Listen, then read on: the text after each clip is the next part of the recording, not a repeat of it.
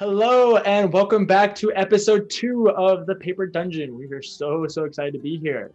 This is going to be super rad. This should be really fun. Sorry that we started a little bit late. We had some technical issues getting everything figured out, but we got it all figured out. And it should be super rad and we should have everything ready to go for you guys. Also, you guys should keep track of how many times I say rad in the stream because apparently I say it a lot. Yeah, cool. Well, I don't think we have any announcements that we have to go through this week. So why don't we just go ahead and get right on into it with this episode of The Paper Dungeon.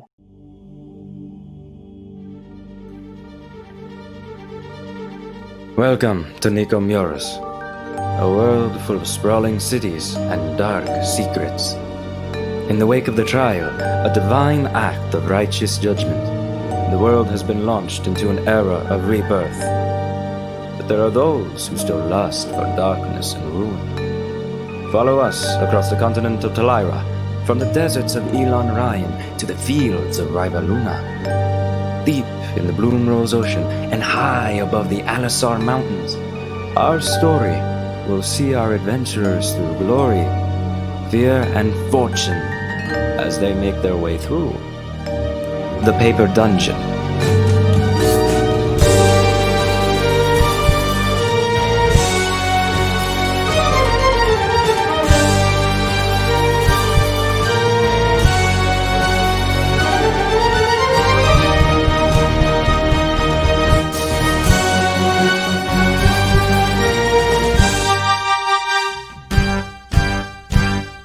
So, in the last episode, our party separated in two in the beginning. And over the course of their episode, they traveled through Vianola, through the Ocleron Pass, making their way to Athala, staying with the mighty Borovic Ismail on his owlbear rug, getting nice and drunk. They very much enjoyed it.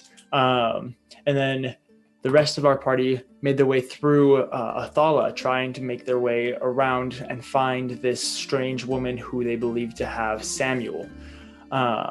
Eventually, they came across a door that they believed led further into the undergrounds of the city.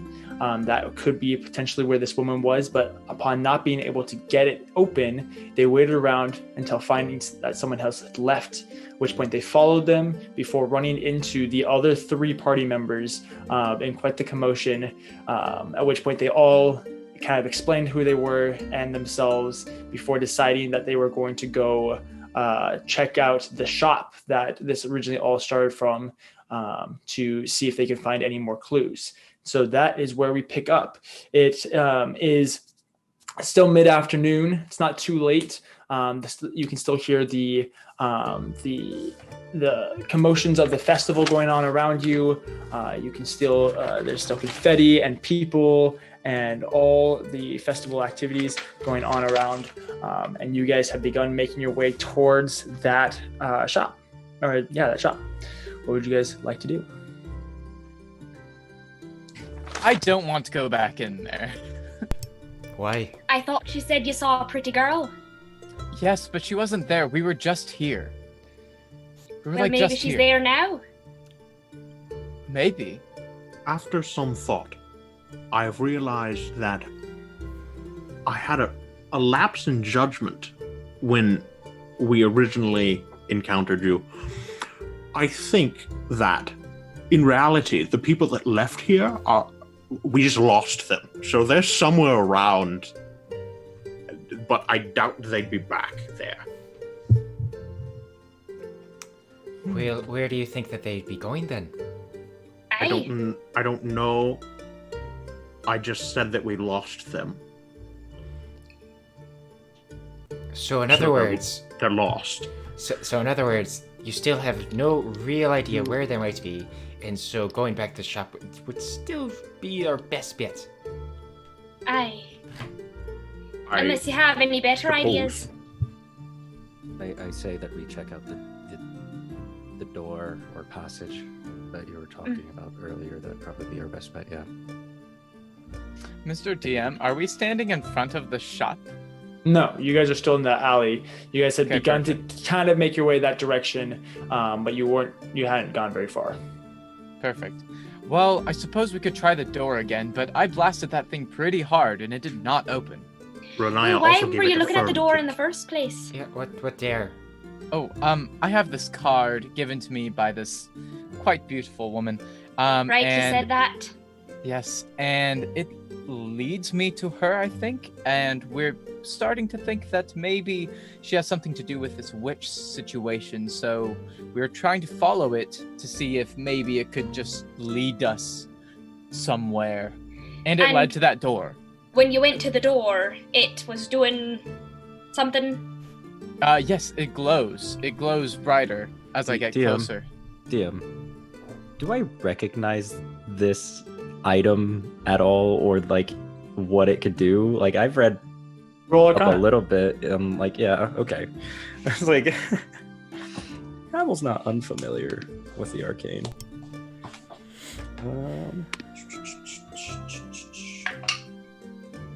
Roll well. No, I have rolled worse before in my life. Good.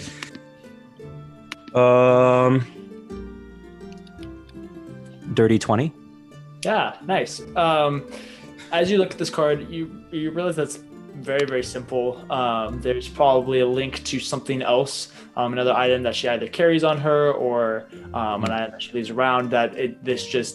It's a very simple spell that allows it to track the location, and as you get closer to it, it glows brighter. Okay. Okay, I'm not gonna say anything on that. Okay. DM, I'm assuming that it's not as bright ever since we left where that door was. Yes, since you left the door, it has began to get faint just a little bit. It is interesting though, as just standing here, it is fluctuating slowly, but it's fluctuating just a little bit. Is it getting brighter or dimmer or both? Like It does both. I Over the course of like the last half an hour to 45 minutes that you guys have either been waiting for someone to come out of the door or been talking to these guys, you've noticed that it got a little bit brighter before getting much dimmer now. Well, it seems as if it's fluctuating as we speak, as if she is moving or whatever it is. Well, she very well moving. might be. I mean, if I had someone looking for me, I wouldn't stay in the same place. I do believe most things with legs tend to move, yes. That's a good point, but it doesn't make sense.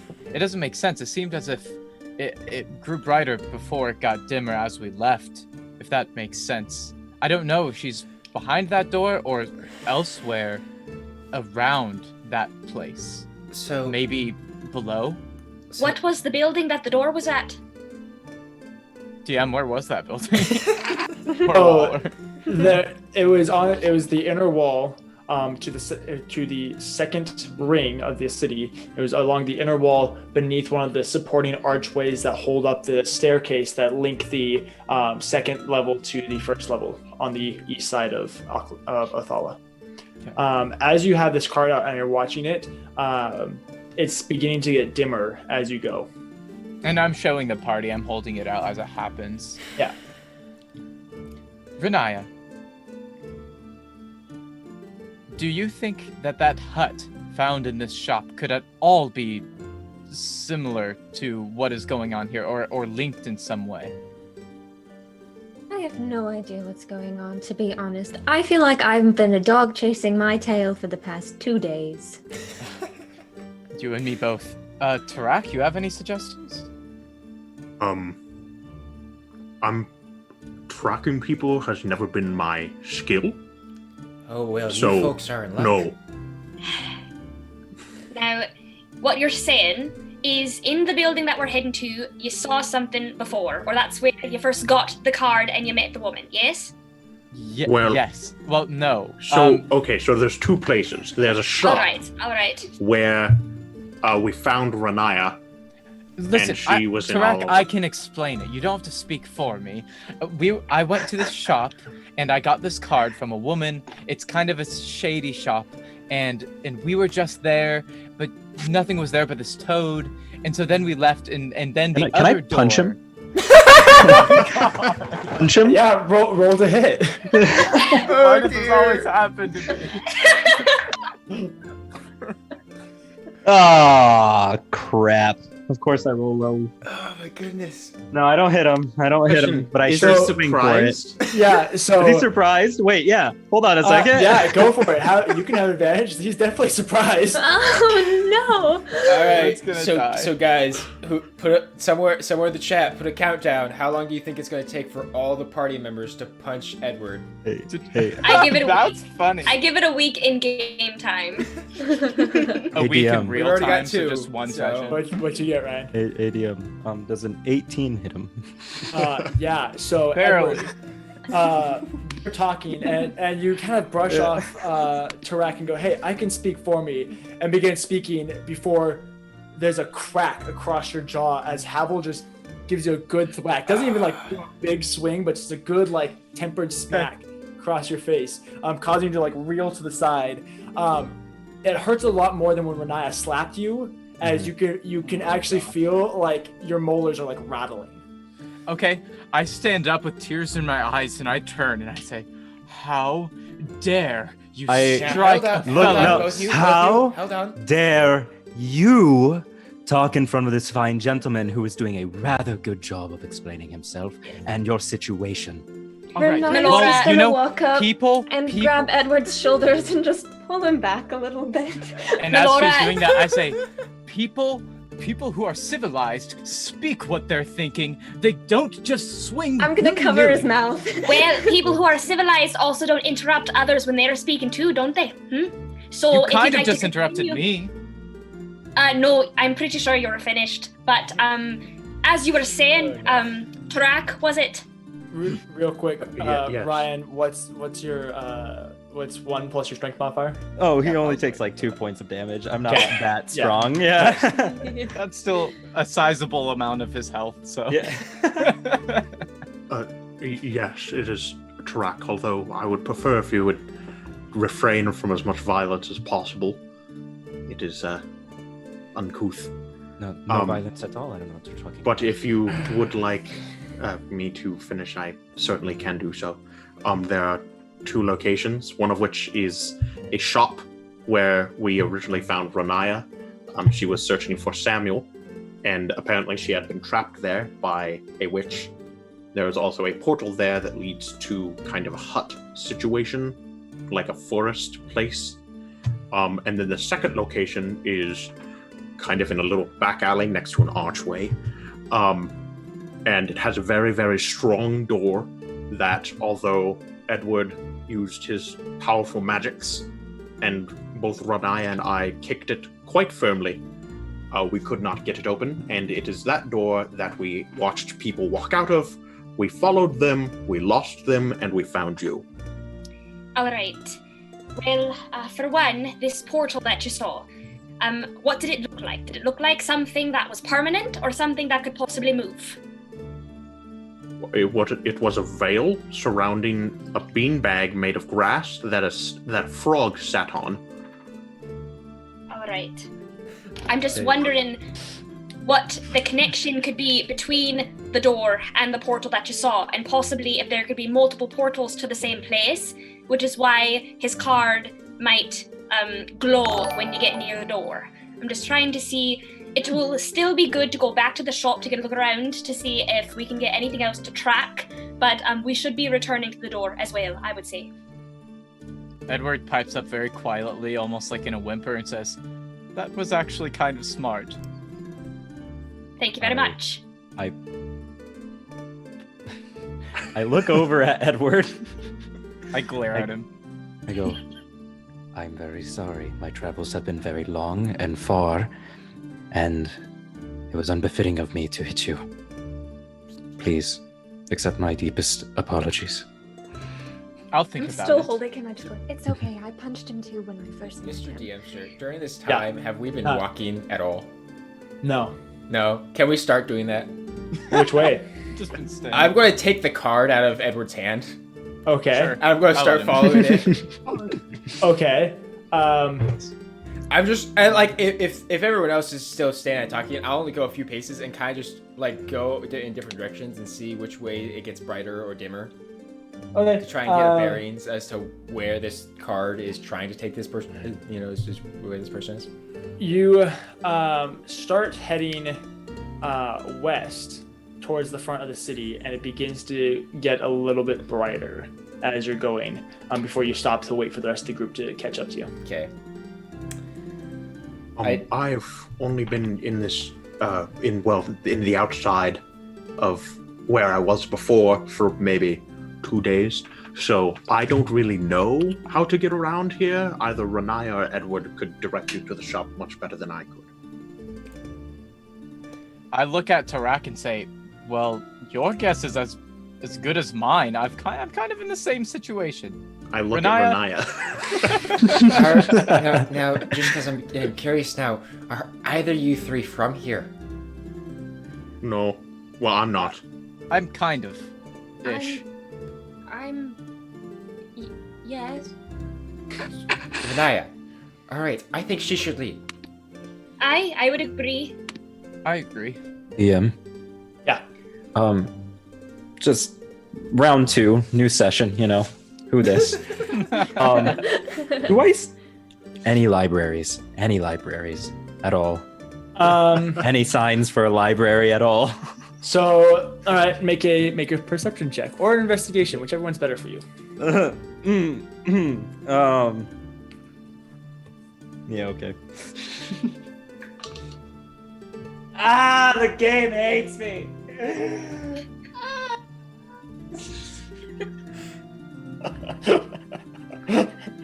What'd you get? Only a 10. Yeah, you know, you are in an alleyway in the lowest ring of the city. Yep. On the front side. So no, you don't see anything. Okay. Fair. That's fair. Okay. Melora would like to take a look at what Cather's doing, and it looks like he's following when the card glows. Yeah. And I'd like to approach Renaya and say, well, do you know anything big that's in that direction that it's glowing towards? Do I know anything big that's in the direction that it's going towards? There's the shop is that direction. There's the front gates. There is the 2 large plazas, the recessed amphitheater plaza, and the large one that has the 12 Cranes Inn in front of it and the fountain. That's kind of the direction that you guys came from when you entered the city, or when you came from the shop. All right, gang, let's Repeat split up that and look for information. clues. All right. I still think it'd be a good idea to go back to the shop and see if we can find anything. Yeah, I think if we might be able to start there, at least, as a group. My eyes might mean that we see something that we've missed the first time. Yes, but if we see the girl, I'm the one doing the talking. If we no, if we see the girl, we're gonna have a lot of questions on our hand. I think your love life is a little less important than that of a boy's, don't you think? Yeah, that's arguable. Perhaps. But she seemed quite fond of me, and I would hate to let her go. And I look at Melora as if I'm challenging her. I don't think you will win that. You know, I didn't think your perception of women's feelings of you is very good. You know. Well, I can tell you don't like me. Very good with that one. Maybe we should start heading over. I was gonna say I'm gonna start walking. As You they guys walk gonna- away. Oh, Renai. Renaya's just gonna follow close behind Cather. As they walk away, I gesture to stop Edward, and I go, "You shouldn't listen to them. Admittedly, for you, those are a dime a dozen." I'm just continue walking. Man. As we're walking, Catherine will just like kind of lean down and just like to Renaya and be like, "So, how long have you known Edward?" About a day. Oh no. Oh, okay. So you have no idea how he actually, if this is like just a bad day for him or not. No, I think this is him. All right. Well, I kind of just stare up at the sky. I will do my best to have patience. Awesome. So you guys. I cannot promise anything. Yeah, Melora, it will kill him. I've seen it. She will do it. So you guys begin making your way west around the front of the inner ring, sticking to the back alleys so as to try and avoid the crowds. As you get closer to the front gate, it's even being in the back alleys, it still is well crowded. You have to begin like meandering your way through. Are you guys following the card or heading to the shop? Shop. Shop. Right? Shop. Okay. Shop. Yeah. So you guys make your way through a little ways before Renaya recognizes that the recessed amphitheater is out to what would be your guys' right, and so she cuts over to that before you can see on the side that you guys are currently on the outer wall side of the amphitheater. You can see that there's one shop that kind of just blends in as you like generally look over it. Look over the shops and the different buildings that kind of make up what surrounds this outer rim. But upon further inspection, it is much more run down. It's much more shabbled. You guys can see that there is one like ashen window out in front with 3 puppets hanging in it. You can see like dirt and ash like lining the rim of this window with one black door opening into the shop on the left side of the window. Charming. This is just a wonderful place to be. Renaya. Mm-hmm. So, you said you came here because the boy was here. You knew he was here? Yes. Did you see him go, or were other children taken to this location as well? There were 3 of them, and I think 2 got out, but I don't know what happened to Samuel. All right. And what was the last thing you saw? Samuel?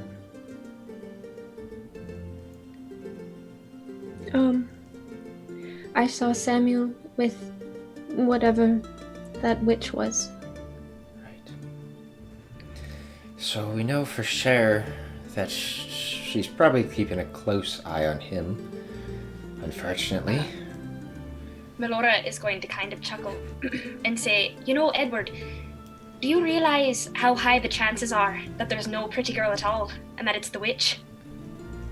Yes, but at this point, my patience is wearing thin, and I need something to keep me going. Your patience is wearing thin. Aye! A kid's life is on the line, and your patience is wearing thin to find a pretty girl?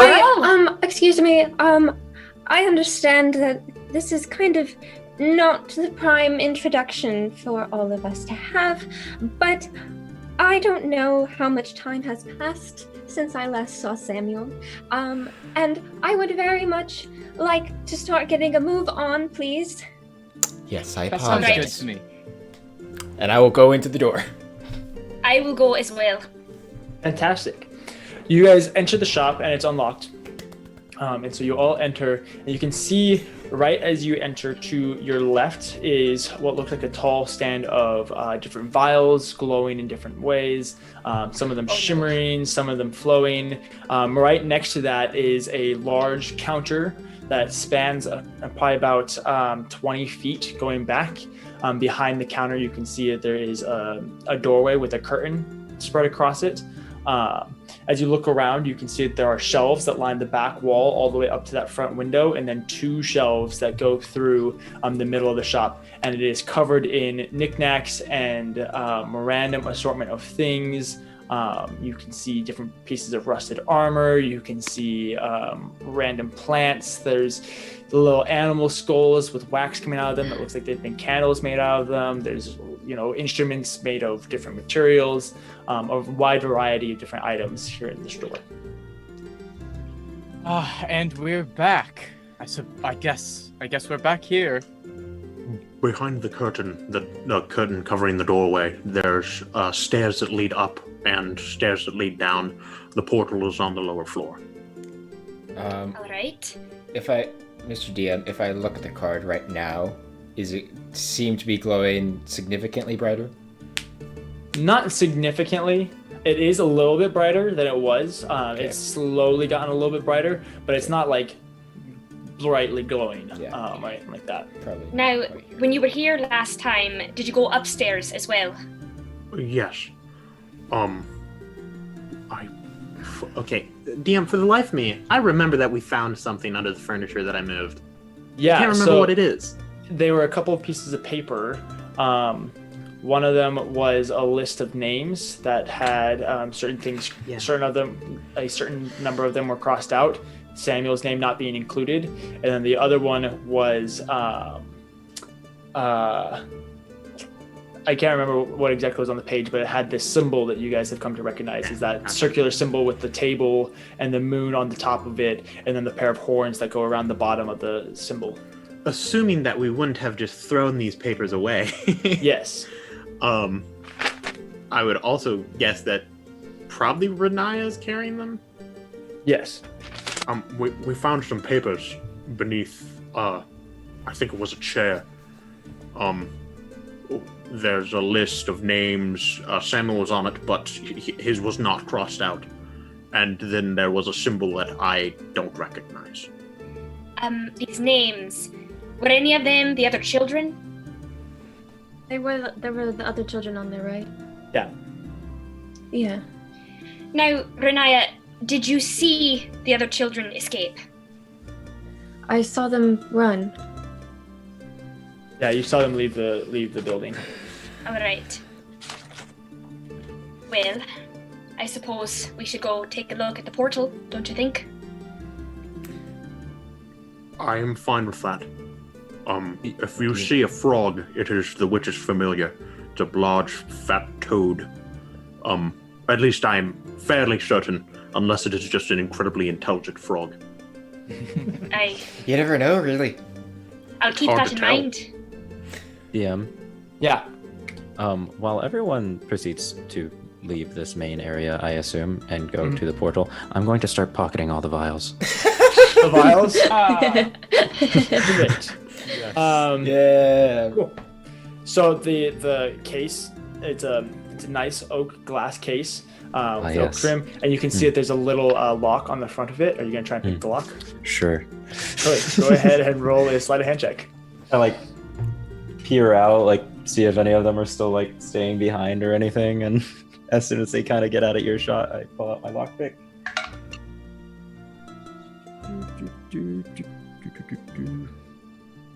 I rolled really low. 12. Yeah, you go through and you kind of go through, and you haven't done this in a little while, so your fingers aren't quite as fast as they used to be. Yeah, they've been through some stuff. Exactly. So you kind of get through, and you're going around, and you take a little bit of time, a lot more time than you're used to taking or would have liked to have taken. But you go through and you manage to get it to click, allowing it to open, and you grab 3 or 4 vials before you can hear them asking for you. Pocket it and just turn around. Havel? Yes, hello. We are heading to the lower floor. I was afraid that you had gotten your soul possessed and turned into a marmot. Nope, I do not have a soul. I'm fiendish. So the stories about the Drock are true? Correct. Oh, incredible. On you, friend. Yes, I will follow directly behind you. So that way your soul may not be snatched if they come up behind us.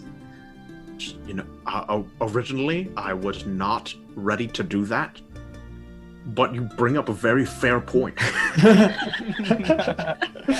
I tend to do that quite a bit. Come now. Let's meet up with the rest. Yes.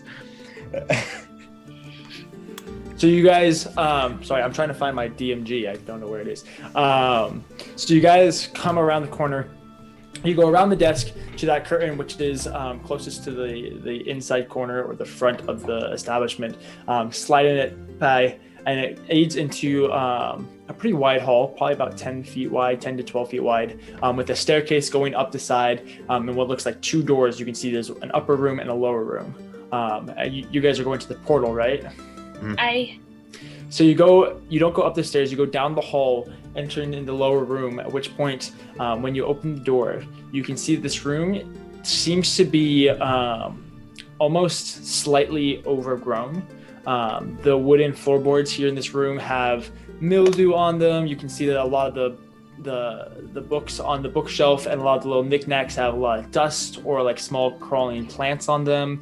The main feature of this is what looks like a bed frame that has like the lofted bed frame that has like the sheets that cover it, except there's no bed inside of it. Instead, it's just the thin gray sheets, and on the inside is basically what looks like a large bean bag, except it's made out of what looks like some sort of grass-like material, and there's currently nothing on it. When I see these plants, do I recognize any of them? Yeah, you recognize them as they're mostly just regular crawling plants, just classic underbrush type stuff. Classic. Like Creeping Jenny. Yeah. We're looking for the rock. We're looking for the rock grass. Yeah, exactly. You know, that hard rock, feel, driving force. Who let the frog out? Yeah, exactly. Oh, boo, boo. That was great. I like that. I like that one. 9 out of 10. 9 out of 10. Edward says. Move on. Edward says, well, when I went through, it was quite pleasant, so I don't mind going first if you guys are all nervous. I am not nervous. Is the veil open? It's split in the middle, but it's not like wide open. You can see that there is an opening, but it's not like just spread open. Pull that. Just spread the opening open. Okay. Yeah, spread them apart. Yeah, I look at Melora and say, well, shall we go through together then? I'll go first. I put a hand on Edward's shoulder just real quick. And I say, yes, lead the way. Also, Mr. DM, Edward, not Edward. Jeez, Edward. Cather will actually follow right behind Melora. Good choice. I'll follow after. Because of thoughts of yeah. Anyway. So, Melora, you make your way through the veil, and as you step through it, as soon as you go through and cross the frame, you're no longer in the room, but you are now in a very well overgrown forest with tons of flora and fauna all around you. It almost reminds you of home, except the colors are slightly different. There seems to be more vibrant flowers, a little bit of different fauna than what you're used to. And for the briefest of moments, there's a searing pain in your arm. Exactly what I thought. As it goes burning through until Cather steps through. This now holding his arm as he comes through. At which point the pain immediately stops. Oh, I was worried that was going to happen. Well, I'm glad it stopped now. What is Ginger doing? Animals have pretty good instincts when they're around danger. Is she kind of chilling out, or? She's just chilling out. She's just curious to see what's happening. All right. Now that we're here, has the card changed at all? It has gotten much dimmer. Much dimmer. Much dimmer. It's almost like not glowing at all. Very strange. Edward steps through and kind of pushes past Cather and says, I actually make sure that Edward and I go last. So okay. It's fine, but Edward, you go to take a step and you can just feel Tarak's hand just holding you back. I glare at him. While everyone else is gone, they go through, Edward and I are the last, I lean down and just go, now I understand that you are very talkative and very charismatic. Do not trifle with an autumn daughter. There is a reason you don't do that. What did you just say? An autumn daughter. Autumn daughters are omens of death. Yeah. That's me. I know you feel weird about Havel, but that's kind of a funny name for him. Not Havel, the girl, Melora. Oh, that makes sense. Yes. Yeah. Okay, I guess. But also, have you ever thought about purchasing a toothbrush? And I just stepped through. Sorry, that makes pause sense. And I go, toothbrush? And I walk through the door. Oh, yeah. You all, Zing. as you all step through the veil, you encounter the same situation: the overgrown forest with the vibrant flora and fauna. You can see that there are little glowing bugs in the air, potentially, that kind of just ever so faintly kind of float around. You can't really hear them, but you can see them just kind of. They're beginning to kind of gather around you. Looks like possibly out of like curiosity or something like that, along with those vibrant plants, the new flowers. I don't think, aside from those of you who have been here before, you haven't seen plants like this before.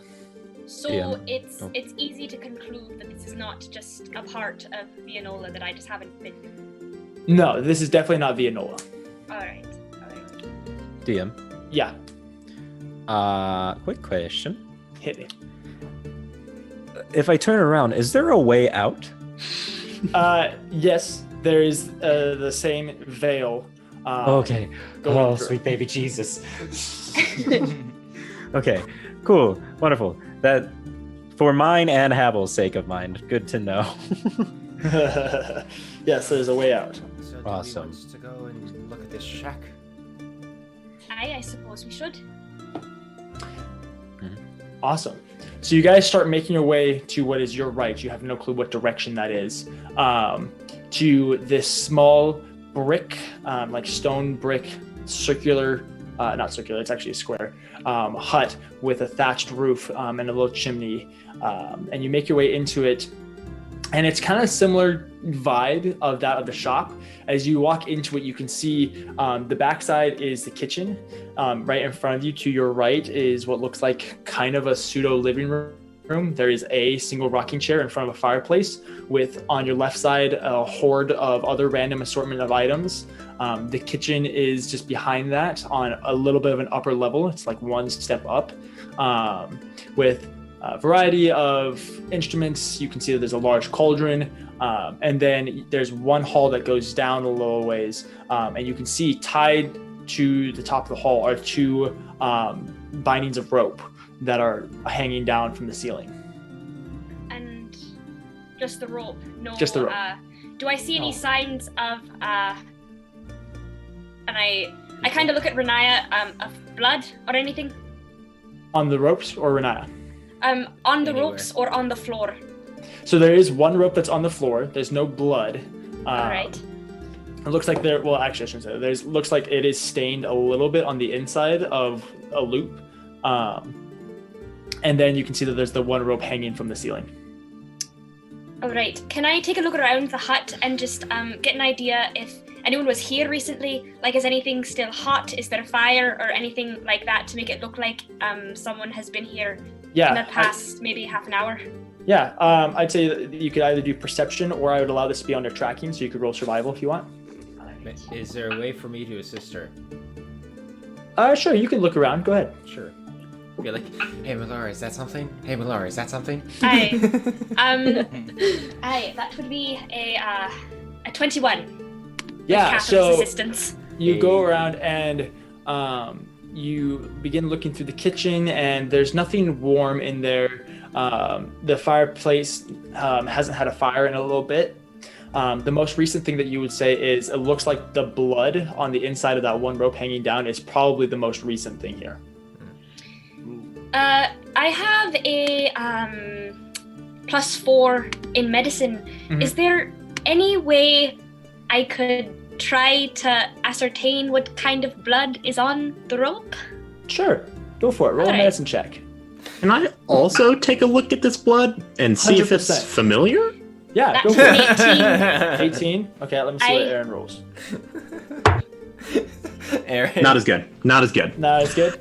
How good is not as good? Well, if judging by this dice, that would be 12. 12? So Hannah, you're going through. This doesn't look like it was animal blood. You're kind of getting a lot of from the musk of it. It smells something a little bit more humanoid. She has a Sure. good sense of smell. Whatever, Aye. she can tell that it's humanoid. Aaron, the biggest thing that you notice about it is that the blood is strictly black. Yeah. Yeah. Okay. Got it. Okay. On it like white on rice. Yeah. So Or black on blood. Potentially, Close I'm enough. just like the worst person at listening. But was there this little like area with a bed or a wardrobe or anything, or is it just the like little living space and stuff? As you look around, you can see, if you sneak down the hall, you can see that there is one doorway down the hall. On the I left have side a of the hall. question before Amy. we go. Yeah. I just want to look at the rope and the loops, and so when I'm looking at it, it kind of looks like it's to hold someone, right? Mm-hmm. Can I look at the height between the roof and the loop to see what maybe the height of the humanoid that was being held was? Yeah, you kind of do some quick math in your head and going like they might have been resting, probably a little bit above their head naturally. So probably their wrist would have been resting at maybe around 6 foot, maybe a little bit higher. So probably not a child. Not a child. I'm guessing Renaya sees everybody investigating Meanwhile, the Renaya ropes. finally makes her Yes. way in. Yeah. You don't need to worry about those. I point out the ropes. And Oh. why is that? I just kind of hold my wrists up. You can see on both her wrists that there are bruising and cuts along her wrists. From rubbing. It's just naturally raw. I see. That makes a lot of sense actually now that you say it, since you said that you were trapped here. Yeah, Like in the shack, in the little. shop. Yeah. Hey, DM. Yeah. Not to take away from this wonderful moment that we have, this beautiful realization. I think valuable. Go ahead. Good and make a old perception Havel. check. I'm not gonna steal anything. I'm just curious. Oh, you're not gonna steal anything. Yet. Okay. Go ahead and make a perception check. You said? Oh, perception. Okay. Or It's not investigation. stealing if it's a witch. It's fine. Also, having a strange moment with deja vu right now. Feeling great. Yeah, that's only a 13. It's only Probably 13. not much. So Probably not much. you go over to the stack of junk, and just kind of start like shifting around through it. And there's two things that kind of catch your eye. You look at one thing, and it's you can see this busted helmet. That it looks like it was made of like a cast iron or some sort of steel that has been pounded into shape, like very crude and old, with etched markings around the rim of it. And then there is a copper chalice with like silver filigree on it that looks not rusted, but what is it when like copper oxidized? Worn, I guess oxidized. Oh, it's like greenish. It's got like the it's greenish a little, hue and it's stuff. a little Okay. greenish, and the silver on it looks worn as well. Okay. And so it looks fair. They both look pretty old, but they're kind of interesting. Havel notices these things and a yoink. Now, it's not stealing if I'm obviously taking them. It's just borrowing without asking for permission. So I'm going to borrow these items and Permanently. put them in my pack. You go through and you grab the helmet, kind of picking it up. It has a good heft to it, enough that you feel like you might even, like, if push came to shove, this might actually like work as some sort of armor, and it's not just a crude piece of workmanship. And you kind of look at it before putting it in your bag, and then you go to grab the chalice, and as you're inspecting it, a little bit of this black smoke begins coming out of the top of it before it begins overflowing and billowing with this black smoke that covers the floor and goes up the sides of the windows and over what looks like the light features into creating a area where it's like driving in the fog. Like you just can't see in front of you at all. And it's not necessarily like it's too dark, but you just can't see in front of you. I'm gonna need all of you to roll initiative. Yes. Yay for traps! We did it, boys and girls. Havel was never the one to look for traps. I will point that out. All right, boys and girls. Havel was never one to look for traps. Where is my thing? There it is. Havel looking for traps, not a thing. Yeah, DJ's gonna do the initiative countdown thing. That's like one of my favorite things in the game. I don't know why, but it's so pleasing when he's like 25 to 20. 25 to 20. So Oh, Edward must have been very skittish or something because he rolled a 22. Nice. What's your dex? Just +2. Boy, So you rolled Crit a on he initiative. ain't strong. He ain't Yes. strong, but he fast. Oh, but He he'll kinda quick, though. he's speedy. 20 to 15, 17. 16. as it should be. I'm not the last person in initiative, guys. You're improving. No, you are in your spot where you should be, directly behind Melora. Exactly. So she can protect you. Of the pair of Exactly. us, she's the one who keeps us safe. That's right. 15 to 10. Havel wasn't very aware of what was going on with the smoke. He just was kind of captivated by it as he got a 14. Okay. So, you know. 11. 14 Hey. Ooh. Havel, Renaya.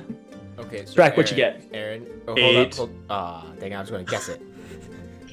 No, it's like Tarak sees the smoke and he's like, the Autumn Daughter or something. Then come for I'm our souls. paralyzed with the stupidity of someone who would steal from a witch. You never steal from a witch.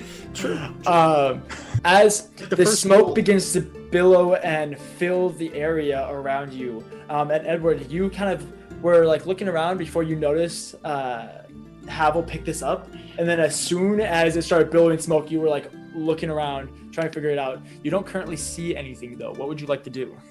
So Edward, when this happens, and by the way, he's like down the hall because he was by that door. Yeah. Edward immediately casts Disguise Self, Okay. and he's going to make himself a foot shorter, and he's going to be dark in skin tone, and then also be wearing black clothing. Okay. And he's gonna like try to run down the hallway, yelling, "Guys, guys!" Yeah. So Wait. you Oh. can easily run down the hallway. Okay. It's only about 10 feet long to get you back into what you assume is the kitchen, but you literally can't see it an inch above your face. Yeah, down the hallway, away from Ooh. or towards us? Towards us. you. Okay. If he Definitely ran, not away. Yeah, because he was further down the hall. And his Perfect. goal is to be hard to find. okay, yeah. So you As use your he action screams to out. cast the spell, and you've used about 10 feet of your Exactly. movement. Anything else that you'd like to do? I think that's it. Awesome. Melora, same thing for you. The smoke is billowing out as you're trying to figure out kind of what's going on and kind of conversing with Cather. Before you know it, your feet are covered in smoke, and then it just kind of raises up to the point that you can't even see Cather that was like a foot away from you. All right, let me know if this is not possible to do all three. First, I'd like to tuck Ginger further into my pocket. Okay. And Easy. then I would like to reach for my bow and have it, Okay. and use my ears and try to just make a perception check based solely on my hearing to see if I hear anything that isn't Edward Okay. that is concerning. All Can right, I do go that? ahead- yeah, go ahead and make a perception check with disadvantage. Alright. Oh no. Oh, that's so sad. No. I got to natural 20 and then I got to 5. Nice. Oof. So you're But you're- with a +6, so that's actually an 11. okay. Hey. Okay. Yeah. So you cause yourself to go still, trying to just pick up on any little bit of noise that you can, and you can hear Cather breathing in front of you, and then you hear Edward go, "Guys, where are you?" Before, but you don't hear anything else. All right. If you're not going to do anything else in your turn, Cather, you're up. Okay. Well, okay. Neat. So there's fog everywhere. Do I know where everyone was, relatively speaking, before when we could see? Yeah, so you know that Melora is right in front of you, like within a foot, supposedly. She still is. You knew that Edward had gone down the hall, and Renaya, Tarak were still in the kitchen with Havel in the kind of the junk area. Okay, neat. Okay, so, I guess. I mean, I can't see or do anything. Yeah. Something that I will say, it's not like you're in complete darkness. As the smoke kind of billows, every once in a while you can see Melora just barely come into view. Right. Before the smoke kind of comes back over. Right. I guess I'm just going to. I'm going to take out my sword and shield. Okay. And I'm just going to, I suppose, with my back facing Melora. Okay. I will just hold my action to swing at something that is gonna attack me. That is really evil and menacing. So, yeah, nice. Cool. Havel, it's your turn. You're currently holding a chalice as it's continuing to billow smoke. Right. Is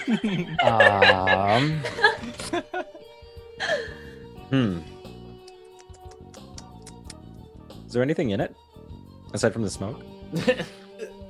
How do you look into it? I take the chalice. Okay.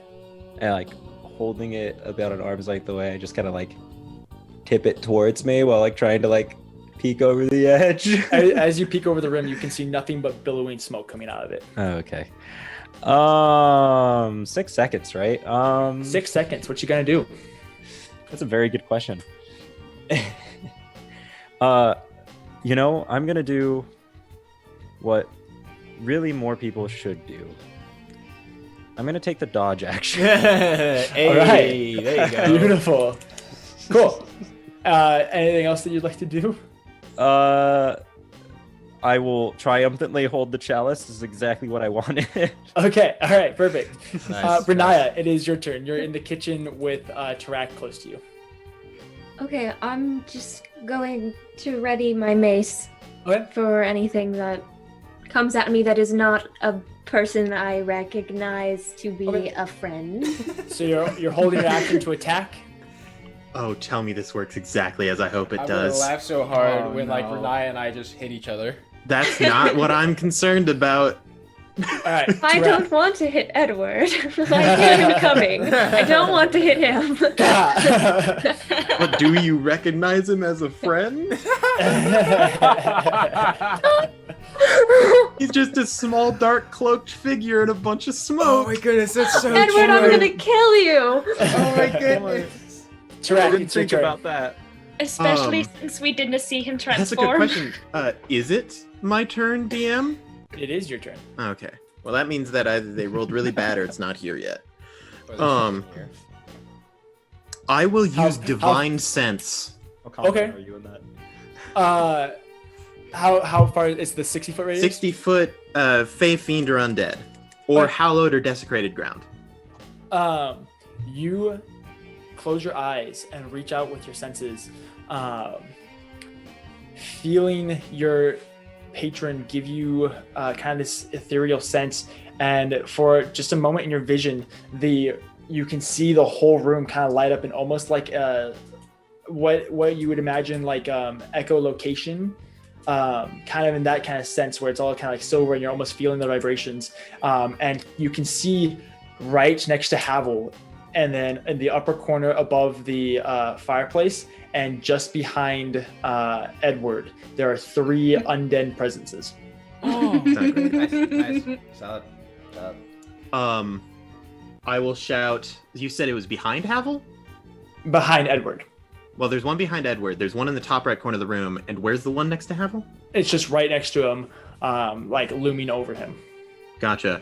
I go, Havel, above you. There's another in the corner. And then I just run at Edward. And Okay. I'll run just at him. I can't do anything. Okay. But I Perfect. will say, duck. Okay. It's hard. Dodge. As you go running towards Edward, your sight begins to return to less of that of the divine sense, but that of the smoke, and it suddenly becomes much harder to kind of understand your bearings and where you are. But just as the smoke kind of billows through, you can see a darkened man in dark clothes with what looks like this shade of a person, this almost like matted shadow with a gaping maw of yawning or like reaching teeth coming out of it, like almost, you know how like horses' teeth like stick out from their jaw when they like bring back their lips, kind of like that, except with like spikes instead of like regular teeth, and it's beginning to reach towards Edward. Oh no! I legitimately thought you were describing me until you mentioned the mom. Does a 17 hit, Edward? Yeah. You think my con's 17? Higher than 17? Ooh, Yeah, that sucks, bud. Yeah, it does. Yeah, I know. You take 8 points of necrotic damage. Oh no! Does Edward make any noises while this happens? Tarak, you Like- can hear a girlish scream, and this kind of noise. As like almost this sucking sensation. You also need to reduce your strength score And by then- 2, Grant. Ooh, that's good. bad. I regret punching Oh him. man! And a lot right became now. 10 times scary. okay, you also hear like a heaping thud of like knees and elbows hitting the ground. And then nothing. TPK. Are you TPK. unconscious? TPK. Well, see, I got punched earlier. So so now, sorry. yes, Twice, Edward is on the floor, You got punched and I'm twice, assuming actually. the dispel Oh no! or the person disguised self. I'm assuming dispels. Oh, Did no. you It's fall fine. unconscious? Yes. Yeah, so He dies. you hear a thud and the smoke clears for just a second, Tarak, as you can see this, what was the black person slowly transforming back into Edward, and this shadow disappears. Havel, This is so bad. Oh I've Guys, killed us get- all. Hey, I've hey, killed us all. I told you, she DJ. took me out in one hit. DJ, I was joking last time when I mentioned a TPK. Havel didn't know that. doesn't. I'm assuming an 8 doesn't hit you, Ryan. No, I'm too good. So you go through and you recognize Tarak saying Havel behind you, and then you can feel this looming presence over you getting closer, and you just this chill on your neck, and so you take 2 steps forward before turning around.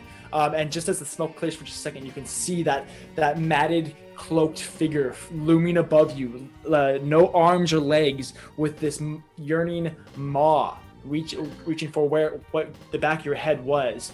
Just step out of range, and then yeah, the other one doesn't hit you either. Bite me, I swear. All right, that brings us to Edward. I need you to make a death saving throw. Easy. Natural 20. 15. Yeah. All right, that is 1 success. Oh my gosh! I just realized Edward could literally die with these. Yes. Why do you think we're all Oh. terrified right now? TPK. Oh, that changes things. TPK. Although to be fair, you literally do have Tarak standing right next to you, so you should be okay. Am I flanking the death save? I'm just kidding. Yes, Keep going. that works. You have flanking because Tarak is there with Flanking you. the death save. Tarak will fight off the gods of death. Yeah, Tarak is flanking God. I'll do my best. He would too. Awesome. Melora, it is your turn. Is it pretty fair to say that I heard Tarak when he said that there was one in the corner? Yes. Can I you shoot know an that. arrow? Okay, yeah, go ahead and shoot. I'll Just say like in the direction of what I remember the corner was. 100%. Go ahead Which corner? and shoot with disadvantage. All right. Come on, roll good. Roll real good. All right. Oh, yay. That's an 18. Okay. You take 2 shots actually. One goes through and it clears the smoke for just a second, and you can see a third shade reaching down towards where Havel is. He's kind of like just dancing between them right now. At which point you knock and release another arrow. Go ahead and roll damage. All right. Havel fantastic. is doing the Macarena. That is 12, Clear. 12 damage. What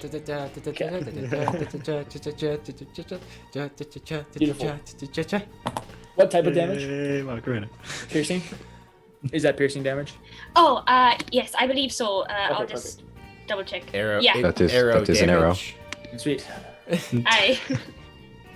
Awesome. You're gonna do anything else in your turn?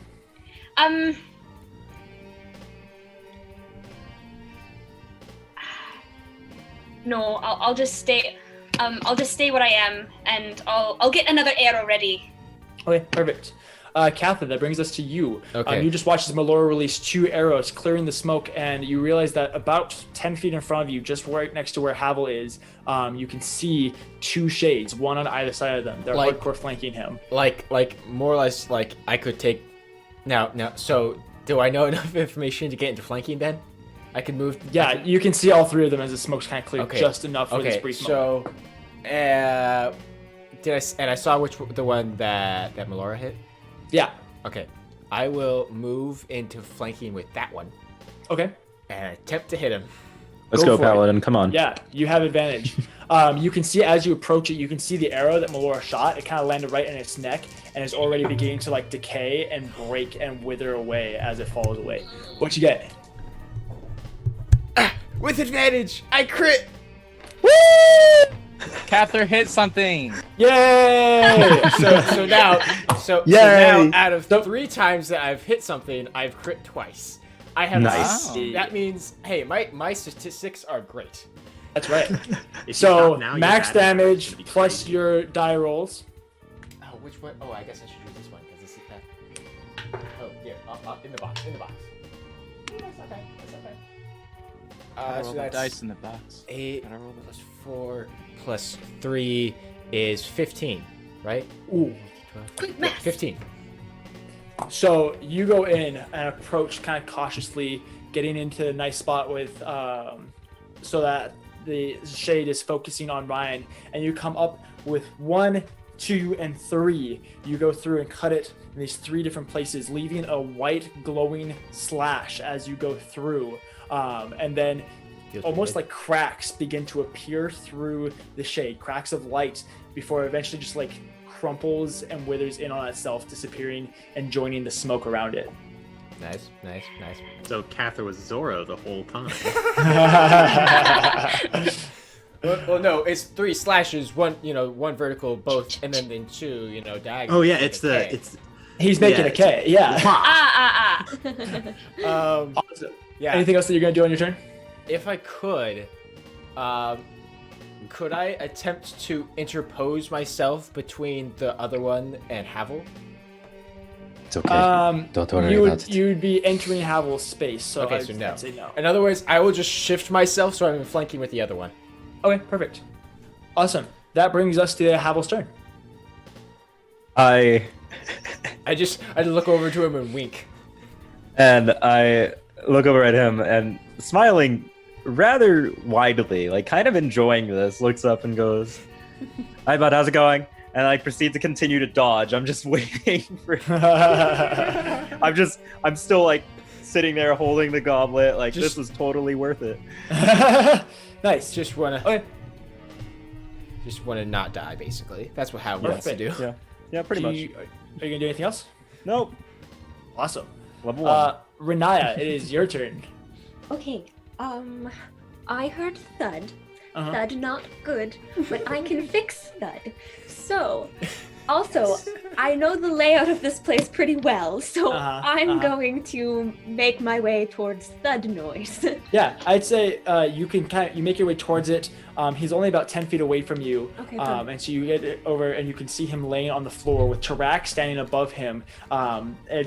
It's kind of interesting because you know that Tarak is right there, but as the smoke kind of goes in and through, it is so opaque that you no longer can see Tarak, who's just a few inches away, with a shaded figure, the mouth reaching towards Tarak, standing just above him. But you can see Edward on the ground, almost beneath the smoke. Okay, drop a squat and spare the dying on Edward. Oh, thank God. Oh, thank God. Perfect. Notice she didn't. Notice she didn't use cure wounds because she wouldn't waste it on him. I noticed. That's right. Oh, I noticed. That's right. Awesome. I'm just glad you're not rolling a 1. Awesome. So you are now stabilized. You no longer have to roll death saving throws. Anything else that you're gonna do on your turn, Renaya? Stand up. Okay. Perfect. You stand up. You're now right behind Tarak. Kind of like you're backing him up. You know, he feels good. He can feel your presence. It's encouraging. Tarak, you feel a small person behind you as this massive cloak of billowing shadow is yearning towards your face. Nice. Okay, so I have a couple questions. Hit me. When you describe this location, you've used the words shack and hut. Uh-huh. Now, those don't bring terribly sturdy thoughts to mind. No. So theoretically, if I just ran at it really hard, I could break through the wall. Theoretically. I love where this is going. I'm gonna laugh when I've got a second question to you. Okay, hit me. So, over the course of the small amount of times we've played, every single session that I have been with Edward, I have carried him. Am I kind of used to this by now? Carrying Edward? 100%. Yeah. Okay. So I just like a lineman that has just noticed that the ball has been fumbled. I'm just gonna pick him up and I'm just gonna run. Okay, you do at the wall. You will create an opportunity of attack. I know. Does I bet that's good. 19 hit? Yes. Okay. Mm. Okay. I'm sure That's it's fine. 4 points of necrotic damage, and your strength score is reduced by 3. Ooh. Oof. That's yeah. So make sure you adjust your modifier, and I'll have you yeah. go ahead and make a athletics check.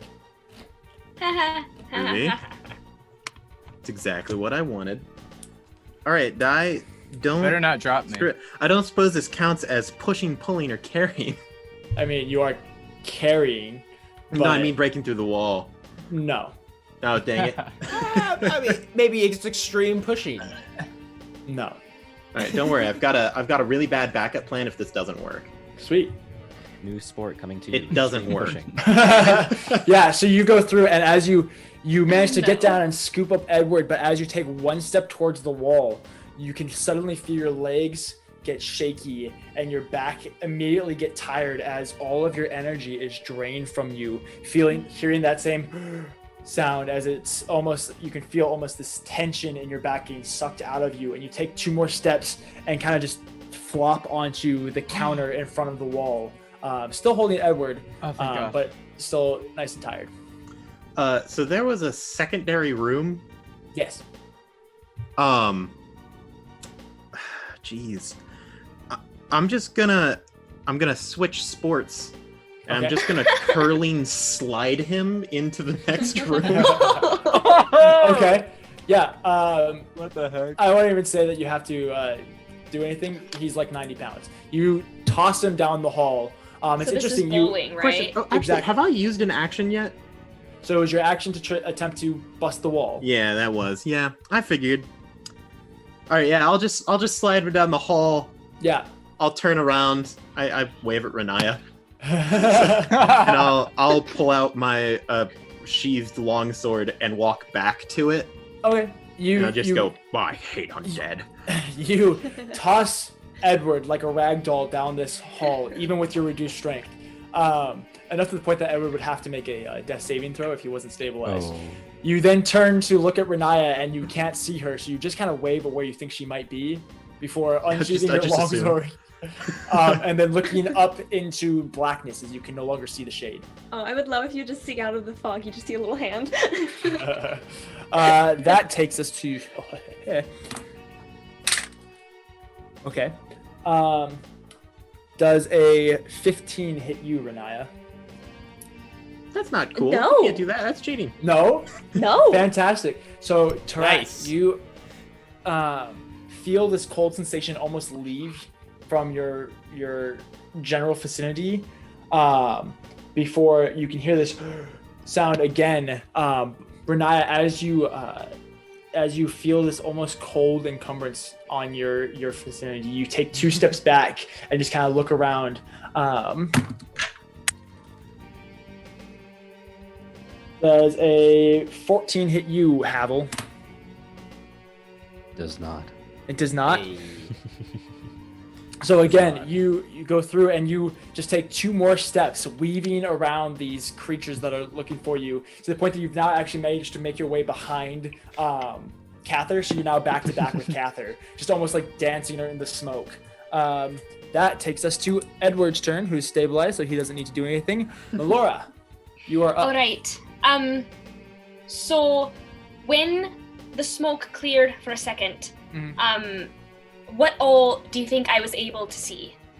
So when smoke cleared, you managed to just see what was Cather standing in front of one of the shades and Havel in front of the other. But that was the last thing you saw. All right. I didn't think it wise to just shoot an arrow in the direction of Cather. We appreciate it. I will, how far away do I, Melora, think Cather was from me? Probably about 15 feet. All right. I would like to move in the general direction I remember him being and take out my dagger. Okay. And hold my action. Okay, perfect. Yeah, you move over to where you think he was. You currently can't see anything. You don't know quite how close you are, how accurate you are, but you're holding your action to attack when you see the shade. Right. Cather, it is your turn. Havel has kind of danced around you to the point that you're back to back with him before this shade has disappeared. Okay. Like disappeared as in it moved, or disappeared as it just vanished? The smoke kind of came over where it was, and then as it cleared, the shade was gone. Okay. Okay, that's neat. I guess I will, I don't know. Oh, great. So Havel's behind me.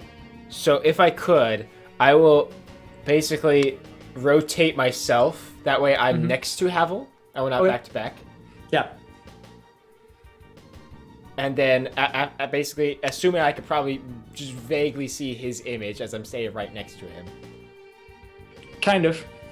You know that he's there. Yeah.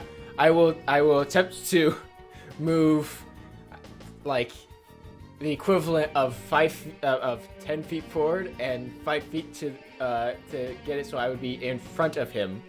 Okay. With a 5 foot gap between us. Yeah, you go to take 2 steps before you run into Melora. Oh, great. Okay. Christ, Cather. Who's that? Yeah, I'll just hold my action to I'll just back up again so that I'm between both of them and just hold my action to hit something. As you take 1 step back, you're suddenly all by yourself again, no longer being able to see Melora or feel Havel behind you. Yep, and I'll just hold my action to slash at something that is an undead, ghostly shadow thing. Nice. Havel, you turn, managing to get back to back with Cather before he suddenly disappears. You hear Melora yell at him, but you can't see anyone, and you don't really know where they are. You know they're kind of off to your right in front of you a little bit, but not really. That's about it. Big brain time. Hit me. So... I have a hooded lantern attached to my pack. Can I take the cloth from the said hooded lantern and then place it over the goblet, trying to keep the smoke from coming out? Okay. Yeah, you place it over the goblet. How do you secure it? How do I secure it? That is a very solid question. Would I be able to like very quickly? I mean, I guess very quickly isn't necessarily going to be. I don't have time to tie it with string, do I? I have like 10 feet of string. Is there any way that I could tie it? Yeah, you'd be able to tie it. You'd be able to like just set it down, put the cloth over, and then wrap it a couple Can I just do that really quick and then overhand on it, just like? Yeah, you tie it down, get it nice and tight, and you can see the cloth begin to almost bubble and rise, like darkening, and you kind of pat it down, and it, like almost like pizza dough, it like rises again before, and then you pat it one more time, and it just kind of like stays slightly rounded over on the top, along a billowing smoke. Nice, that's good. It worked. That's my turn. Nice. Renaya, it is your turn. You're like, whatever it was, the one that makes him not die. Spare the dying. Spare the dying. Thank you. That Yeah, makes I was gonna say toll the dead, but I was like, wait, no, that hurts people. You just kill him, right? Yeah. Time is nigh. Yes, This is our chance to get rid of him. That first Nobody punch will was a know. warm-up. Spare the dying. At which point you see Tarak pick him up, disappear into the smoke. You hear a thud, and then he just kind of like comes back, and then just disappears. I do say hi, Renaya. This is hi, Renaya. Yes. Hi. Have I seen any of these shadowy thingies? Yeah, Yeah. you saw the one. Okay. Yeah, you saw the one in front of Tarak that And it's- murked Edward, but you no longer can see it. It's not there. Okay. I'm just going to ready Sacred Flame for any time it shows up Okay. again. Nice, 100%. Tarak, it is your turn then. You're kind of in front of the hall-ish, you feel like. You don't know where the shade is. I say shade, they're actually shadows. Oh, geez. I'm not good at this whole hitting stuff thing. So I'm just gonna kind of like one arm out, try to find Renaya. Okay. Just like, Yeah, after Renaya. kind of taking like 2 or 3 steps, eventually you like, It's me. Renaya, out of the smoke, a large scarred hand appears and just kind of like begins tapping on you. You do recognize it as what would be Tarak's hand. Good. You're not dead. That's good. I move to like watch the other direction, and then I'll heal myself for 4 hit points Okay. with lay on hands. Nice. Awesome. Let's see. Okay. Ooh. Both. Let's see. Melora and Catherine, you're both holding an action, right? Aye. Okay. Yes, I am. You I'm sorry, both- I was muted. Standing there for just a second, it almost quiet for just a moment as Tarak begins stop speaking, before you feel this coldness between you both. At which point it tries. It just kind of like appears in front of Cather. Go ahead and roll your roll to hit. Okay. Alright. Now, Yo, your reaction Mr. dice. DM, sir, did I hear you correctly in that it was between us? It is between you guys. You have flanking. So does that mean we have a straight roll? Yes. A murder death.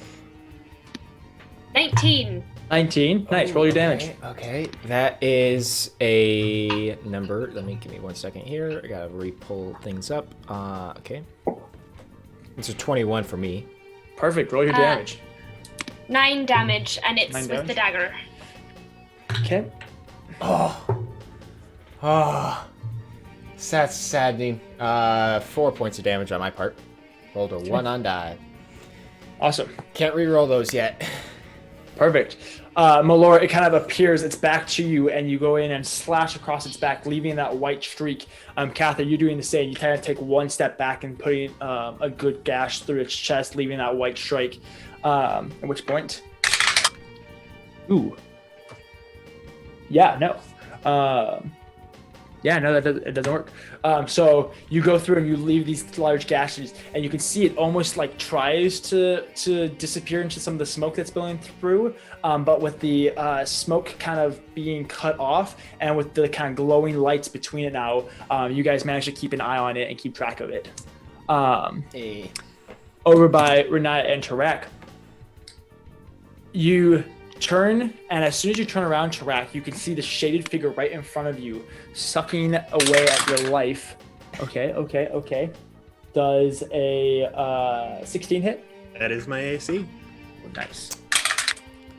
Ooh, ouch. That's going to be 8 points of necrotic damage. and your strength score is reduced by another 3. God, stab it with the 3s. Oof. Oof. So Tarak is now as weak as Edward. And you said how much? 8 How much points of damage. 8. Okay. Actually, I'm weaker. I'm not strong to begin with. I'm just big. Yeah. So I'm at like an 8 right now for the whole strength score thing. Ooh. Well, Nice. yeah, Edward has you beat then. So it goes in and it sucks away this sound as well, and you can actually see almost like this. You can see Tarak getting smaller and smaller as he's been attacked now twice. His muscles, which were fairly large, just shrinking, and the veins beginning to pop and glow. Not glow, but this blackened hue. Go ahead and do your Sacred Flame. You make a dex saving. I make a dex saving throw. Ooh. 18? No. Oh. Dang it. Is that, it just doesn't work, or does it do half damage now? Just doesn't work. Oh no, I'm so sorry, Lydia. It's fine. It's cool. It's I saved cantrip. Edward, so it's fine. You You learned to saved live Edward. with it. You did save Edward, so you already have brownie points. You learn to live with that as a player. DJ just rolls high, and that's just how it is. Ooh, sorry. This sucking sensation comes out of Tarak, and you go to step around to create the Sacred Flame, at which point, just as you saw it, just as quickly as you found it, it disappeared into the smoke, causing your Sacred Flame to miss. At which point, it is Melora's turn. I'm assuming Edward won't do anything because he's unconscious. He breathes. All right. Nice. I would like to just go again with the dagger since now I 100%. can see it. Yeah, go for it. Hey, Lydia. So Grant wouldn't have been able to breathe on his turn if it wasn't for your character. Exactly. if there is the light coming out, do we get the advantage for flanking? Yeah. All right. Choking on my water. That is 24. Oh my gosh, yeah, you hit it. Oh, 6 damage. 6 damage. Okay. See the best part about I that rolled though. 1. Yeah, I was gonna say that's your minimum damage is 6 versus mine, 4. Just makes Nice. me cry inside. Yeah, you go. Although through- granted, 4 is actually still pretty reasonable. You go through and you take one step to keep up with it, not letting it get away, getting another good slash in. Anything else that you're gonna do on your turn? Get the dagger ready to go again. All right. Just keep going at it. You never stop. 27 stabs is all it takes. Aye. Awesome, Catherine. It is your turn. Cool. This thing is still between us, right? Yeah. Cool. It's kind of off to your side now, so you have to take a step to kind of keep up with Melora. Cool. I will But you do a so. good job of that. So awesome. Go ahead and hit. Okay.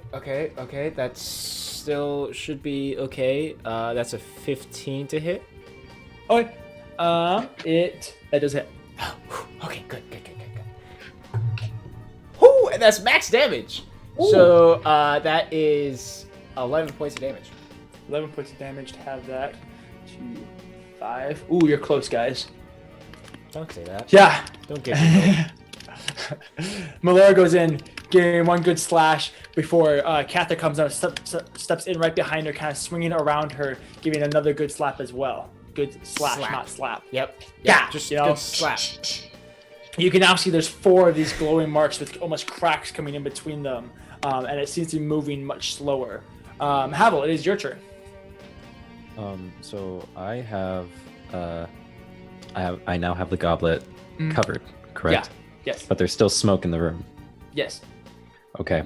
Come on, Gust cantrip. Come on, just this once. Oh, you wish. I know you're like a rogue or something. That doesn't mean anything. Exactly. I am useless in this endeavor. Just wait until it gets 3rd level arcane stricture. You're useless. I'm just. My only defining trait is I'm thick. Yeah, you are with like 7 C's. Should have a dump truck in the back. I don't see the thing that they're fighting, do I? No, not currently. No, okay. Yeah, that's fair. Yeah, I mean, quick question. Hit me. Off first glance, you don't like. I could roll for it if you want me to. Off first glance, do I know what those potions were? Roll Arcana. Probably not, but a man can hope. Potion of insta-kill any undead Potion in a 30-foot radius. Of dead a thing. Dead a thing, yes. 11. 11? No, you kind of look at them okay, and they're that's fair. swirly, glowy liquids. Awesome, they look pretty. Yeah, exactly. They got nice lights. You pull one out and you're just kind of like mesmerized by it for a second. In that case, would you almost say that potions go glow? They go glow. You know the dice with like the balls in the middle that have like the swirling like glittery liquid? Mm-hmm. Yeah, same thing. Oh, sentimental value, truly. I do the Macarena once more as I take the dodge action. 100%. Nice. I have nothing else better to do with my life right now. Awesome. So let's go for it. Renaya, you came just around Tarak's backside, bringing in this the sacred flame just as the shade disappeared from your view. What would you like to do? I mean, might as well give it another go. I'm gonna ready another sacred flame. Yeah! Nice. Anything else you do? No. Okay. Tarak, you are feeling it, bro. You are tired and slow, and by orc standards, you are you have flower in the blood. You are flower in the blood. Oh yeah, I'm Lugajakishi, 100%. Yeah, you're basically an elf at this point. I'm sitting there and I'm like, I hate undead. And then I'll join in. I hear some shuffling and I'm like, is that the Macarena? And I'll take the dodge action.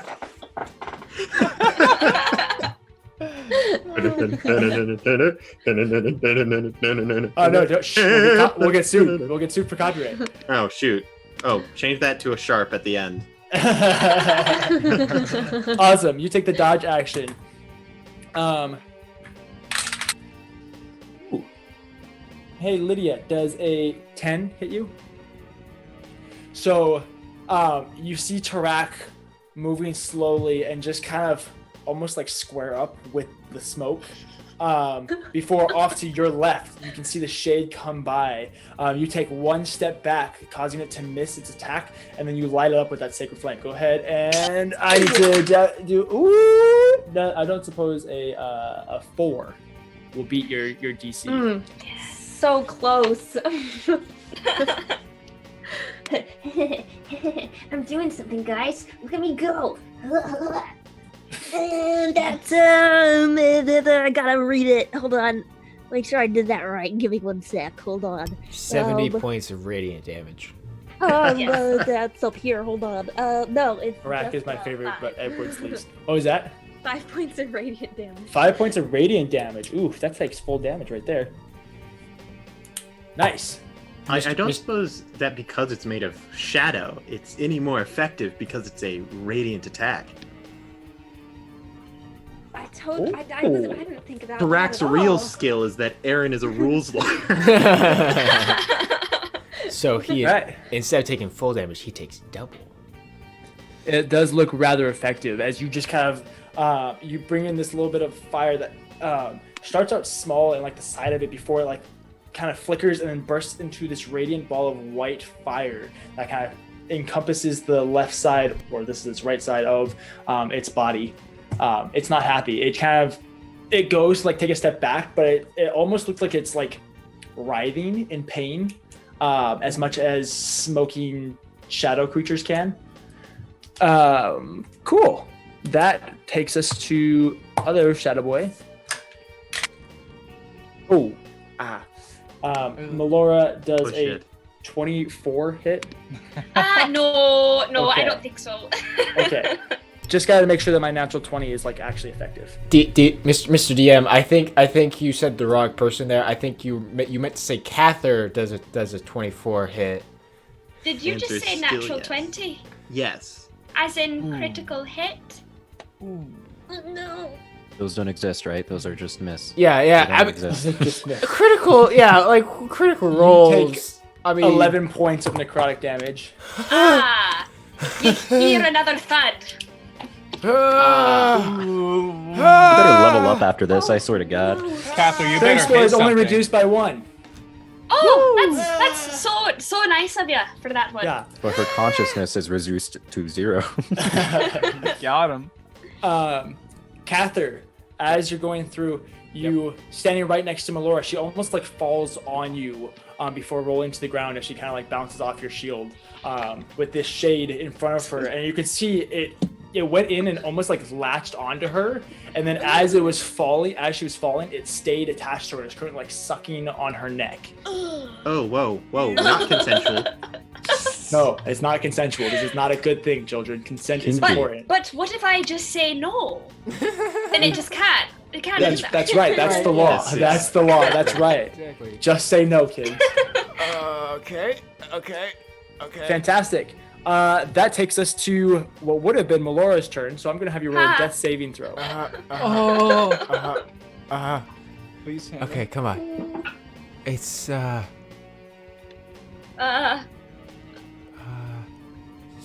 an 8.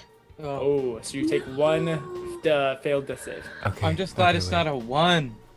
So scary. My heart's actually racing. That will bring us to Cather's turn. Why do I feel like he's like... Hurry up, I have to follow the thuds. Cather's mumbling. ASMR. Yeah, Okay, this is Cather okay. performing a ritual.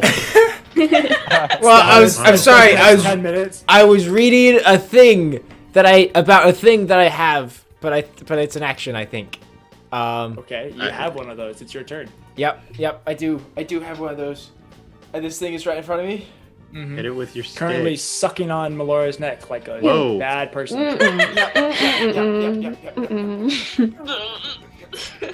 Yep. Okay. Oh, great. Okay, and so, I mean, but I can see it, right? Oh yeah, 100%. And if you can see it, then you can hit it. Yeah, exactly. Okay. Well, see, if I hit it, then it won't keep attacking her. So, you know. But what if I miss? Oh, no, I won't do that. Okay. Hit him. I Hit kneel them. down. Dang it. Your pressure. Do it. Dang, Cather's sense Kill of it. honor. I kneel down. I kneel down and take out Ruat. Okay. And I will just kind of attempt to hold Melora up a little bit as I cast expended charge to cast Cure Wounds on her. It's interesting. As soon as you pull Ruat out, the shade immediately lets go of her and kind of reaches back just a little bit. Not exiting range, but it does get off of her. At which point you can use it. You use 1 charge. Go ahead and roll your dice. Yep. As this faint purple glow transfers from the crystal and down onto wherever you're touching her. And then it spreads out along Poke her her with a veins. stick. Got it. I guess cast. So I guess. Okay, so I Oh, guess I no. would probably add that to it. So it would Wait, be. did you say that I fell forward? Dungeon Yeah, I was wondering about the whole. No, she fell on her situation. back. She fell on her back.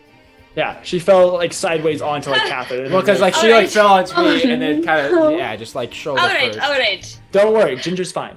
Okay. Anyway, so she healed. So you, Melora, you get 9 hit points back Oh, because I rolled a 6 plus 3.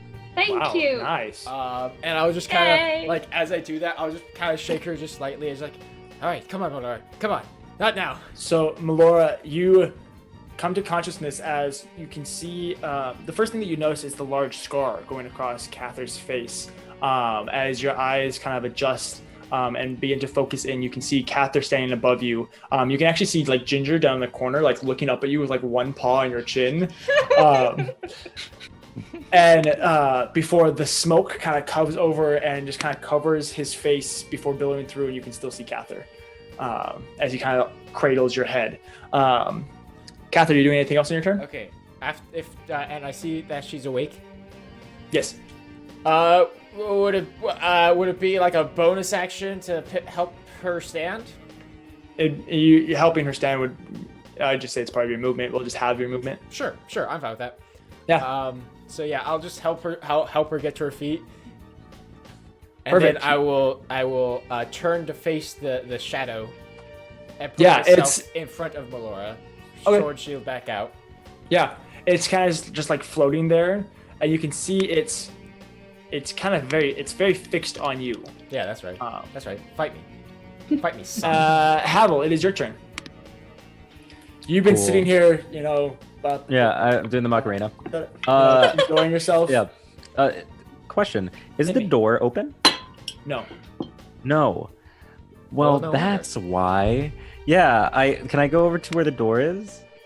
You can try. You can't really see it.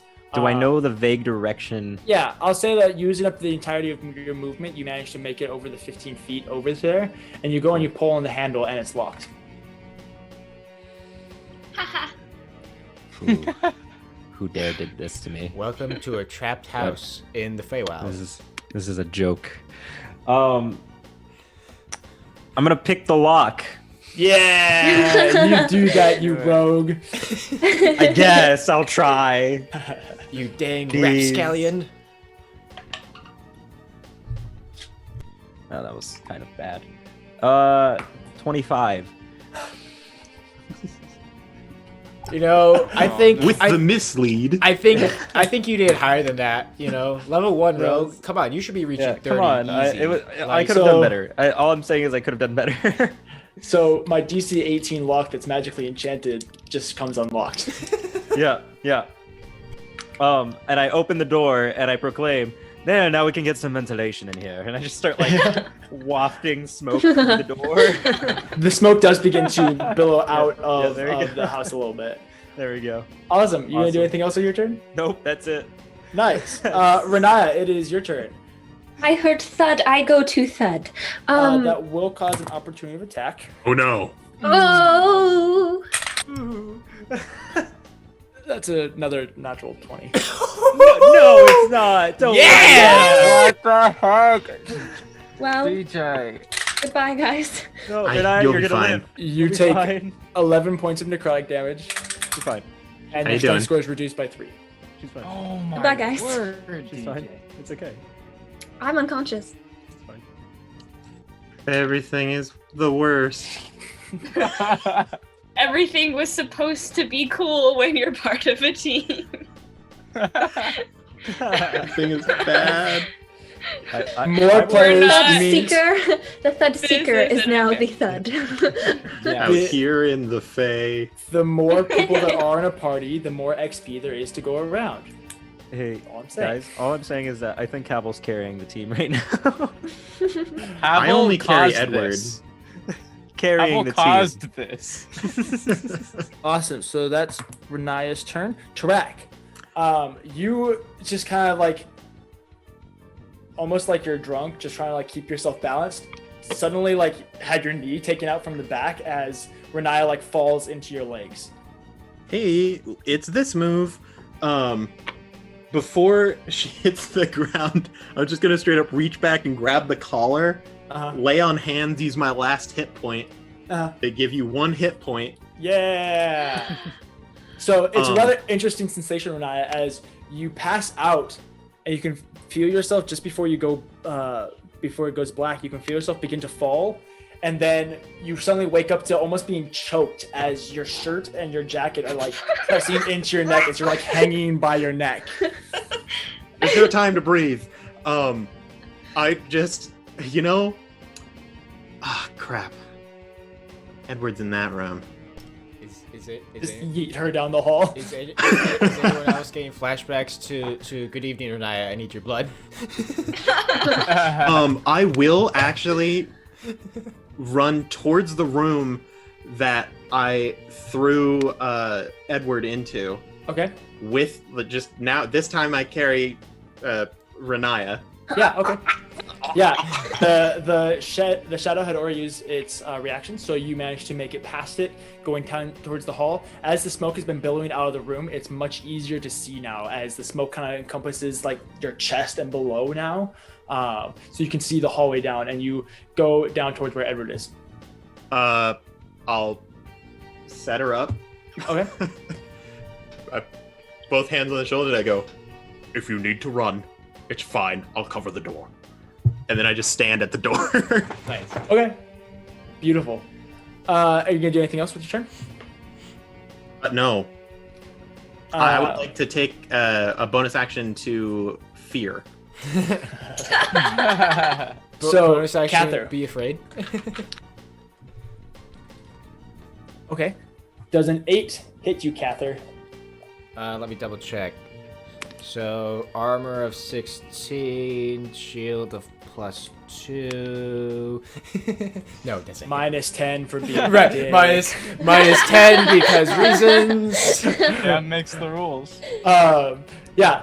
You stand there, kind of with one arm, your shielded arm, kind of just blocking Melora just a little bit. Yeah. As the shade kind of floats there for just a second before lunging in towards you. But you saw it coming. You were almost baiting it. I know. You know, so you pull your arm in and your shield up, and it just crashes into your shield, causing you to take one step back.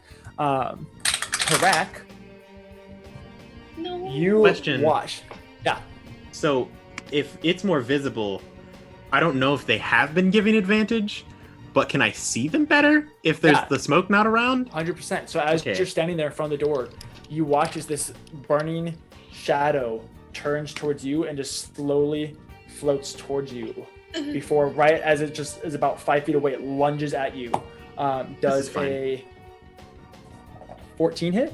No, Yeah! for the It- first it- time. Its fear effect had nothing on you. You were ready, knew that it was coming, and as it lunges towards you, you take one step and cause it to like crash into the side of the doorway, and then push it back a little way, so it's about 5 feet away from you on the other side of the hall now. It is not bad. It keeps you alive. That's right. That takes us to Melora. So when I was unconscious, it's fair to say I dropped my dagger, right? Yeah. Yeah. So I'd like to pick it back up. Okay. Yeah. easy And enough. can I reach the shadow that just went into Cather's shield? The shadow is like right on top of Cather, kind of like coming down on his shield. It's very easy to stab him. You I'd get like flanking to whole 9 reach yards. around, like he's kind of blocking me. I'd like to go like around and just. Just Yeah. don't Go let for me, it. don't let me You have just advantage. squeeze it by here. Malora All with right. the reach around. That's a non-natural 20. Oh Hey. yeah, girl, you hit it good. All right. Not that dirty Kill 20. Kill it, kill it. That is 9 damage. 9 damage. So you go in and just kind of step around, and as it's like going in and just beginning to get its head over the rim of Cather's shield, its teeth almost like touching his nose and chin, the like saliva dripping down. Nice. You just go in and you get one good stab in the back, and then drag it down, leaving this large line of white. And as you go down, cracks begin to form along its back before it almost like collapses in on itself, and then turns to dust and smoke and fades away over Cather. The dust like covering his sweat-covered face. I just give a thumbs up. Nice. That takes us to Cather's turn. Okay. Cather, you're filthy as this Yep. thing just like disintegrated on you. Yep. I just kind of looked at it. I was like, I've been worse. Okay, so I know. So relatively speaking, I would know that there were 3 of them, right? Yeah. Okay, and obviously I killed one, and Melora killed one. With listening to grunts and other people talking, do I get the sense that I know where the other one is? You turn around and you can see it floating over the smoke as the smoke's now much lower. It just you watch as Tarak just flips this thing around the other side of the hallway, just now coming out of your vision because of the wall blocking it. Okay, I will make my way over there, I guess. Oh, yeah, definitely. You can make your way over. Using your full 30 feet of movement, you can get right next to Tarak, and you'd be within range to make an attack if you'd like. Nice. Right next to Tarask. Yes, right next to the Tarask. Yes. Discovered my secret. Yeah. Okay. So I can freaked out. roll to hit. Roll to hit, dude. Nice. In reality, you only reduced my strength to like a 12. All right. Well, that's a 19 on die, so I think That hits. Go for it, dude. See, really, I just can't wait when I crit on a 19. You know, at like 20th level. The good old days. The good old days. Oh, Basically that's tomorrow. max damage. Which is 11. 11. Oh my gosh.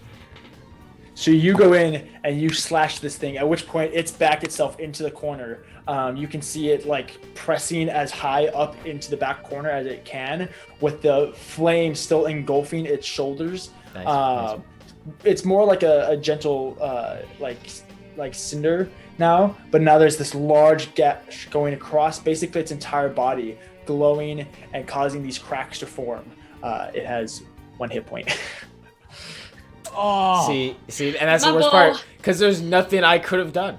Yeah, 100%. Unless I guess unless I crit, but you know. This is Havel's time to shine. DM, do I see the cracks? Havel, please. You currently can't see the creature, but you brush up the smoke and you look and you just kind of see like everyone down that hall aside from Melora, who's like kind of breathing a little hard.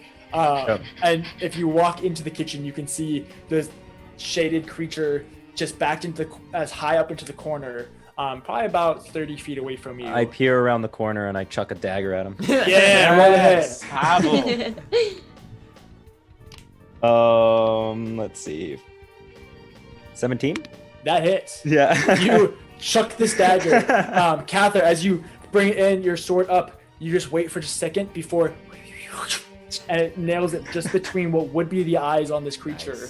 Nice. Causing the cracks to come down and around its face, and you can see the like 4 or 5 teeth that kind of encase the circle all like fall out before this thing like caves in along its face and then down and disintegrates into the smoke down in the ground. Nice. Buried the team. As you all sit there and breathe and realize that you guys might have died, we're gonna take a break.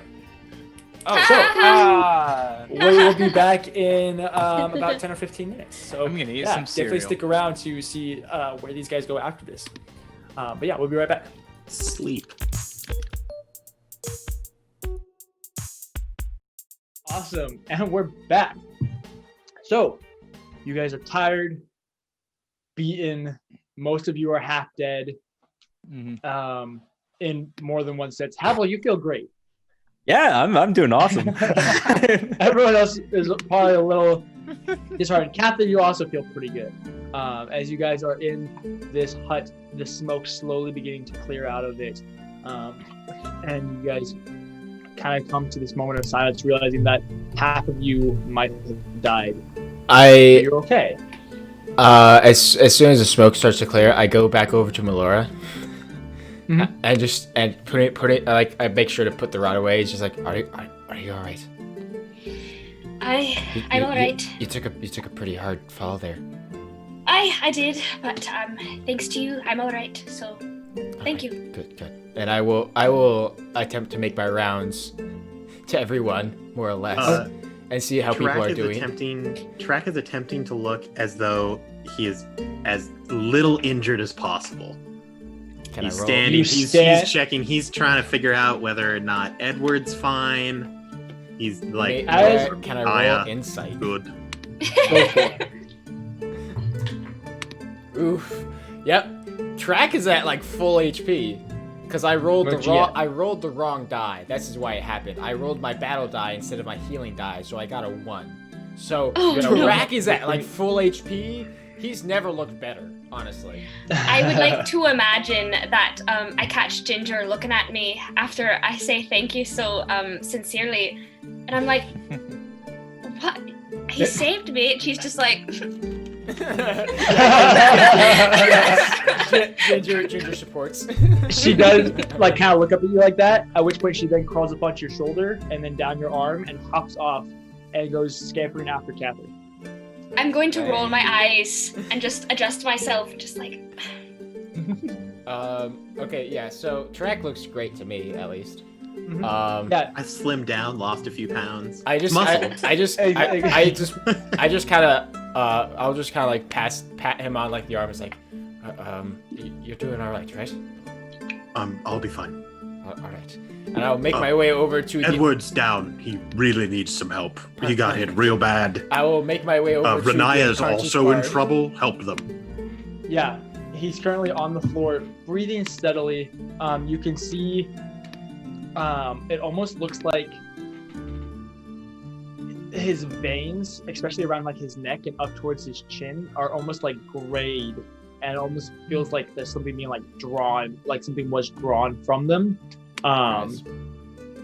And so you go over and you can see him laying there. Renaya is currently sitting next to him, breathing heavy, still just barely conscious, her eyes kind of like fluttering a little bit, with the same kind of sensation across her.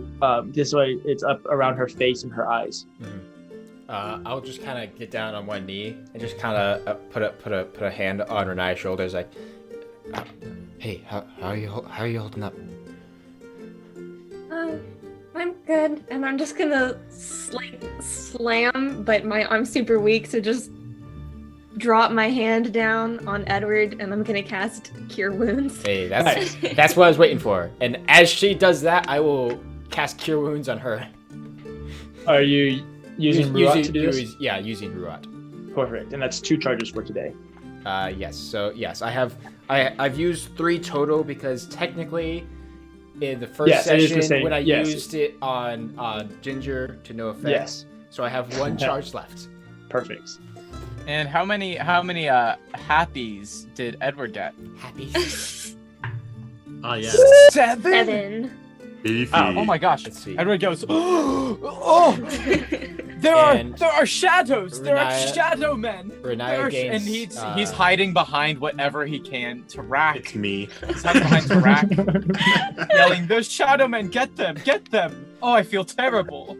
Renaya gains 9 hit points. Ooh, yeah, girl. Straight up beefy. We can't hit, but we can heal. See, it makes it okay to throw things at you that hurt. She's gonna go to stand up and kind of help Edward up as she's going, and she'll just say thank you to Cather. Yeah, no, of course. Did we get them? You guys look. Yes. You're not freaked out. We got them. Don't worry. It's That been a was few so minutes. fast. Yeah. Was it? What's happened to you? I felt a terrible sickening, and I fell, and now I'm here. Okay. I'll just... Alright. What happened to you? Well... How long has it been? About... 10 well, years. let's see, we like had... 2 minutes. 10 years?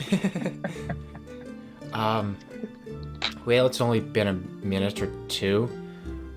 Thank goodness. It wasn't easy, though. Yeah. A few of us might have died.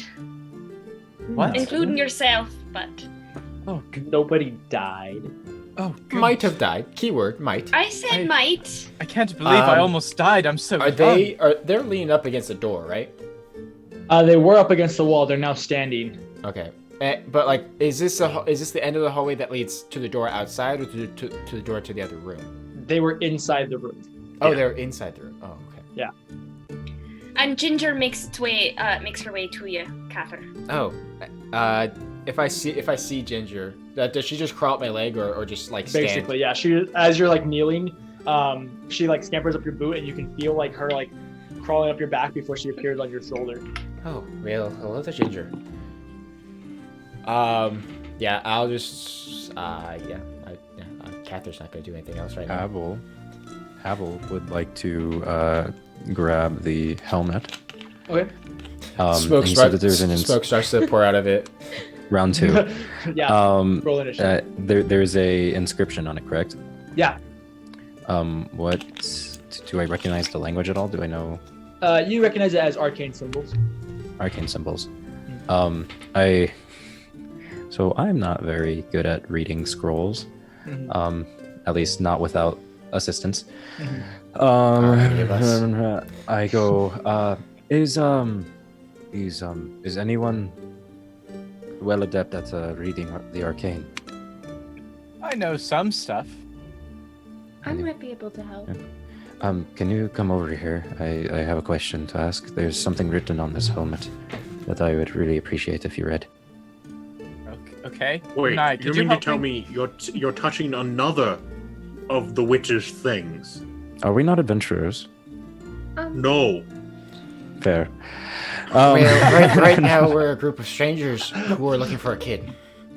Well, life is an adventure, so I consider myself an adventurer, so I will touch the helmet. How about that? That's a fair point, actually. Wonderful. Well, I can't help but notice that you have not a scratch, and yet you're the reason we're in this mess. I killed the last shade, did I not? I mean, after we After Cather and after Did I not get the smoke out?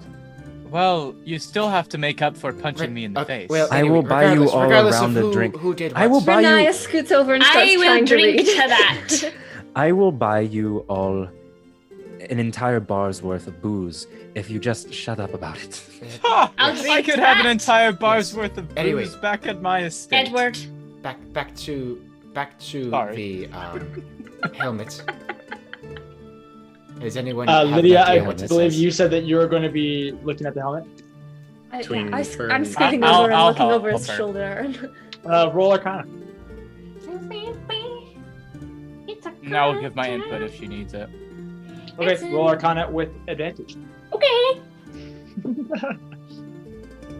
18. Yeah, you're looking at these symbols and you can't quite tell what the spell is, but you recognize it to be of the School of Enchantment.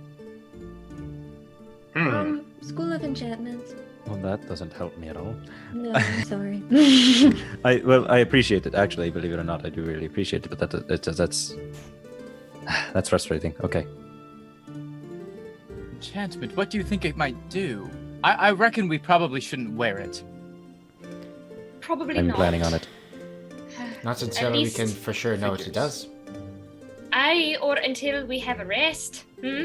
That's also a good I idea. don't think any of us can handle another one of those little shadow shows. I don't think I Shadow can handle anything. I sit down. Perhaps we should Also- leave this area first, though. Maybe find some Also- place a little safer. Fair warning, everyone. I'm going to cut off my video because my camera's freaking out again. So, just letting everyone Hey, know. in best advance. of luck to you, buddy. We made Best it of luck. to the end of the way through. This is an achievement. You are the adventurer among us. Yeah, Track follows along. Okay, where are you guys going? Wherever we're sleeping. Are we sleeping Well- here? I didn't think it wise to sleep here. I mean, we may not see any signs of a recent living in the space, but we kind of risk it. And if a little goblet made all of those things come out, I just didn't think it's a safe place for us to be sleeping, especially when we're mostly wounded. I think we should go back to the city and find a place there to sleep. I agree with her. I would agree. I would prefer a bed to a weird hut. I'm sure This you is will. actually quite well. And I Oh, prefer a perfect. tree, but we cannot always get what we want now, can we? I Perfect. guess not. If it's all right with all of you, I do believe that I want to look around a little bit more at least. I think you should be careful and maybe look with your eyes and not with your hands. I raise a hand and I, in Elvish, go, I swear to it, I will not get myself killed or pick up any unknown object. I nod my head and Now I look at his hand behind his back. Was he crossing his fingers? Rat. How were you, No. were you crossing your fingers? I was not. He was All not. This is an honest man, Ryan. Check his toes. Yeah, I was gonna say. I mean, I can't check his toes. And who knows what he's doing? with Horns are those. curled. Hashtag the toe. That's my secret, Doc. My toes are always twisted. Gross. Havel, so you're gonna keep looking around this hut. Just a little bit. I will assist him as well. Yeah, Just a little bit. I was gonna say. Where- I where make sure he are doesn't you- kill himself. Yeah, where are you going? So we had the main room, right, where I found the goblet and helmet. Yeah. And then there's a hallway connecting. So there, as you walk into the door, there's immediately to your left that pile of junk that you found the goblet and the helmet, and immediately to your right is where the fireplace is, and there's like one rocking chair in front of it, and then and that's probably about a 10-foot strip going across the length of the hut, which is about 20 feet wide, and then there's one step up, and you can see on the step up, probably about another 10 feet back is the kitchen with like a cauldron, and counters and stuff like that. And then past the kitchen, you can see that the house has an addition that is a hallway that goes back. And then you can see there's one doorway going further back in to the house. I look back at Melora and Cather, and I go, Cather, I'm totally all right with you coming with, but admittedly, this is going to take a little bit more finesse, and your armor doesn't necessarily prospect that. So, if you wouldn't mind, just at the very least, remain within the front door. Taking off armor. I will stay a few feet away. Just keep nearby enough to help you if you get yourself in trouble. I will scream bloody murder if we need it. Melora? Aye. And I'm like, quiet your steps now. And I stealth. Okay. Go ahead and both of you roll stealth, or one of you with advantage. What do you think? I don't. I think you both should. Why don't you I have a pretty good. I have a pretty good stealth, but I don't know, like. I mean, I do as well, but. Okay, I'll roll with advantage. You know what? Let's decide on it. Why not? I'll roll with advantage. All right. How bad could it be, guys? Oh no, you're rolling against me. How bad could it be? Hey. 80. 24. Hey. All right. You look at Melora and you're like, quiet your steps, and then you forget that she's behind you as you begin moving forward. Exactly what I like to not hear. Exactly. You make your way down the hall and stop just in front of the door to the room that Tarak, Edward, basically everyone but you, yourself and Melora left just a few minutes earlier. Okay. I want to make it down that hallway. Okay. That apparently leads to a door. Yeah, so it's just one hallway with one door kind of basically in the middle of the hallway that leads into that room. Is it locked? Is the door still open? It's not locked. Door's still open. All right. Like peek in. You peek in, and it's very, very similar to the room that you guys went into in the shop, where it's kind of a greened room that's kind of been overtaken by foliage and just small like moss and stuff like that, with one similar green grass covered beanbag kind of in the center. Is there a veil covering it? No.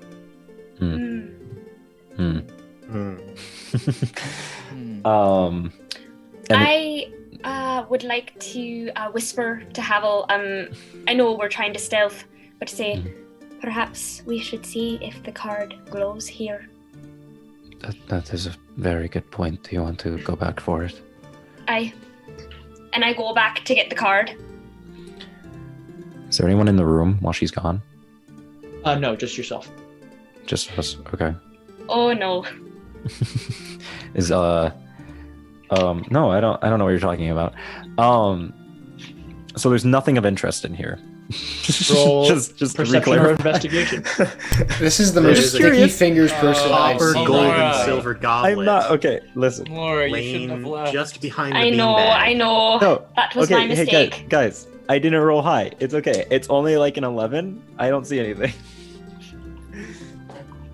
As you look about the room, you can't see a whole lot of things. There is one bookshelf that has a variety of knickknacks. That you can see a couple different books. You can see what looks like some twigs. You can see a couple different things.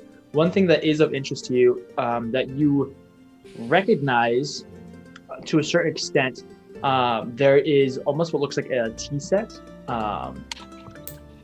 It's in this black wooden box that you just kind of like peek into, and you can see this fine china teacup or tea set with golden filigree painted across it, and on the side of it you can see it says the Sunrise Suite, and then encasing the Sunrise Suite is a 6-sided hexagon.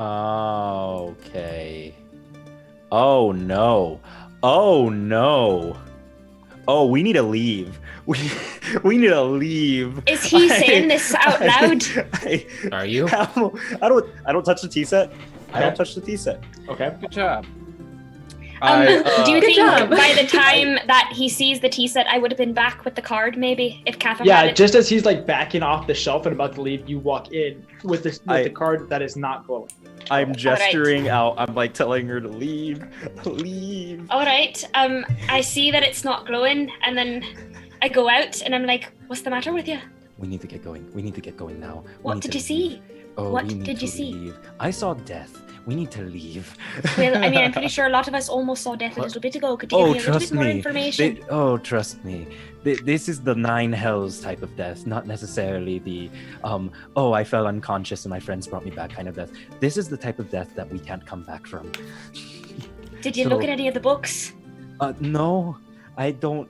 I frankly don't necessarily care what records they're keeping right now, honestly, because if we don't leave very soon, we're going to find ourselves in those books. So we should probably get going now. All right. I peace out. I'm piecing out. I don't even listen to her anymore. I am piecing out. Okay. Before I go, I would like to take a look at the book titles and see if there's anything. Hell. I just want to see. It's very interesting to me that there would be books. There are a few different books that you can see. Most of them their titles are in languages that you don't understand. It looks gnarled and like crude, the calligraphy and the iconography of it. I think that's the right word. Anyway, whatever. But there are a couple that you can see, but they mostly attain to different plants and like where they grow and what they're native to, stuff like that, like regional flora and fauna. All right. I take that in, and then I go back out. I'm going to just pocket the card. We've kind of been doing a round robin with it, so I didn't think it's a problem for me to have it. And I go and I follow Havel. Okay. As soon as I get back into the main room, I just proclaim to everyone, like, we need to go now, very fast. Everyone, double time, come on. Okay. Good question, it follows. Edward's happy. Perfect. Just watch everyone leave. Okay. Since Cather's I was gonna say watching I them will leave, like wait for Melora. I say like all book it out the door. Yeah. I go up and I say apparently he saw something that is a really bad sign. He will not tell me any more information about it, but it cannot be good if Havel is afraid. That's fair, actually. I've never seen him that scared. Or that emotional. Yeah, really. in a I general sense. mean, really. So I suppose we should go. Yeah. I'll follow her out. Awesome. You guys book it out the shack and begin making your way towards where you came from, where you can see a veil hanging out. Who steps through it first? Me. Havel, roll a d20 for me. We should. Oh no! We should all go together. Yep, I've been waiting for this. Yep. Drew has been waiting for this as well. Catherine What was knows that? nothing, but 16. 16? Okay. 10 years later. You all go through. Okay. You go through, exiting the veil and appearing on the other side of the veil. And as you all step through, the first thing that you notice, Havel, is that you can hear voices on the outside. oh crap. I kind of like outside of the veil, on the other side of the veil, or like Yeah, outside the building? after you step out through the veil, you can hear voices you're in the back room, but you can hear voices out in what you think would probably be like the shop lobby area. Okay, so Okay. question, DM, very fast. Havel's trying to process this very quickly, okay? Do I recognize the inn name? The inn name. On The team. Sunrise Suite? Yes. No. Okay. Oh god. Okay, boys and girls. Okay. Okay. Question.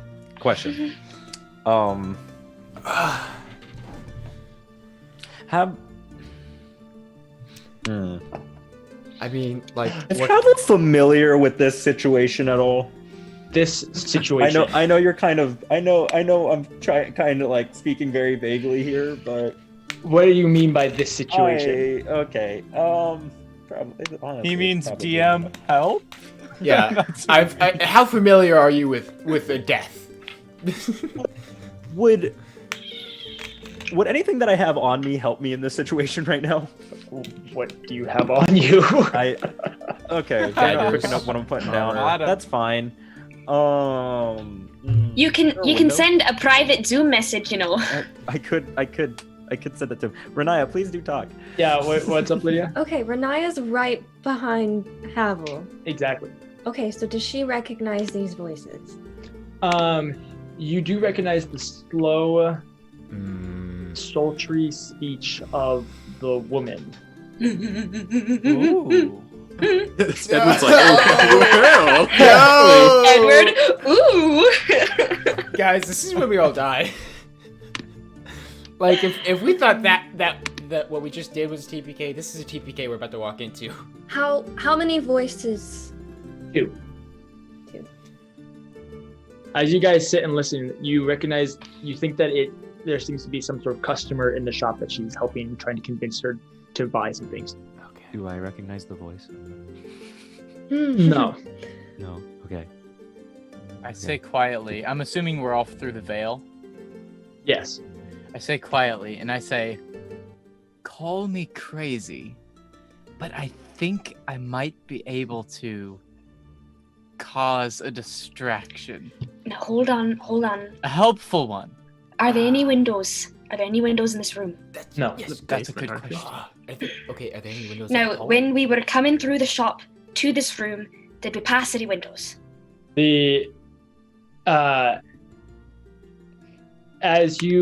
There's the one big window that you had the puppets in, but that's the only window that you saw in the building from what you saw. Did we Edward see any windows on the upper floor? Yes, correct. Okay. Yeah, there were 2 windows on the upper floor, one on the far back side of the room and one on the. I think that we could manage to get out if there was a window. If the window does not prove helpful, I can potentially do something here. Potentially. Well, I think that a no contact exit is probably our best bet, considering we're not in the best shape right now. All of you leave first. All of you We've leave been first. looking for her this whole time, and now that we found her and we're just leaving? Well, we're... No. Renaya, the problem is many of us are very tapped. And if we fight her now, there's a decent chance that all of us will die. And we will never find Samuel. So if that is truly our mission, which it is, then we should live to fight another day. Okay, What here's if we the just deal. didn't fight her? And what if we just talked it out? That is a very sweet thought. However, I didn't think that would work out nicely. Whatever our play is, we need to start doing it now. We're running out I of think time. we should go. We need to We leave. should go for the window. Where did you see the window? It's upstairs. There's 2. Right. DM. Actually, that's I wouldn't know that. Now, when you were walking up the stairs, were they creaky at all? Everything is creaky. I'm at least 300 pounds. At the moment, probably closer to like 250. A lot of muscle and ass lost. Do you or do you not want me to try to bring her attention away from you? And what do you have in mind? I have 2 ideas. One, do something in the shop that'll make her go towards it and investigate. Don't you think it would be pretty suspicious if she found out that you went behind the employees only place and you're in the back of the shop? I've got it covered. I know what I'd don't say. do that. I look. DJ, is the frog in the room? Not currently. Oh, thank God. Okay. Okay, either I go with you and we risk her seeing us, or I try to do something helpful. I don't mind whatever you think. And what if you get in trouble? I will help him. I haven't thought that far. All So, right. question. So I've been debating some things really quickly, just for Ryan and I guess Havel's sake. We can't get to the windows from where we're at, can we? You would have to go down the hall to the base of the stairs and then back around. And that so would you have to get expose like us. pretty, not necessarily. It depends on if the curtain is open or closed. Right. Ooh, hey, I have a question. Hit me. So we can see the end of the hallway, right? If you open the door. Right now, you guys are in a closed room. Yeah. I understand. Okay. Okay. I say, listen, I might be able to obscure whatever. If the curtain isn't all the way open, I may be able to obscure it long enough for us to pass through without her having the chance to see. That may be helpful. It's probably our best bet. I creak open the door just slightly. Okay. Can I see the curtain from here? Yeah, it looks like it's most of the way covering the entrance. Mage hand? Okay. All the way covering the entrance. Okay, go ahead and roll sleight of hand for me. That's smart. Or sleight of mage hand. Oh, wow. 19. Yeah, Nice. you kind of dance it down the hall, and then just get up nice towards the rail and just kind of tug it ever so slightly, just in slow little bursts. And it probably takes about 2 minutes, as you are not one to rush a good job. Oh yeah, and you just no. slowly close the curtain all the way. Okay. All right. Everyone quiet their feet. Real quick. Hit me.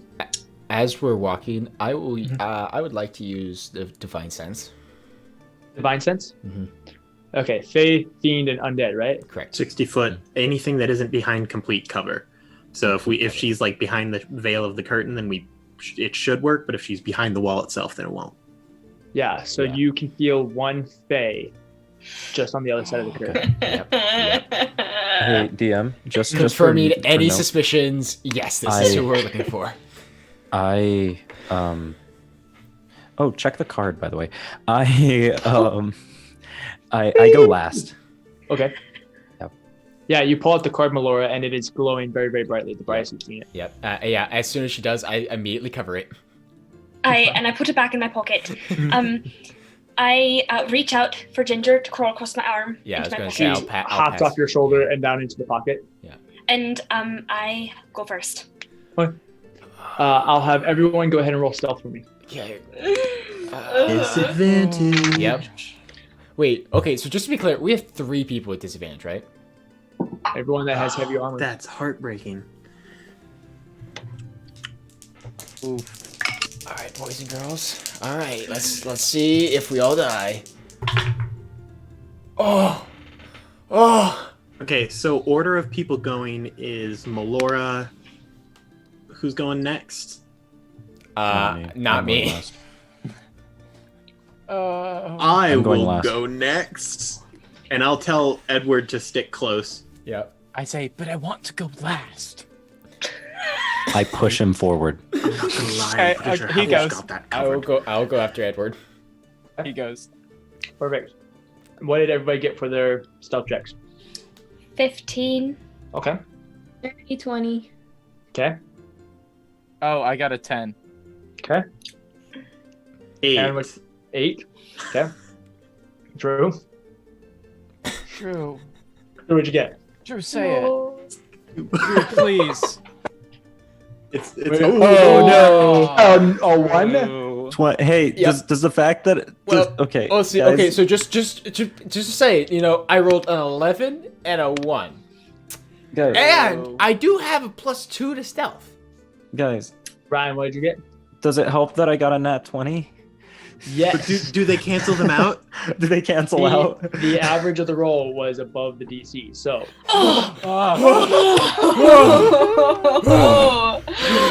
Guys, like a well-oiled, rowing machine, you guys take one step at a time. I hate this Guys, so much. This is why I went right before Havel, because then Havel can fix my mistakes. You both, it's interesting. You take about 2 steps, and one of the floorboards does a big, loud creak beneath it as Tarak slips his weight onto it, which when you all freeze and wait before Hal goes, And as you guys keep going, and you just kind of keep going before Cather takes a kind of a lousy step and he clangs his armor against his breastplate and everyone freezes. And you all wait. And you hear the talking before Howell finally gives you the okay. And you guys keep making your way up. And you get to the curtain and then begin making your way up the stairs into the second floor lounge room. Now, see, this is when we find out that there's like 4 guards in this room. Oh my gosh. Melora, as you get to the doorway, it is currently closed. I would like to slowly turn the doorknob to check if it's locked. Oh, it is not locked. Nice. I would like to gently... Oh, first, I would like to put my ear against the door and listen to see if anyone's inside. There you Roll a go. perception check. That's what I was waiting for. Hey, DM. Yeah. I'm keeping an eye on our tail, making sure that she's not coming through the curtain. Yes. Okay, correct. perfect. That is an 18. Yeah, you listen through the door and you don't hear anything. Now, I didn't hear any, like, hops that a frog might make either. No. All right. I would like to gently push it open, peeking in first, and then if it looks empty, I will open it. Yeah, you open the door and it opens to a wide room with a nice kind of Arabic style rug in the middle. You can see there are 3 couches, one on either side, one on the left wall, one on the right wall, and one on the far wall, with a chair and a little desk in front of the closest wall.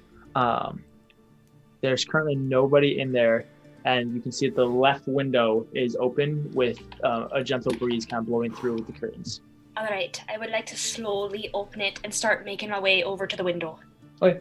Yeah, you all make your way into the room. Pavel slowly closing the door behind him. First, I would like to look at about how high up we are. Yeah, you look down and you're probably about 15 feet off the ground. All right, that's very good. I would like to whisper and ask everyone if they have a dagger. I hand one over. No. Anyone else? Do you need another? I have a dagger. Yes. I'm going to place daggers as I go down to make an easy way for everyone else to get down. I was going to say, if we want, I have some rope. That could work as well. It's just Too much time. I prefer that. Yeah. I really like this dagger.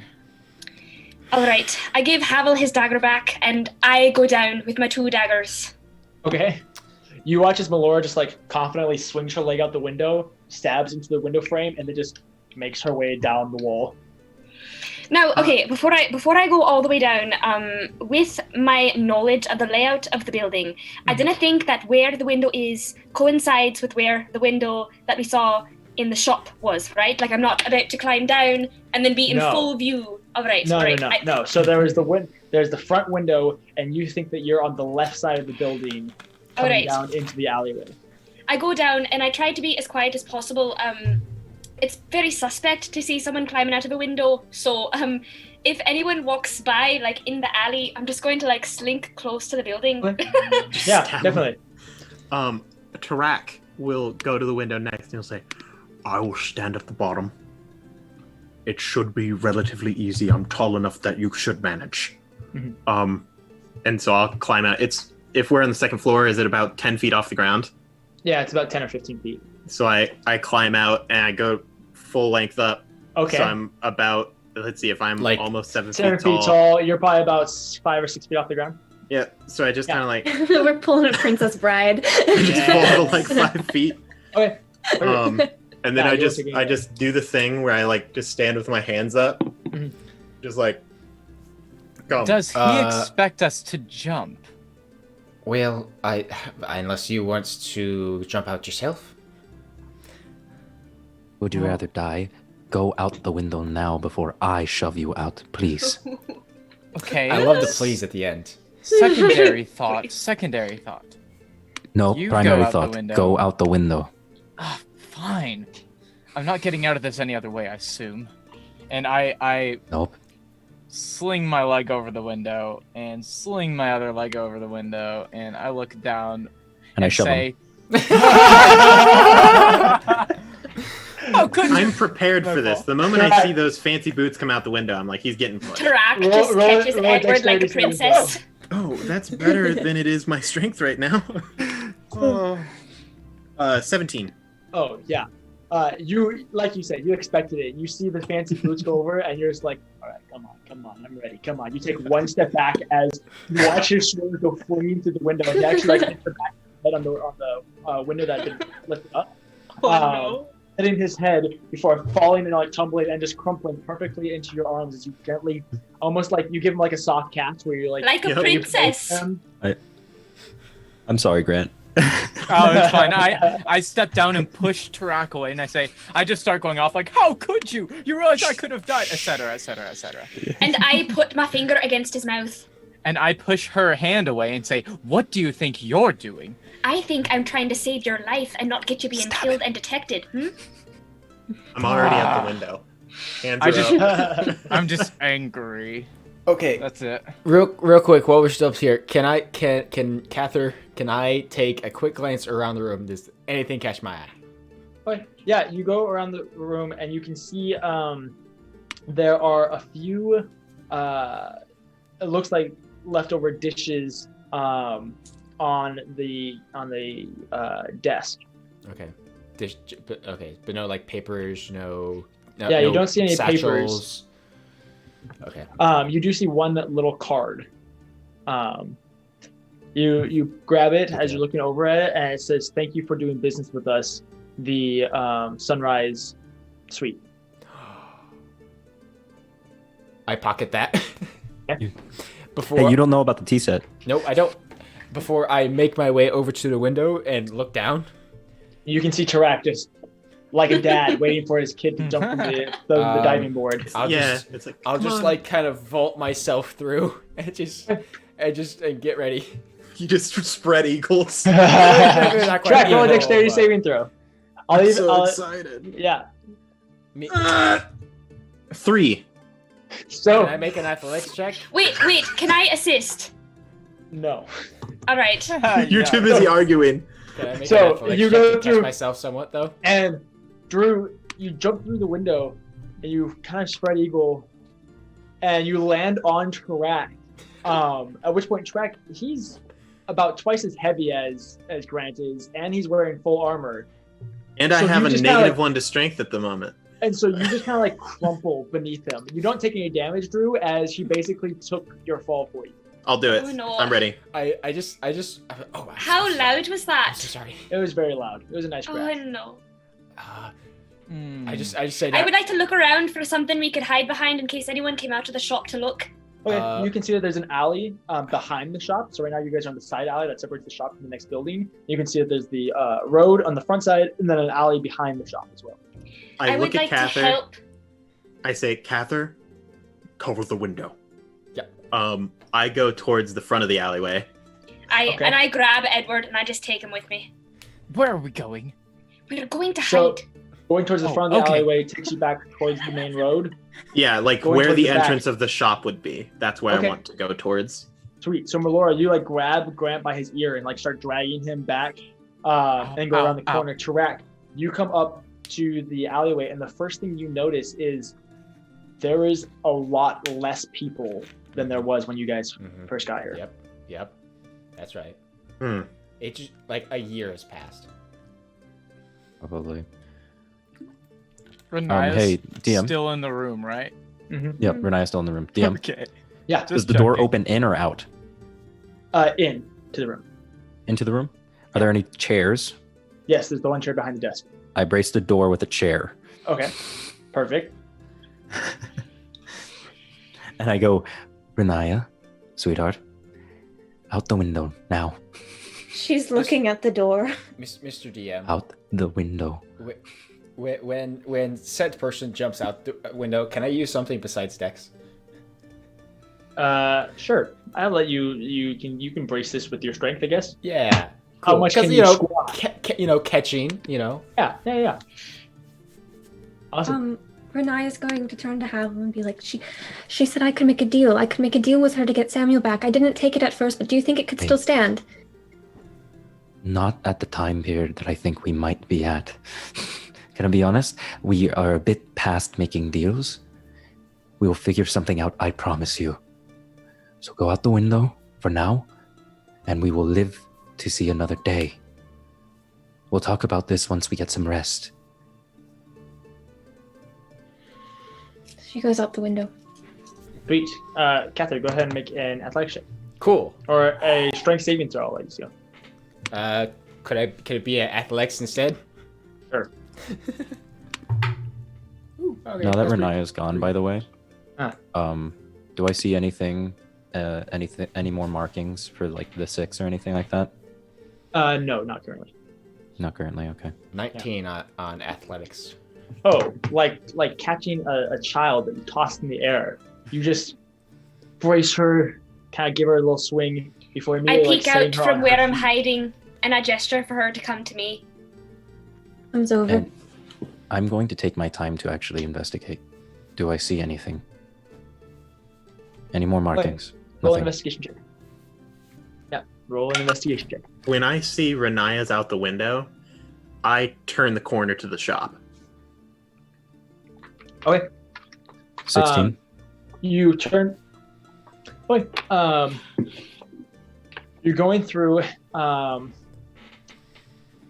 and there's nothing currently that you see through the room that has anything to do with the 6th you can find. You can see that this is a used room.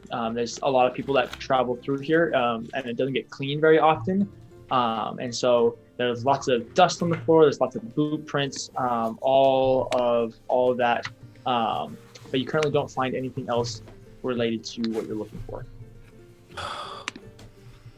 Okay, I'll just come back and try this again later. Sure. I go out the window. Okay. I go out the window. Yeah. Catherine, are you gonna try and catch Havel? What does Havel do? Can I try to just daggering my way out, or like? Yeah, 100%. Yeah. Yeah. I have 2 daggers. Yeah, you make your way through, and then Melora, you can see Melora just around the corner, popping her head out. I go over to her. Do both you and Katha go over to Melora? Yeah, I do. Yeah. I don't go to Melora. I actually go to the front of the shop. Okay. You round the corner and you can see Tarak as you round the corner as well. I go in the door. You go in the door of the shop? Yeah, I throw my hood up and over, and I go into the shop. Okay. He's way ahead of me. I actually join him. Yeah, 100%. You go in, and you both enter the store. It is just as you left it, and you can see a beautiful woman with long limbs. She currently has like the silvered hair that's been pulled into kind of like this braided crown up around her hair, up around her head, with these striking blue eyes. I can't get my hair out of my face. With these striking blue eyes and nice, beautiful, well-kept skin, beautiful features, full lips. She's very, very pretty. And she's currently helping a guest as she is putting a helmet on what looks like to be about a 16-year-old kid. I will be with you in a moment. Not a problem. All the time in the world. All right. Question. Do I see anything on them that looks familiar? On them. Both of them. You don't recognize the kid or anything that's on him since he's being calming flows. The woman is wearing a nice, well-made green dress that kind of shimmers as it goes. You can see, she's wearing jewelry. There looks like a diamond necklace with pearls lining it, but you don't recognize anything on her. Question, DM, really quickly. What was the name of the inn again? The inn? The Sunrise Suite? Sunrise Suite. Yeah, you guys don't know. I'm assuming. Yeah, I'm assuming it's an inn. I'm probably wrong, but Okay. I take off my necklace. Okay. And I palm it. Okay. I will lean down to Havel while we're waiting. Mm-hmm. I'll say, I didn't expect you to follow me, but please promise me that what you see here you will not tell anyone. No worries. Secrecy is my game. Thank you. At this point, she takes off the helmet and goes, that will be 30 gold pieces. At which point, this young man pulls out a sack, begins rifling through, and gets 30 gold pieces out before handing it to her, and shakes her hand kind of vigorously and goes, thank you very much, before taking the helm and exiting.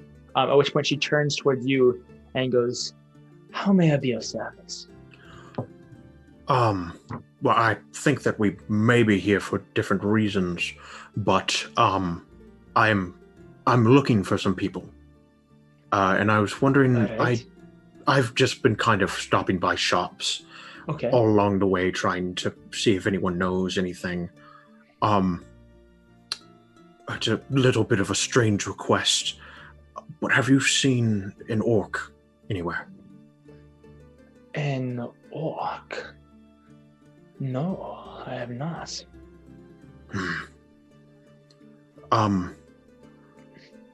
Well, that's fine. I'm also looking for a friend of mine. I'm not sure if, I doubt you would know. It's a young boy. I believe he goes by the name of Samuel. For a brief moment, her face doesn't change, but you can see recognition in her eyes, before she crosses her fingers and goes, I know of no such child. Thank God for passive insight. That's okay. If you hear anything about either of them, there's no way for you to contact me, but I don't know. Keep an eye out, just in case. If you need contact, here, come. And she goes around the corner, at which point she grabs another one of those cards that you now recognize, and she hands it to you. This will allow you to find me. Is this magic? Yes, it will glow as you approach my domain. Then you can use magic. To a certain extent, very, very briefly. Have there been any strange sicknesses recently that you've heard of? You may know more of this then. Sicknesses. There was an outbreak recently. An outbreak of what type? It's just like a flu, stomach aches, headaches, brief periods of vomits and the likes, but nothing that we didn't take care of. Nothing that a local can come clearing in just a moment. Good. Thank you very much. I'm sorry I couldn't be of more service to you. Oh, no, it's fine. I'll just stop by more shops. Maybe someone else has seen one of the two of them at least. Thank you very much. I would love to help more. If you find any information on this, please tell me. Of course. I'm glad to have any support from the community that I can have. I would love to give you my support. My name is Melusina. Just ask around for me. Very good, Melusina.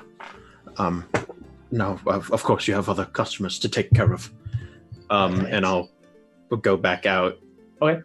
Just leave and then turn the corner, but then wait, along the alleyway, waiting for Havel to come back. Okay. And for you? Havel trying his best to feign fear. He's just he's trying to mask the utter terror that he is currently experiencing. And he approaches. Okay. Composes himself a bit, and he takes his necklace and he lays it so that way the pendant can be seen on the counter. And he goes, I was just wondering. And he kind of looks around a little bit. Do you, by any chance, roll with dice, or perhaps keep ledgers? I do not, but I have friends who do. Is there by any chance that you provide scrolls for those who need it? On occasion.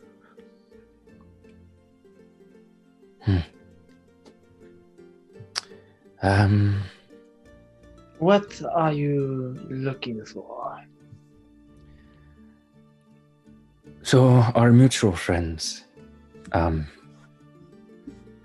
they've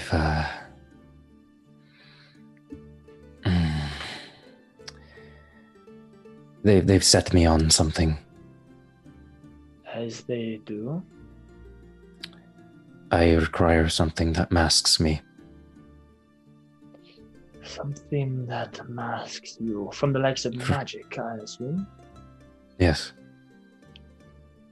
I carry no such objects. You carry no objects. Right. But I can ask around.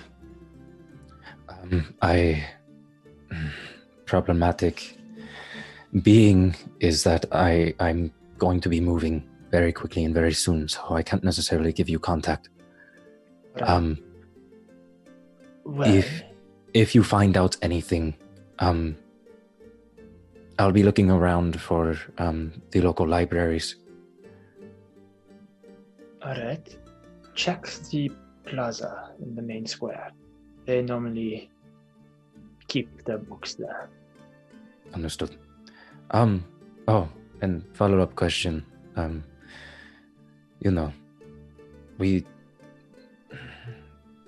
Deeds done without speaking of them, but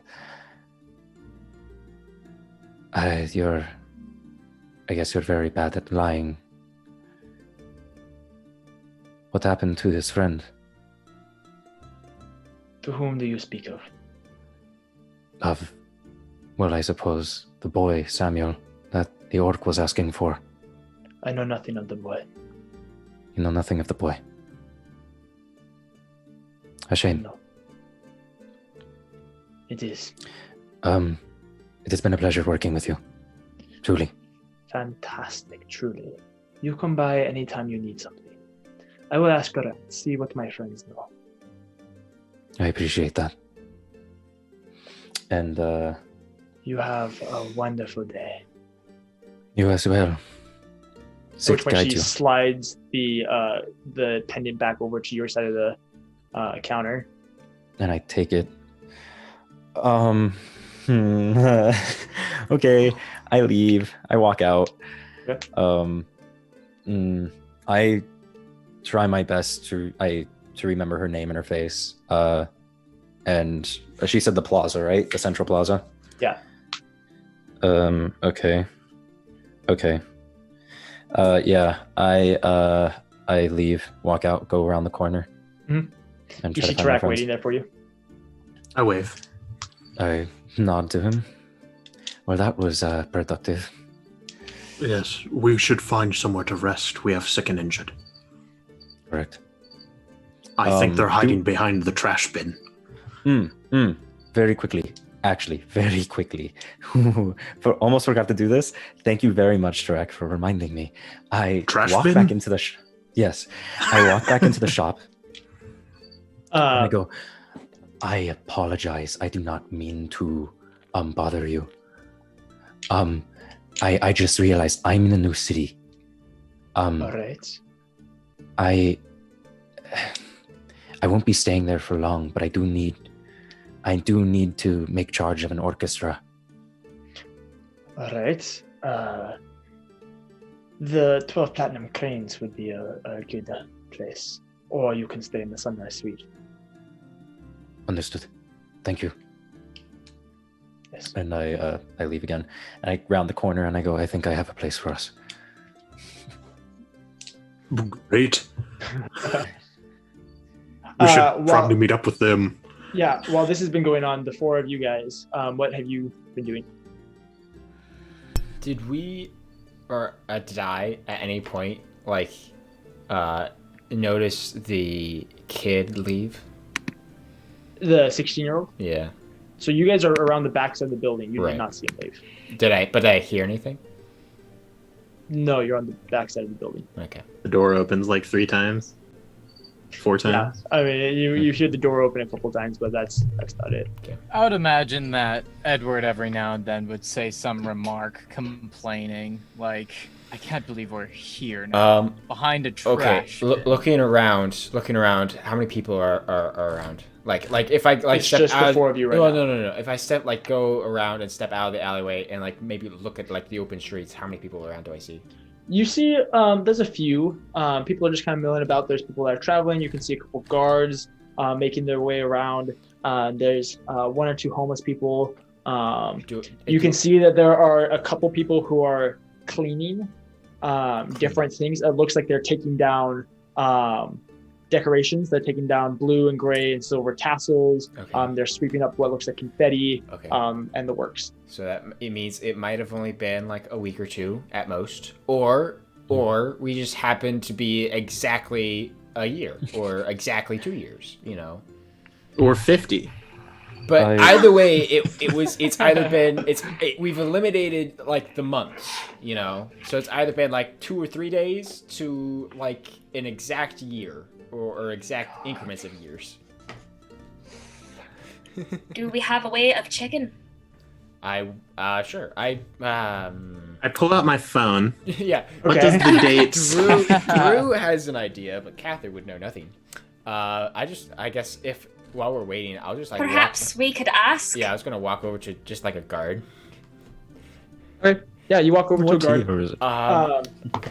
You can see in the traditional Athalian soldier garb of that full plate armor, kind of the darker gray with the maroon accent, the gold trim and the maroon sash going across it. Mm-hmm.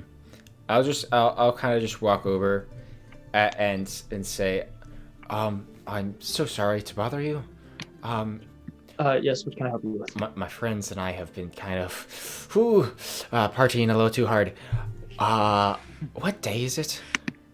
It would be Damar the 4th. Right. What was it last that I know of? Going into the festival would be Damar 1st.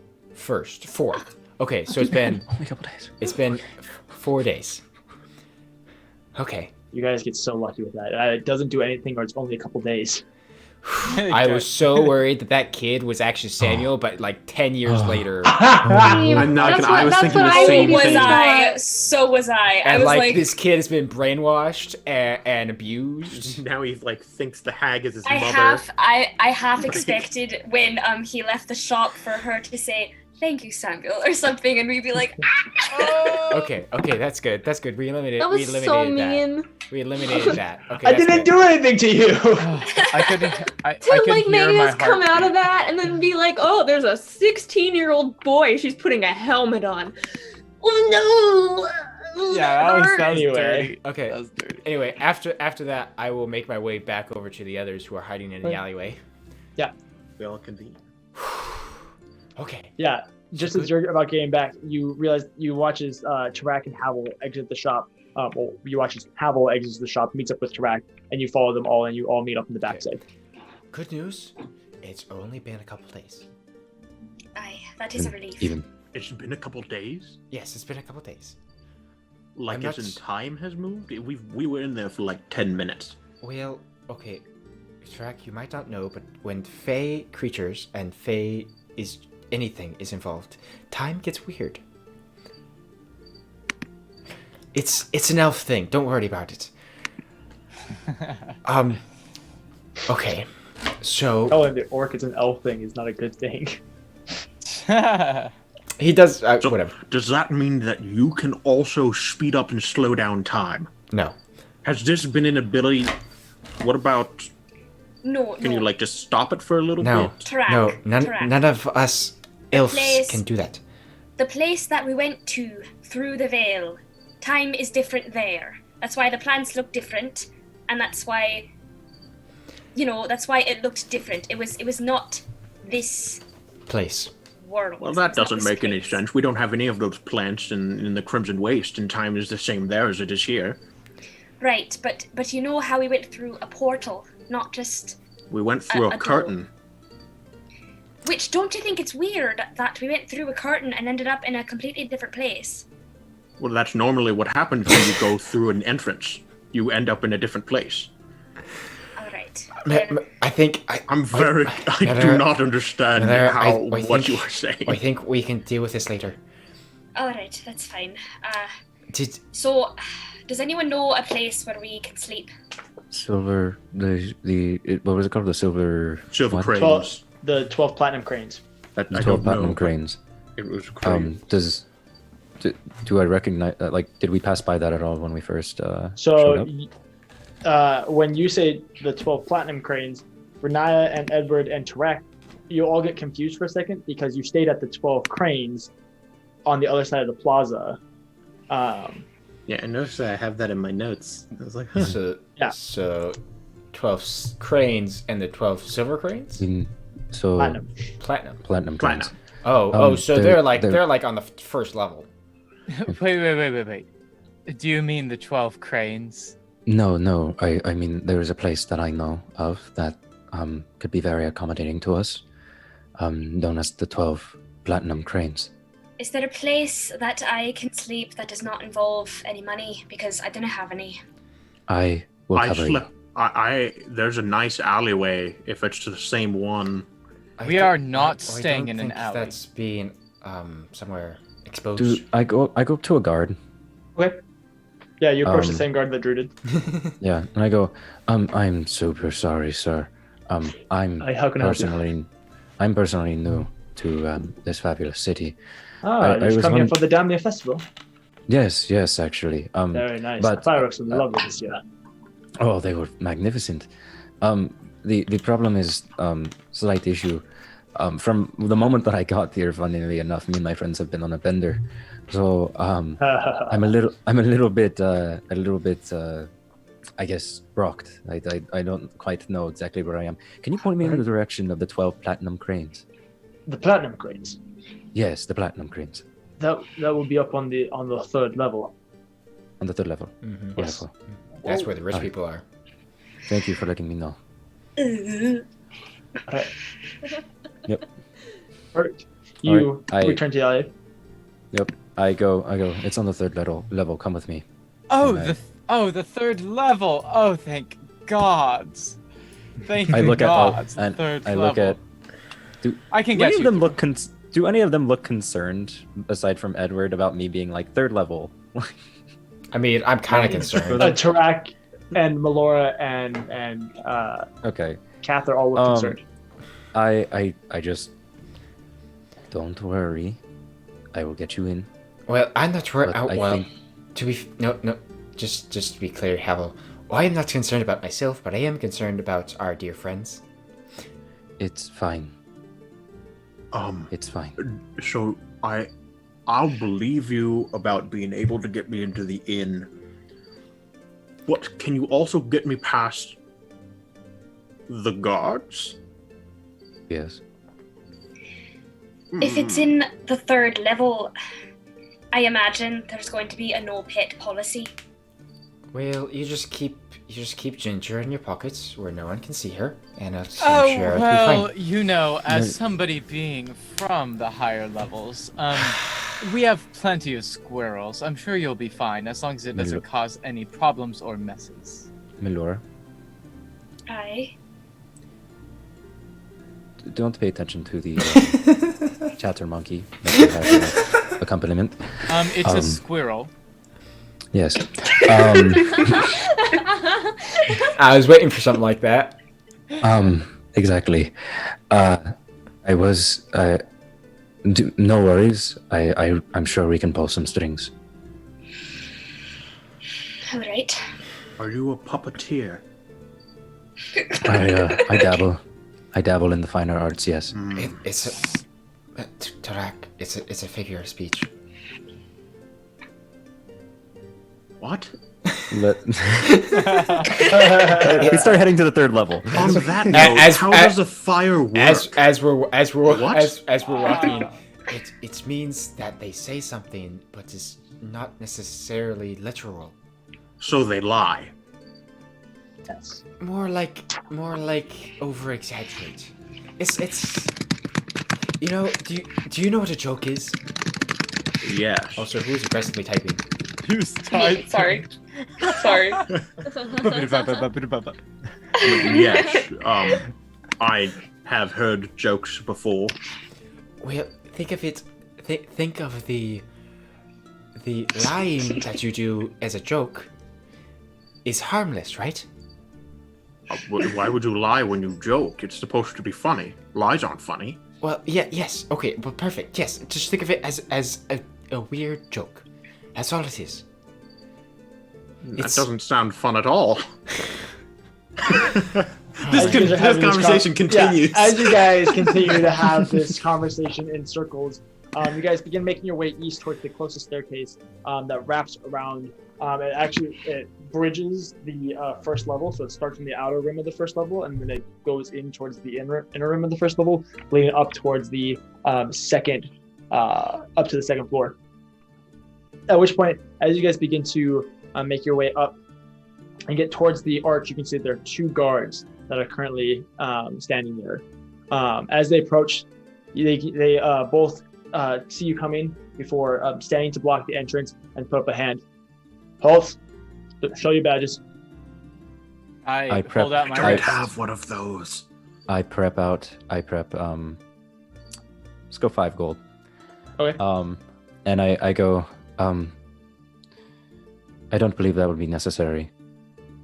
And I go to shake his hand.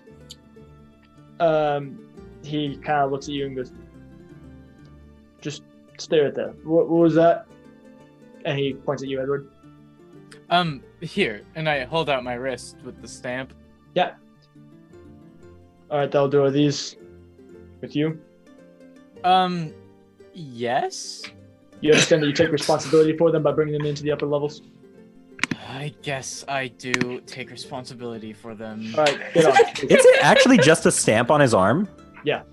Why wasn't I told of this? I could have faked that so easily. Edward. What if it gets washed off? You guys haven't really done anything with water. Yeah, not I yet. suppose. Edward keeps himself clean. Well, minus the Yeah, dust. that meanwhile, so Cather easily? is still like drenched in sweat and dirt and grime. I feel robbed. As you all step through, Havel, you specifically, you notice that the stamp on him glows as he passes under the arch, and then allowing you all to enter. At which point you make your way onto the second level. You're on the eastern side of it. And so, Edward, you know that you have to start making your way towards the middle of the ring to go up the zigzagging staircases that go up the second level. Yeah. At this point, Edward turns to the group. He kind of runs ahead a little bit and backs up and like holds his hands up. And he's like, "Okay, friends, now we're getting closer to where I am comfortable. So I might have to take it from here on out for certain things. If I'm talking to somebody and they seem like they know something, then maybe don't say something and I will handle it, okay?" Edward. Yes. To the inn that we're going Questions, to. To the inn that we're going to, I have very close ties to, believe it or not, and I'm familiar with the people that work there. If you cut me off at any point while I am talking to these fine people that run this fine establishment, I will cut you. Is that understood? He kind of snickers and he's like, "Try that and a guard might come a-running." And then he says, "Chop, chop, let's go." And starts off I'll jovially. lean down to Havel and I'll say, "All honesty, once we're at the inn, take it. But I honestly think he's got this covered." I don't quite believe that, but sure. Hey, I that's have what faith is, so- isn't it?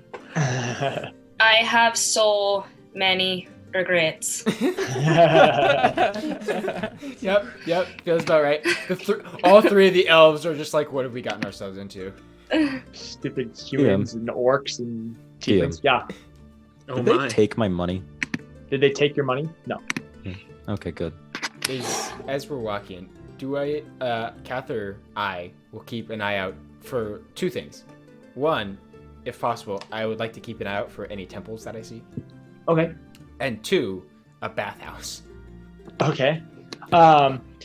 Basically, right away, you see the bathhouse. You can see a nice place to rest. And then as you go past it, you can see a lot of empty, what looks like stalls, almost like a farmer's market, an empty farmer's market that wraps around further than you can see as it goes around the front.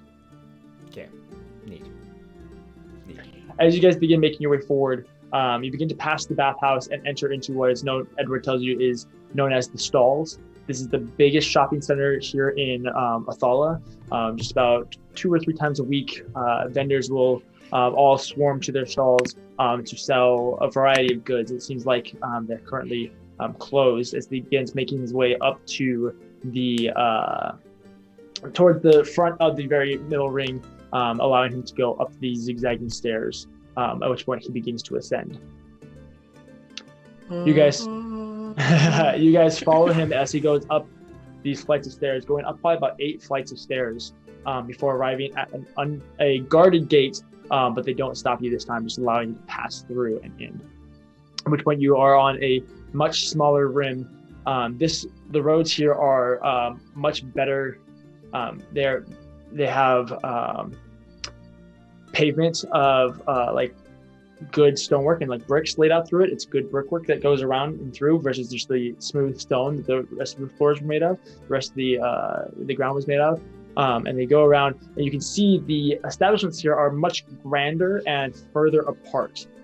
Instead of everything kind of being clustered together for the lack of space, here on the 3rd level, everyone has a good amount of space. And as you begin making your way through, you arrive and you can see lining either side of the entrance, you can see what looks like 2 or 3 temples on either side that wrap around before disappearing around the outer corners of the rim.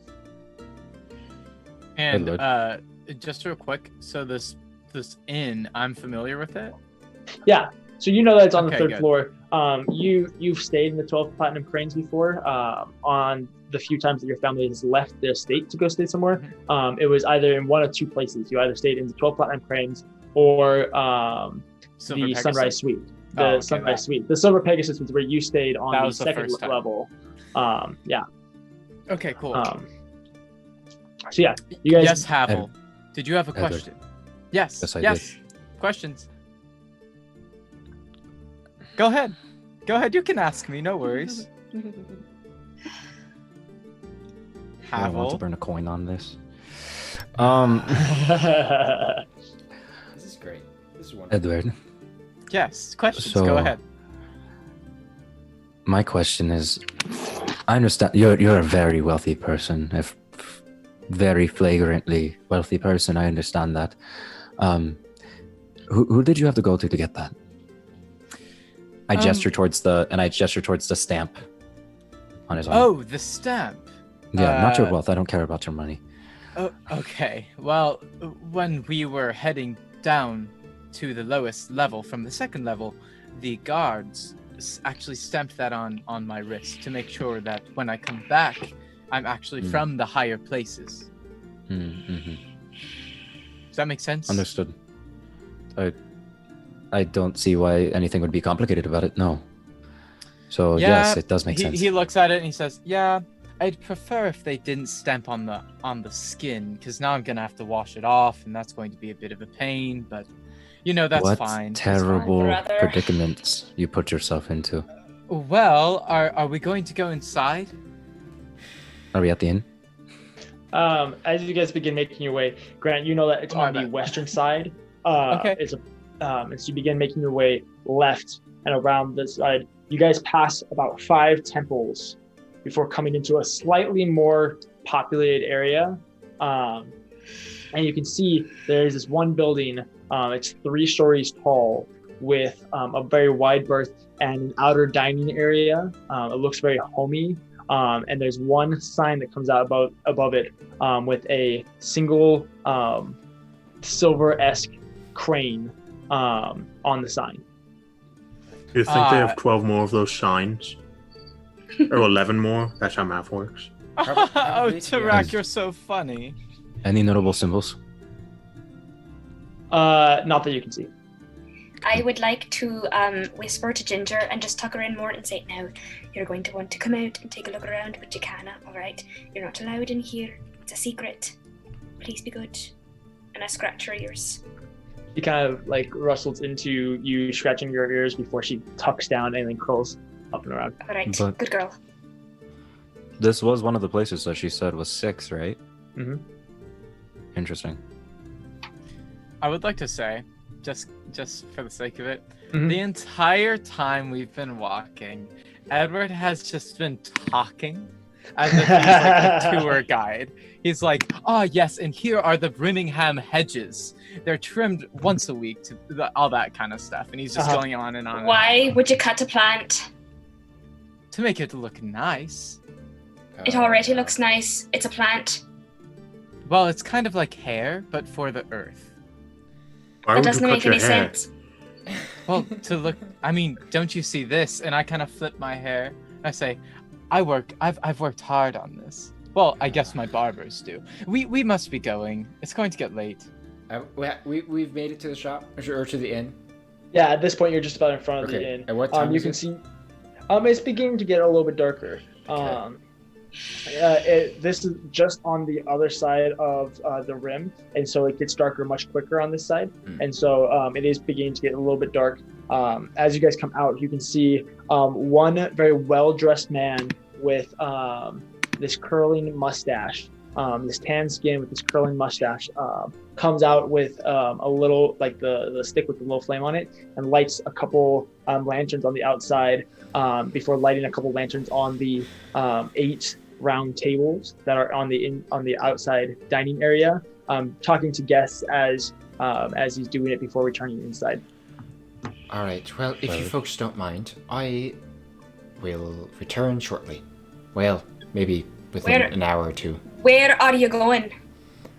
All right. What are you pointing at? My arm. Oh, okay. Is there something wrong with your arm? If you get too far away from me, it'll burn, and it'll burn you too. Where are you going? Yeah, I forgot about that. Well, I was going to go clean up. All right.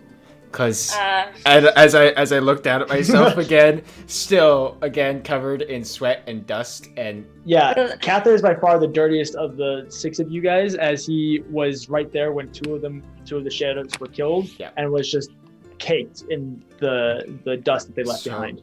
Well, how much is that sort of thing? I don't know yet. I'm going to go down. My plan was to go down to the bathhouse and see if they won't just let me take a space and clean myself off. I suppose I could wait outside or something, but all right. Why would you pay to clean yourself? Well, it's because I'm using their stuff.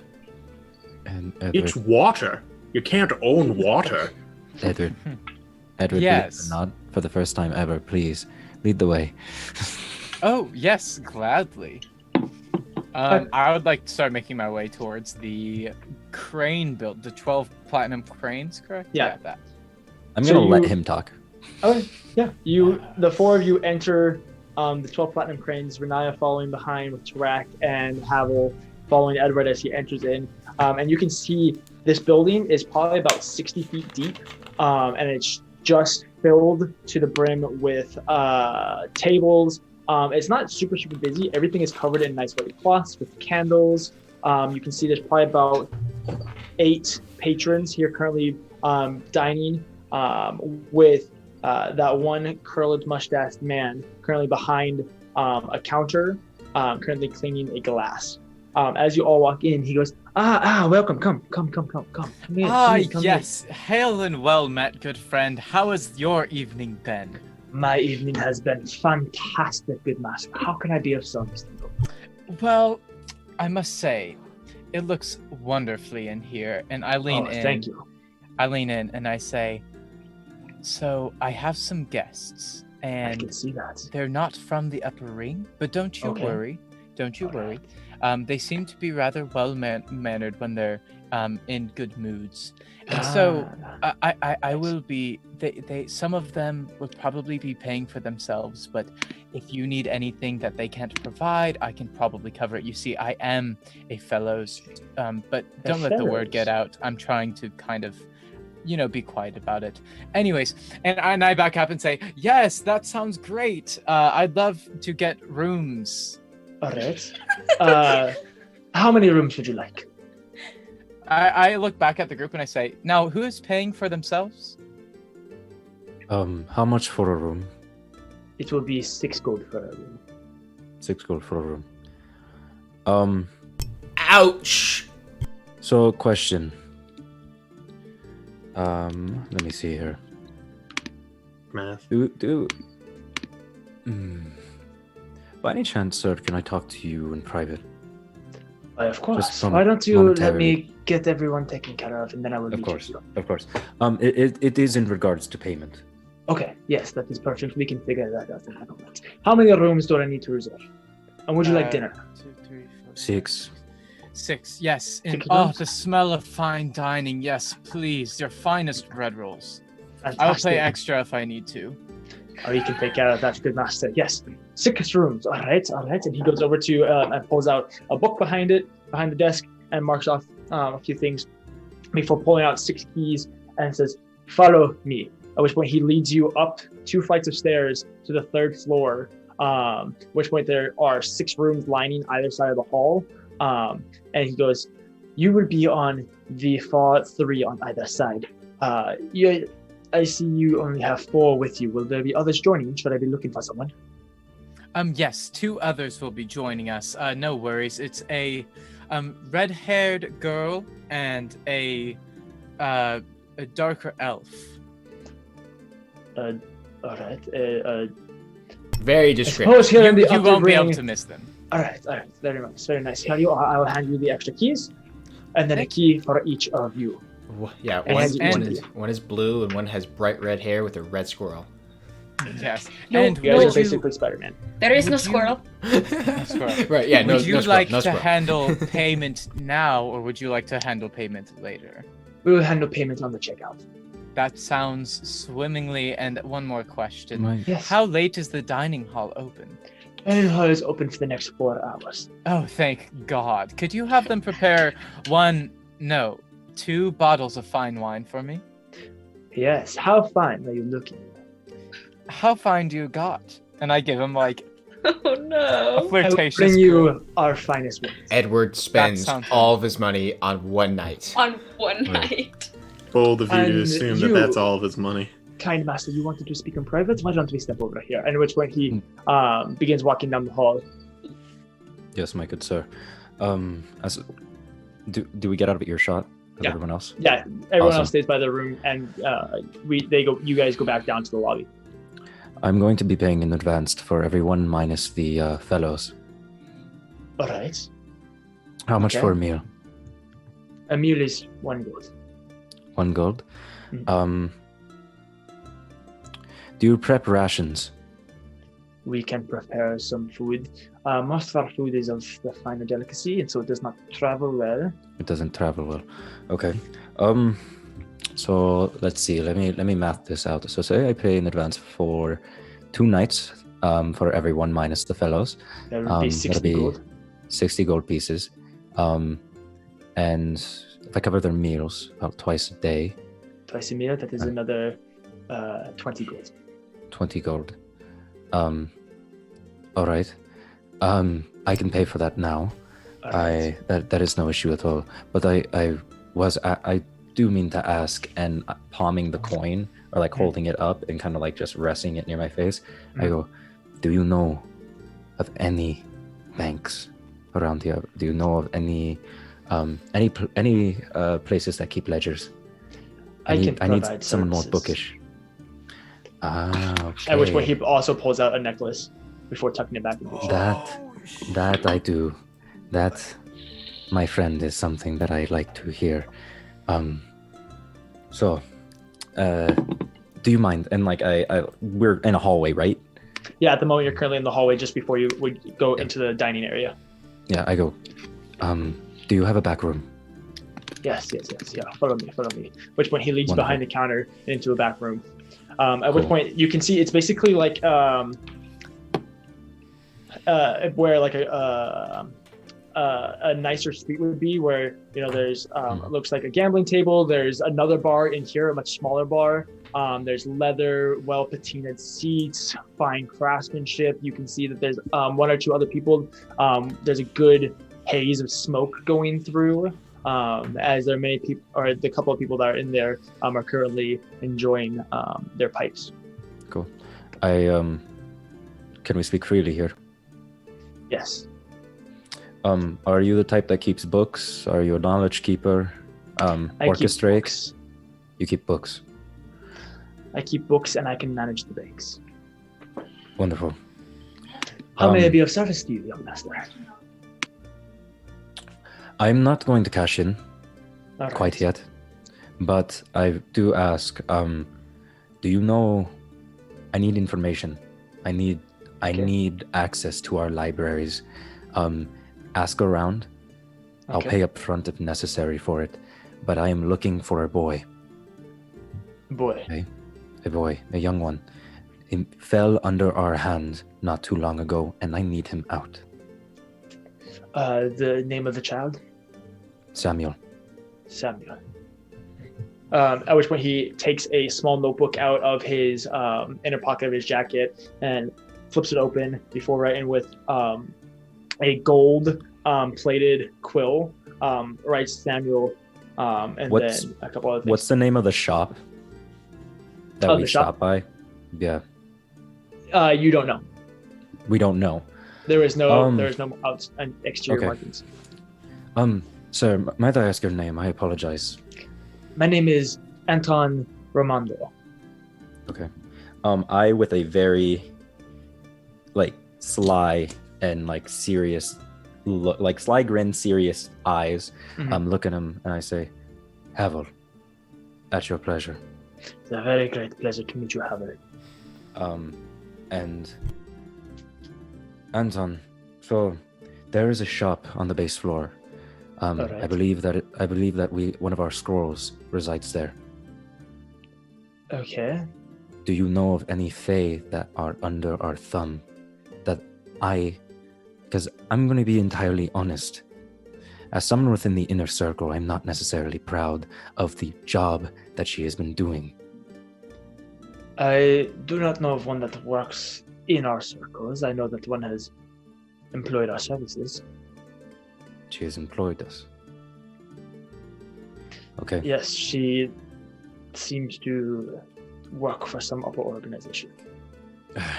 As you know, business is business, and I cannot be spread. I am aware, and that is the annoying part. So, okay, I go. You know what? Let's. I feel a little bit drained right now. So I give him 100 gold, and I go, this should be covering the majority of anything that we want for the next couple of nights. That sounds fantastic, good sir. Ask around for the child. I'll come back to you tomorrow. I will also be hitting the streets, checking other libraries. But for the time being, I suppose, do you know of any scrolls that could assist me in forging an item of interest? In forging or finding? Both. I could do both. I require something that assists in scrying. Or he again takes out that notebook and flips through just the open page where you can see there's a pocket, and there's 4 pockets in there. Which when he pulls out a card that has no name on it, but it's just a symbol of a ring with a dual-sided hammer on the inside of the ring. With on the inside of the not on the inside, but on the side face of the hammer, you can see a 6-sided hexagon on the side. Okay. Look for this. I look at him and I go, should be on the 2nd level. Wonderful. I appreciate your assistance. Please treat my friends well. I will, as we always do. I expect as much. And one more question. Yes. Are you the only book here, or are there more? I am the only book at this establishment. There is one other here in the city of Athala. Is it the Golden Inn or whatever? The Sunrise Suite, yes. Up in the roof levels. Wonderful. Okay, thank you very much. I appreciate it. Yes, is there anything else I can be doing for you? Bring me one of your finest bottles of brandy. I'll be in my room. Fantastic. Please enjoy your stay here at the 12 Platinum Crates. I will. And I leave and go to my room. A few moments later, he comes back with 2 bottles that he knocks on your door, Edward. Mm-hmm. Yes. I do they in the rooms? Mm-hmm. Do they have like their own little separate like water basin for like cleaning? Each room is very, very wide with a lofted bed. There is a seating area with a nice rug and a couple chairs around it. In the back corner, you can see there is a tub that currently has water with little rose petals on it. It's filled about halfway with the rose petals. And then you can see there's a nice dresser just on the other side of the door as well. Nice. So Edward kind of washed off his arms and the stamp, his face and stuff. He opens the door and he says, "Oh, yes, thank God. You would not believe the day I've had. It's been so taxing." He takes the bottles and he kisses one and he says, "This is my salvation." You will also want these, at which point he has 2 chalices between his fingers that he reaches out for. Here, may I enter your room? I suppose briefly, yes. And he lets him in now, and then he also says, I would love to share a drink with you, but when we're done, could you go ahead and grab 5 others? Chalices? Yes. Yes. When we're done 100%. Here, I just, if you would like to have a drink, I do have a moment. I was just coming in to set the chalices down so as to not encumber you. Yes. Come in. It would be nice to talk to someone with a little bit of a, personality. I don't know the right way to put it. You know what I mean. It seems that your friends have much personality, if I may say so. Maybe that is a better way to put it. Yes, you have. No, that's still bad. You don't have less personality. I understand completely, good sir. Someone with higher manners. Yes, that's it. Higher manners. Oh, thank you, good sir. And I touch his arm. And I'm like, oh. He pulls out a bottle opener, at which point he opens one of the bottles and pours you a glass before pouring himself a very, very modest glass of wine. Edward takes a sip and was like, yes, so nice. So much better than what they had down there. It is. Okay, what would you like to talk about? Yes, exactly. The smell. It's all about the smell because it enhances the taste. Yes. Oh, you understand. True. All right. True. What can I help? What can I help you with? I was merely here to fulfill your request. If you are looking for conversation, though, I can provide. Sure. I mean, go for it. We also have many other services that we can provide. Many women that are here to entertain when needed. Women? Yes, women to talk to you, feed you, provide other services, whatever you like. Edward's like straight up blushing. He's like, to be honest, I don't have much experience with women. And he giggles Between a us bit. girls. I don't know if I could handle that. That is all right. Not now, anyways, but I'll keep it in mind, I guess. I understand completely. At which point he takes a good swig. Have you checked with my friend Havel? I did speak with him. I was actually he asked for his own bottle himself, and so I will be sure to mention it. He seems like the type of man to enjoy himself. Yes, it seems that way. He seems like he'll just kind of grab at whatever's around him. It's rather a poor way of living, if you ask me. Earlier he grabbed this chalice, and you wouldn't even imagine what happened. black smoke started pouring out. It was quite a fiasco. Black smoke, you say? Yes. Billowing out of the chest. That is very fascinating. I wonder what enchantment it had on it. I don't know. It was strange, though. Some kind of powerful magics, I'm sure. Well, enchantments like that are Take a not swig of overly this wine. complicated. It could be it could be a pocket portal. It could have just had a simple enchantment, much like a decanter of endless water. Interesting. Interesting. Maybe, yes. Just smoke. It isn't Yes, fun. just But smoke. yes, what did you want to talk about? Oh, is that it? Just the way? Yes. I'm sorry. My services are needed. Thank you for the drink. I do appreciate it. It is nice to sit down with a man of finer taste here. Yes, At which point I he agree. takes Thank you. a swig and sets down the chalice. I will meet with Havar real quick and then return with a few more chalices. Thank you. Thank you. At which point he stands up, bows low, goes over, grabs the third bottle that he set on the dresser, and exits, closing the door behind you. And then he knocks on your room, Havel. Cool. I open the door. I am naked except for a towel. Your bottle. Your bottle, good sir. And I go, thank you. A couple questions. Come in, please. All right. And I close the door behind him and I go, this will be very brief. I apologize. I just realized I didn't ask you this when we first had our discussion. Yes. Do you know of the Drow in the Mirror? The drow in the mirror. I am not familiar with that. No. I apologize. I spoke a bit quick. Do you know of the drow named Namira? The drow named Namira. The name sounds familiar, but I can't place it. No. Are you familiar with the failed attempt recently in Merencia? The failed attempt for what? I don't keep up with out of business news. Athala in and of itself is very busy. Right. There was a failed score in Merencia. A very special person to me, by the name of Namira, was lost. I don't know what happened to her. I don't know if she's still behind bars or if she's dead. I'm going to be completely honest with you. Not many people make it out, especially people that attempt a task as big as they did. I can add another name. Add another name to your list, please. Namira. And which point he pulls out that same notebook and writes in the name. I will ask her.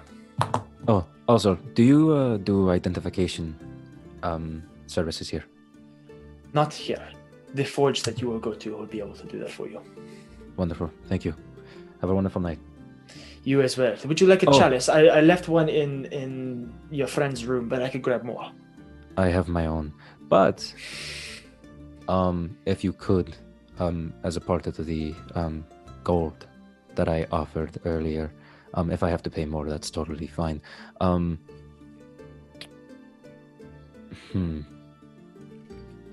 Send in the woman and the man. Surprise me. As you wish, good sir. At which point he leaves. Tarak and Renaya, are you guys going to do anything? I'm marveling at how well made this lock is. I didn't think that you could make things this small. Every once in a while you just see me open the door, close the door, go back into the room, like hear some clicking, I go back, I turn the knob, it doesn't turn. I'm like so during this conversation you'll just see Tarak pop in the hallway and pop back in. Nice. Do you attempt anything else? Not right now. Okay. Renaya, are you going to do anything? Renaya's gonna kind of go to say something to Tarak, but then decide that or not, and then kind of think about maybe going and talking to somebody, and then deciding maybe not, and just going to her room. Okay. You go to your room. It's very, very similar to that of the description of Edward's, except it is mirrored. So the bed is on the far side with the living area right in front of you. Your tub is silver with what looks like purple petals of some sort of flower lining it, and yours is actually filled to the brim. And then you can see on your dresser there is a bouquet of what looks like lavender. Oh, that's cute. I'm gonna take note of that, but then just do my usual ritual. Perfect. Cather and Melora. You guys, instead of entering the 12 cranes, you begin making your way back around towards the front, making your way towards that bathhouse that you guys saw. As you're going, you make your way towards the front and then go down the 8 flights of stairs, getting back into the stalls before heading even further down to what you can realize is a nice, a white marble building with these almost Roman pillars on the outside. And as you enter, you immediately enter into this barrage of steam that kind of encompasses your senses. And you can smell a variety of different scents and incense and different aromatics that fill your nostrils, at which point a woman walks over to you.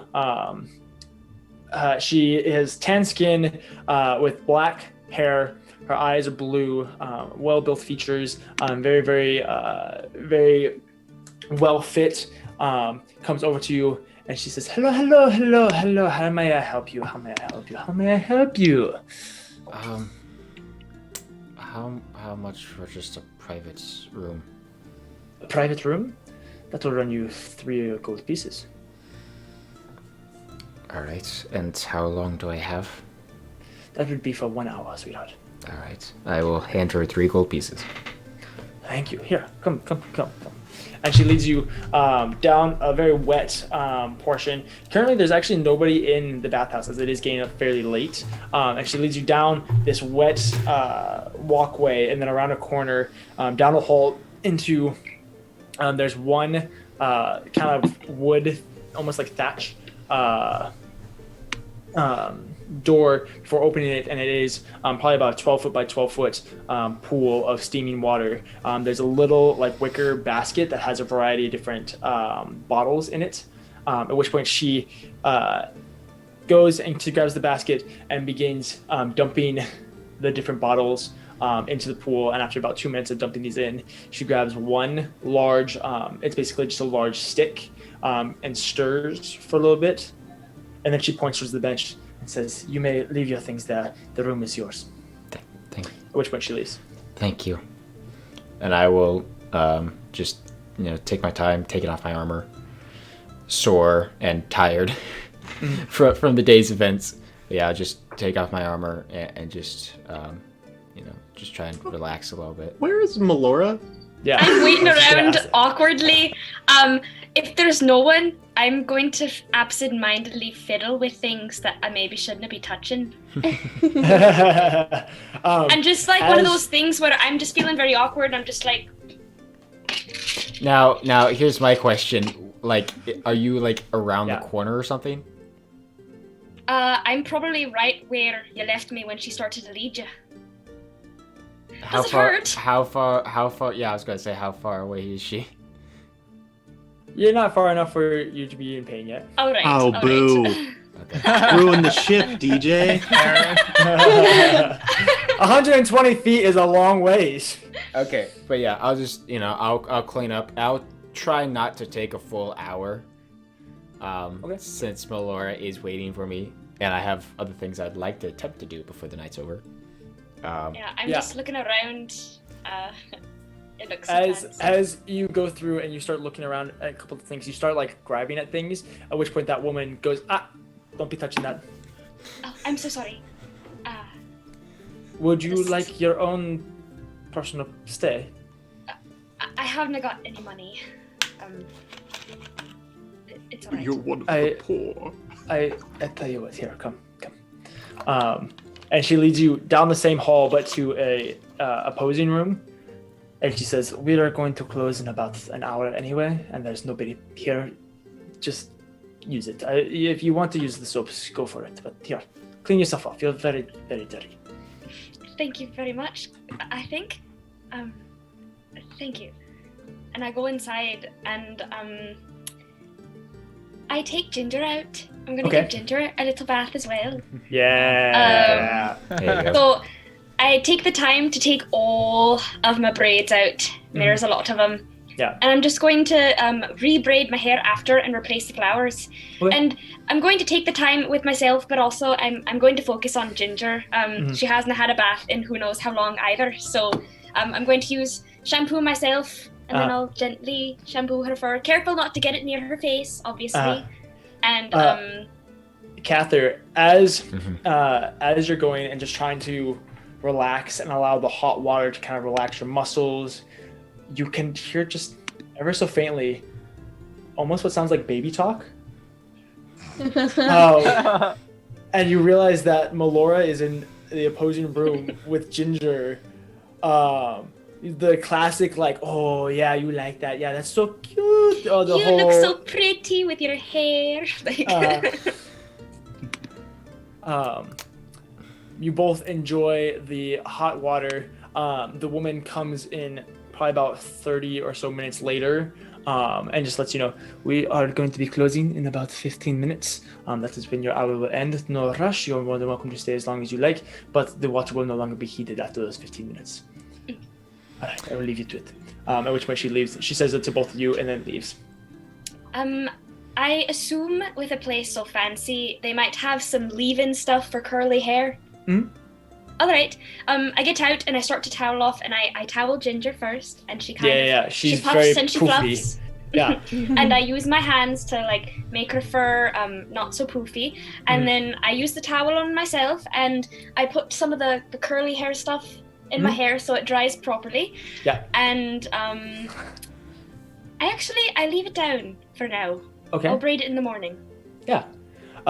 Cather, you gather your armor. Do you re-don your armor?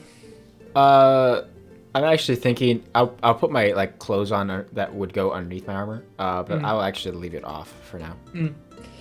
You both kind of exit your room at the same time, and it's not like a very big hall, so you both like exit and then kind of realize that you're right there.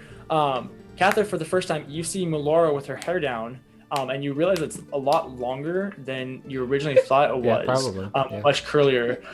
And then Melora, you see Cather without armor for the first time, and the man is big. Like, he's jacked. And you watch as his scar goes down across his neck and down onto his chest just a little bit before it's covered by his shirt. Oh my god. Okay, so between Lydia and I, ship is real, right? Like, oh boy. Lydia and I will captain this ship. No. It's hot in One here. word.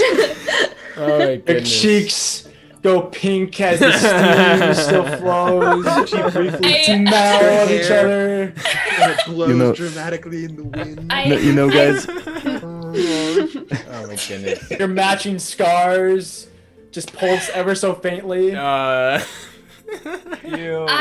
my goodness. I brush my hair back and I say, well, you clean up rather nicely.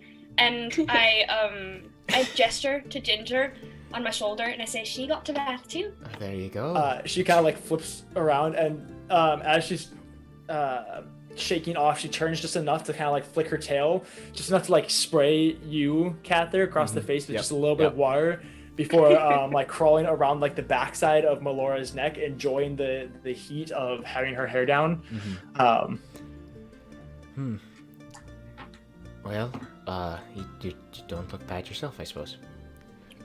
Well, thank you very much. And I will kind of just, Cather will just awkwardly walk away. Yeah. I follow. As you guys go to Impersonate leave, as you guys go to leave, that Tanner woman says, "Thank you for staying at the Amber Pools. If we can provide our services to you anytime, please let us know. We did enjoy having you here. Have a lovely night." This is Hannah. Ginger is hidden by my hair, right? Yeah, sure, definitely. Oh, right, okay. Sure, yeah. I would like to approach the woman and say, I would like to say, thank you very much. I really appreciate it. You needed it more so than we needed the money. Thank you. Oof, that's a rough one. Please have a lovely night. You please come visit us again. And then she like ushers you out the door before closing the doors behind you guys. It is a little bit of a cooler night with your wet hair. Both of you having longer hair. It's a little bit chilly, having that colder, a little bit of a nippy breeze going through with your wet hair, and you guys begin making your way back towards the 12 cranes, I'm assuming. Yeah. Perfect. I was gonna say, as we're walking, I would like to keep an eye out for any symbol, like looking at the temples on our way back. Okay. Look for any symbols that seem vaguely recognizable from what I've read or seen in books that I've studied. Okay. On the side that you begin making your way through the stalls, go up the stairs to the 3rd level, and begin making your way towards the 12 cranes. And on that side, where you pass those 5 temples, there's a couple symbols that you recognize, but they're not what you're looking for. Okay. You guys make your way to the 12 cranes. Do you enter? I think so. Cather, do you enter? I'll kind of just wait for a moment, just kind of shut my eyes, kind of grasp my symbol before entering. Okay. Melora, you wait for just a second before Cather follows you, at which point inside is a much different atmosphere. You go from the quiet peacefulness of a cool night to this regal, staunch era or persona of I'm better than you as you walk in. At which point the curly mustached man sees you and goes, were you with the other group? Were you with the other 4, with the fellows? I believe that's correct. Fantastic. They are up on the 3rd floor. Here, let me guide you. At which point he goes up to you and puts out his arm. I wait for a moment and I take it, but awkwardly. That's fine. And then he begins guiding you up to the 3rd floor, and then on the very end of the hall, the last 2 dorms on either side, these are for you, whichever room you'd like. Thank you very much. Do you know who has the key? I believe the fellows man has the key, and the tiefling has paid for your expenses, in and food. So whenever you would like. I cast a glance at Cather for that, and I say, thank you very much. Yes, he is staying in this room. I will let you disturb him. If you need anything, just let me know. Begin, and he makes his way down. I would like to knock on. He pointed to Edward's door, right? Mm-hmm. I would like to knock on Edward's door. Yeah, you knock on Edward's door, and as you're doing that, 3 women make their way up, or 2 women and 1 man make their way up and go into the opposing room. But you knock on Edward's door, at which point Edward realizes that. Yeah, sorry about that. Edward gets up and goes to the door and opens the door and says, yes, what was the man's name again? Anton. Anton. He opens the door and says, yes, Anton. And he sees that it's Melora, right? And Cather is with her? Mm-hmm. Yeah. He says, oh, hello. How can I help you? Don't look so disturbed about it. Jeez. Really helped you saved your life today. No. All right. I actually place my hand on Cather's shoulder and I say, it's all right. You have our keys, Edward, to our rooms. Oh, yes. Yeah. Here. And by the way, you two look better like that. Sorry, that came out wrong. You two look good. For a moment, I actually thought that you might want to share some of my wine. I did have him bring back more glasses in case any of you wanted to join me. Are you offering, or are you saying you're glad we didn't want any? I guess I'm offering. Look, Right. I know we've all been kind of, at each other, but it's been a stressful 2 days, and I'm happy now. We're in my place, and I just thought that maybe we could kick it a little bit, and maybe even Havel and Renaya could join. I don't know about Tarak. I do believe Havel might be busy, but I didn't mind staying if Cather doesn't. Well, it's not necessarily my kind of gig, but I suppose if there's nothing wrong with us getting to know each other a little better, I suppose. Ah, that sounds wonderfully. And would you like to invite Renaya? The first time I met her, she hit me in the face. I don't know. I think. Do you know which room she's in? Yeah, Melara will probably do much better. I'm pretty sure she's in that room, and I point to what my character would presume her room to be. Renaya's in the room right next to yours. So Havel's across the hall from you, Tarak is across the hall from Renaya, and she's right next to you. Perfect. All Yeah, right, I say, well, she's right there. I go and I knock on Renaya's door. When you go and you knock on the door, there's no response. All right. I listen. Does it sound like she might be asleep or doing something? There does seem to be motion in the room. Hannah doesn't want to interrupt her ritual, but Does Renaya. Melora know that? No. Renaya, we're going to have a bit of wine in Edward's room if you'd like to join. Might be nice to get to know everyone. You kind of vaguely can hear this, Renaya. Kind of as you're in basically the middle of your ritual. You can vaguely hear something about meeting in Edward's room. As she says this, Tarak opens the door after having just finished bathing himself. His hair blows dramatically in the wind. His rippling muscles. Straight up, just as Havel was wearing just nothing but a towel. And says, "Fine." Tarak, hi. Would you would you put a shirt on? And second, would you like to join us for wine? Maybe. I covered Ginger's eyes. So how much time at this point that she comes over, how much time has You're about 3/4 of the way through your ritual. It's been about 45 minutes. And so you have probably about 15 minutes left. Okay, once the 15 minutes ends, I will go over. Okay. Yeah. Edward, Hannah, Melora, Cather, and Tarak all enter into your room. Ah, yes. I do put on clothes.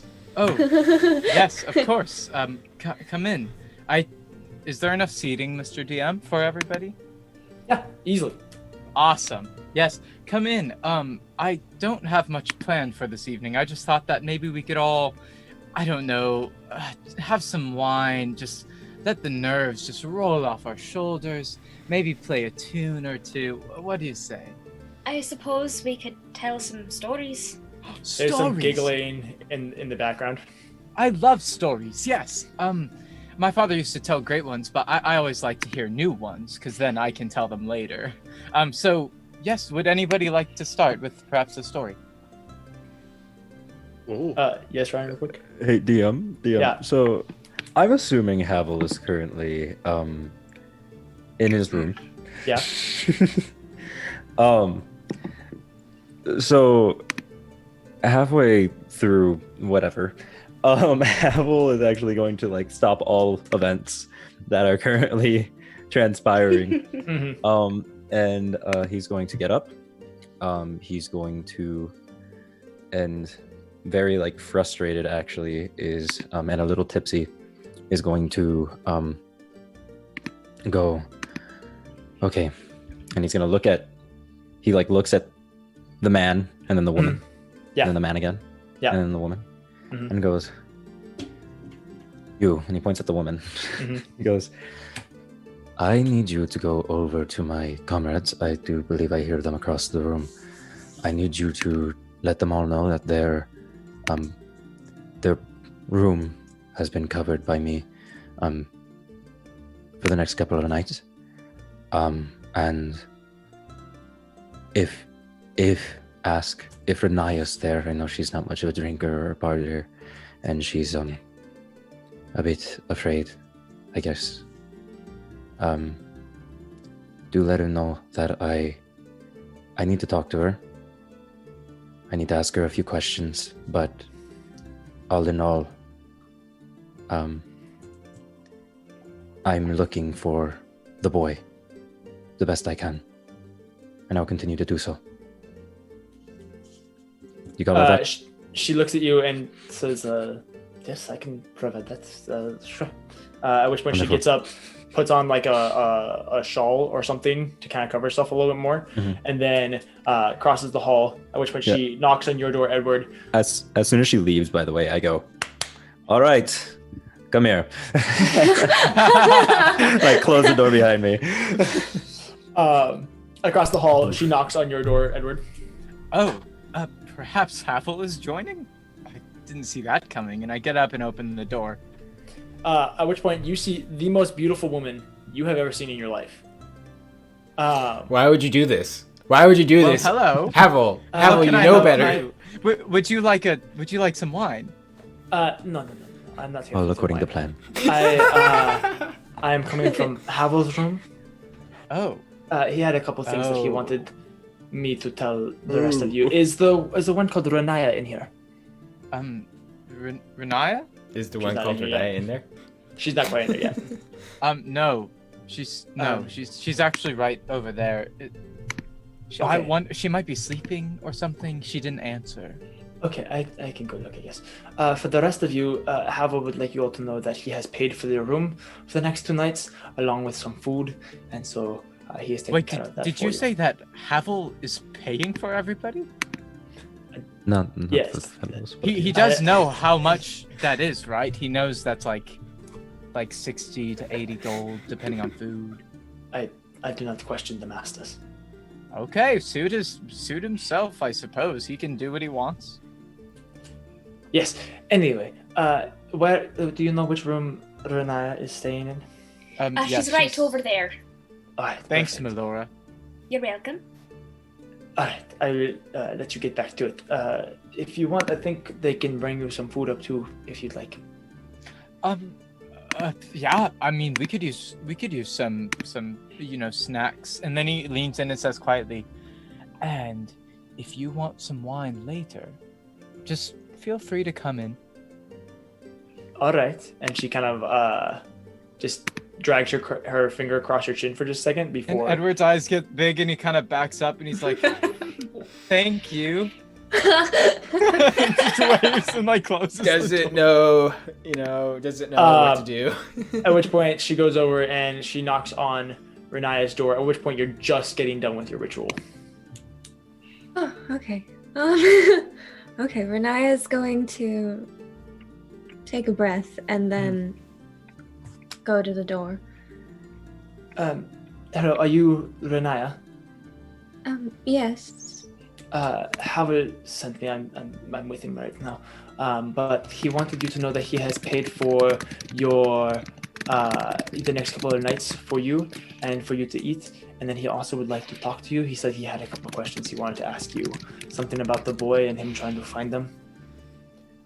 He's in this room. I will let you speak to him. I think he wants to talk in the morning or right now. I'm not sure. I'm sure he's occupied at the moment. So it might be better to talk to him in the morning. Okay. Thank you. I think your friends are all in Edward's room enjoying some wine. You might want to go join them. They seem like they care about you.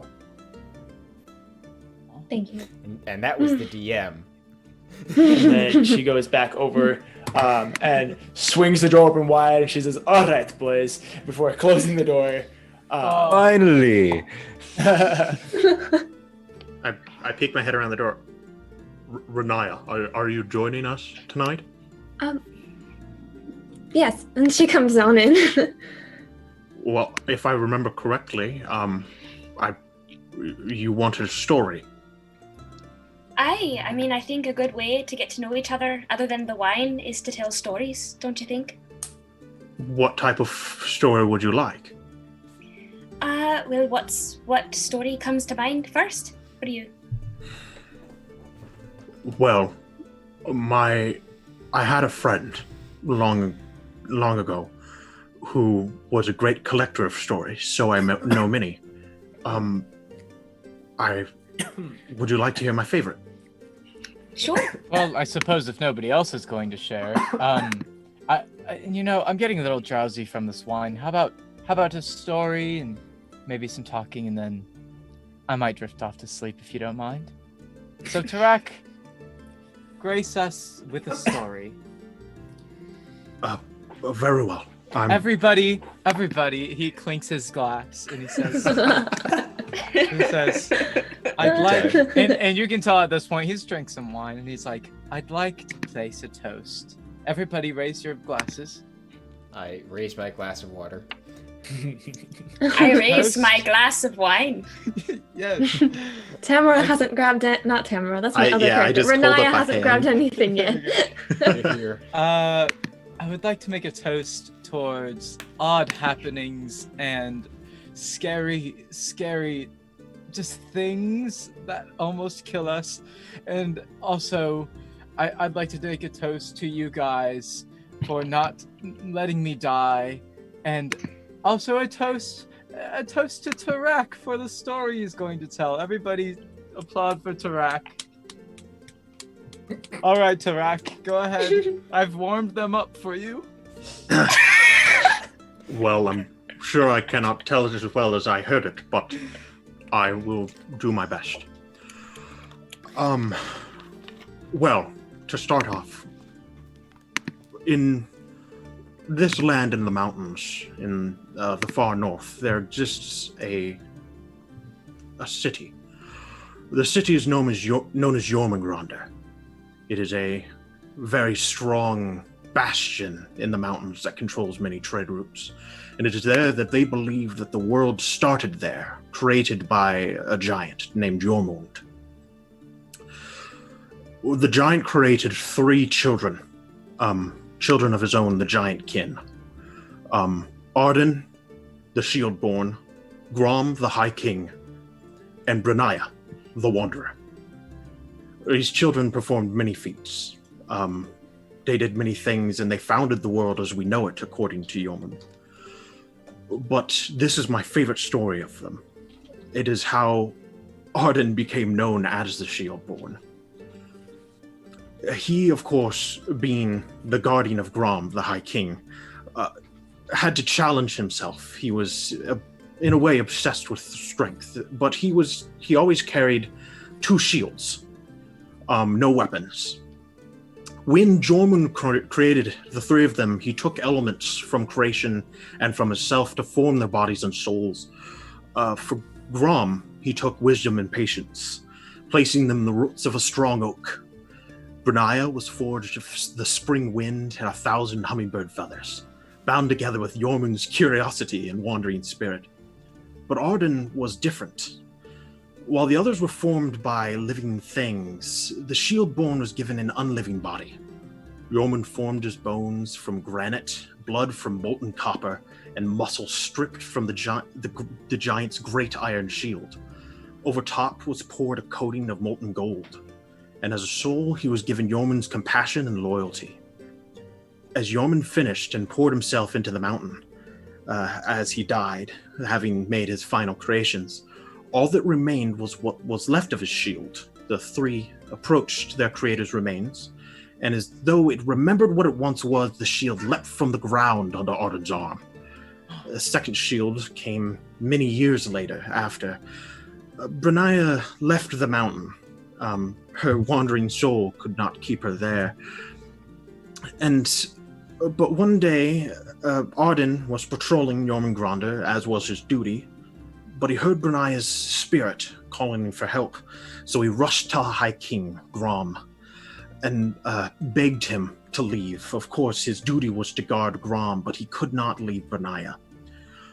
Grom, being wise, knew that this was such, and permitted him to go.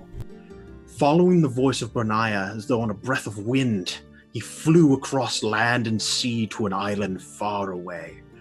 The island was home to a great evil that was jealous of Brenaya's freedom, And because of that, he had chained her deep within a prison of bronze and left her to wither and die. But as Arden entered that bronze prison and saw her trapped like a bird in a cage, he was filled with great anger. He reached down and grabbed hold of the bronze-tiled floor itself. His granite bones creaked. Tears of copper blood poured from his mouth and eyes, and his iron muscles strained as he ripped a sheet of bronze as tall as he was and thick as his arm from the floor. He grabbed it and slammed it into Branaya's bonds, shattering them as though they were glass. And so, the two of them left the prison, and on the right arm of Arden, a shield made from his own body, and on the left, a shield of bronze, runes of binding embers in the evening light. And that is how Arden became known as the Shieldborn. Oh, Tarak! That was... You're wonderful at telling stories. Oh my, that was so good. Oh my. Well, I'm glad you liked it. I have many. I didn't know you had that in you. Now, anybody else? I'm getting quite tired. And I kind of like lean. Is there anybody sitting on the bed with me? No. Okay. Well, then I just like lean over. I'm just slouching. Like, is there anybody else before we call it an evening? I suppose I could tell one another time. I do think we may be together for a while. I have a quick story. Once there was a half-elf, and he cared about people, and so he tried to help them, and then he ended up almost getting killed by shadows, and being carried by a big, scary orc, and other mixed-matched things with a witch, and now he's with them, talking with wine. That was a lovely story, Edward. Thank That was you. very, very riveting. It's true. It's true, you know. By the way, I assume Melora isn't holding a glass. It's just the other unopened bottle of wine. Aye. Well, with that, I suppose I bid goodnight, unless you have anything else to say.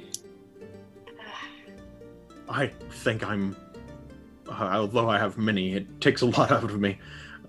So I don't have anything more to tell. I'm sure we could have another story time tomorrow if we're still alive. Maybe. Maybe Renaya could join us. Or Havel if he's not busy. Renaya stands awkwardly in the corner. Yeah, as Renaya just like... Edward, I'm right here. Oh, yes. Sorry. It slips away from me. I'm so glad you're here. Everybody you. a toast for Renaya. Oh, that's okay. You know, this like... Melora finds another excuse to drink. It's like, Turanaya! Oh, and without... We should probably head to bed. Is that is that a phrase? I take the bottle with me. And I just go around and I say goodnight. And I say, goodnight, Cather.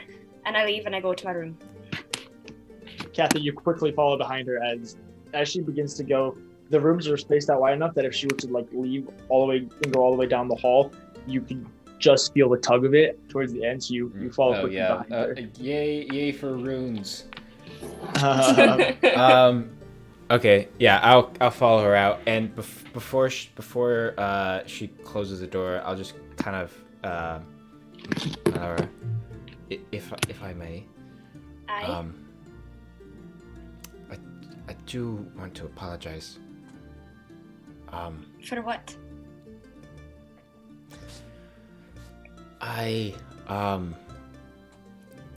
Well, obviously we're stuck to the. Well, you mentioned the idea that the rest of us will be together for a while until we find this kid, at least. We're kind of stuck together, and I'm sorry for that.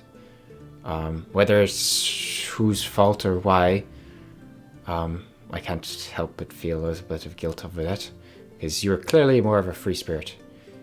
Aye, but it's not so bad. Well, that's good, I suppose. Well, anyway, all right. Well, good night, and good night, Ginger. Good night. Ginger kind of like paws almost at you for a little bit before curling into Melora's pocket. Yeah. So cute. Yeah. I will do the same thing with Renaya. I was gonna. She closes her door. I'll say, Renaya. I understand that we all have our secrets in the party, and I don't want to pry into yours, and I fully understand, but I have noticed your blood is somewhat strange. If it is a disease, I can help. If it isn't, you need not tell me anymore. But I would like to help you if I can. Well, thank you very much. But I'm okay. If that's the case, then very well. If you ever need anything, just ask. And I will You as head well. into my room. Thank you. Is Havel very drunk, by the way? Just Yes. really quick. I'll make this as fast as possible, I swear. Yeah. At this point, you're tipsy on Yes. many things of life. Yes. Havel, a little drunk, is going to, with his coin purse, wearing his pants. Only his pants, though. That's good. The development. Development. And laughing to himself and mumbling about something about dice and books and how he's sick and tired of the secrecy. And then he wanders over to Melora's room, or one of the two. He goes to the end of the hall, and like at first he knocks on like Cather's door, and he just knocks on Cather's door. Yes.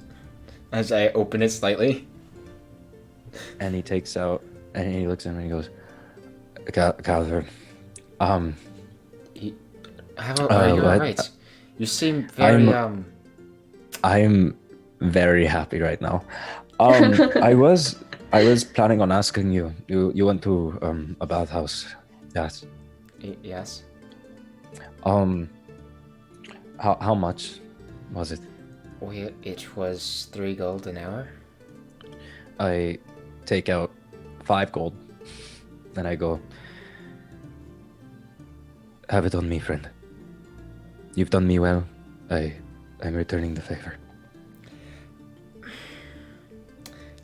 Havel. Yes.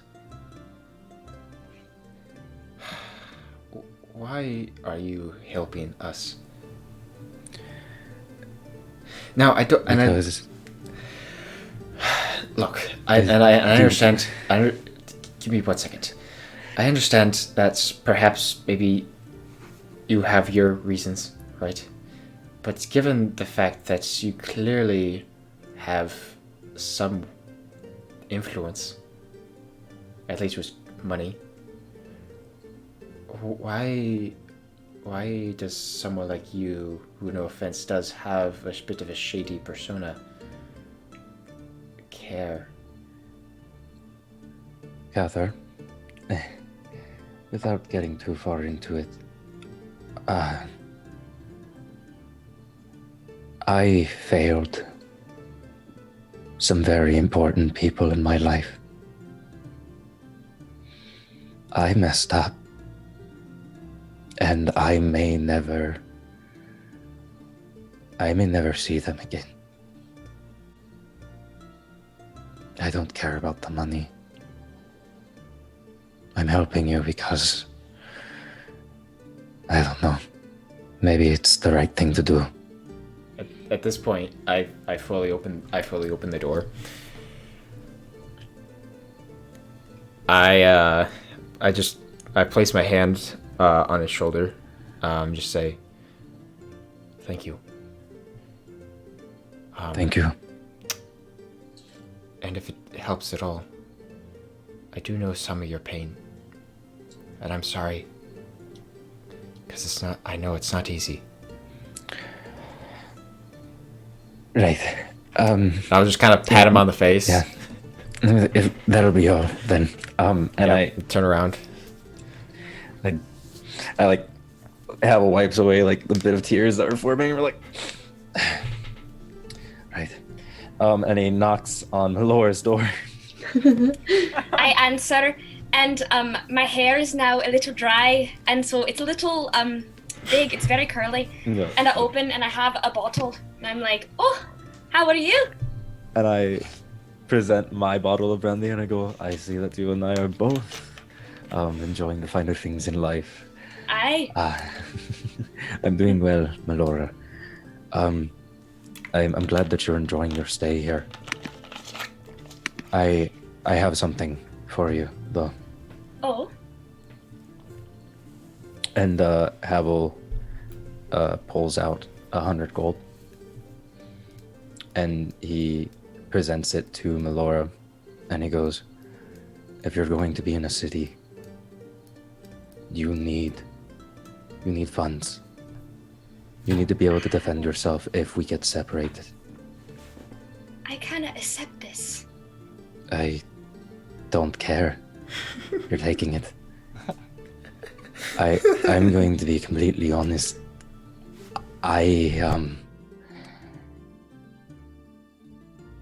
Melora, some people work very hard for the things that they want in life, and some people get those things. I had. Are you all right? I guess I'm perfectly fine. I guess the main thing I'm trying to say. I place is my hand that on his shoulder while he's talking. It's the power play. Power play. I guess to put it quickly, I want you to have this because, believe it or not, whatever ends up happening amongst us as a group, I don't want to leave you guys without some effort, at least. I've failed people before, and I don't personally fathom or like to even fathom the idea that you are wandering around without a single coin to your name. You deserve. You've done well to survive for as long as you did on your own, and I think that you've earned this. And simply put, you all have earned this. I almost got you all killed earlier. Havel, you know when I said that, I wasn't really blaming you. No. It's true though. A person like Edward, the only time that he should see death is quite literally when he's 70 and on his deathbed. But I was foolish. I didn't think through, and that is a very common mistake for me. But we are all sorry. alive. We are all alive. And better You for did it. not fail us, Havel. You haven't failed us, and you will not fail us. You didn't need to worry about that. And I understand the feeling. A feeling like you should have been there when something happened to people. And it's all right. Okay. Take the gold. I mean it. I don't need it. And Havel goes to like leave, and then he turns around and he goes, oh, sorry. I'm sorry about what I said about your cloak. It's a beautiful cloak. And he just. I made it with my mother. It looks wonderful. Believe it or not, then he like looks at his hands and he's like, I've never truly done any labor before in my life, so quite impressive. And Havel just like cheers his bottle and then takes the swig and then leaves. Milora just scratches Ginger behind her ears before closing the door to go to bed. And with that, with you all in your own rooms, resting in a nice place where you can relax and decompress for the first time since you've met and since you've all been traveling, you all find rest and can enjoy tonight in your nice beds with the good smells of flowers and well-cleaned sheets, and just being so worn, fall asleep very quickly, especially those of you that have had wine. And that's where we'll end this session. Yay! Awesome. What a roller coaster of emotions that was. Jesus, I know. Oh my god. That's what happens when we get drunk. Death. That's what happens when Havel I'm gets sad. drunk. Yes. Nice. Oh my goodness. Good job, guys. Well We done. didn't die. Oh man. Cool. I'm gonna go yeah. ahead and say it because that happened. To everybody watching, thank you to the Raiders. I don't know Twitch well. Whoever did that, thank you. Pretty sure it's That's Hammer so 82. I saw that Hammer name 82 was mentioned. Hammer 82, the raider. Can anyone give us that name?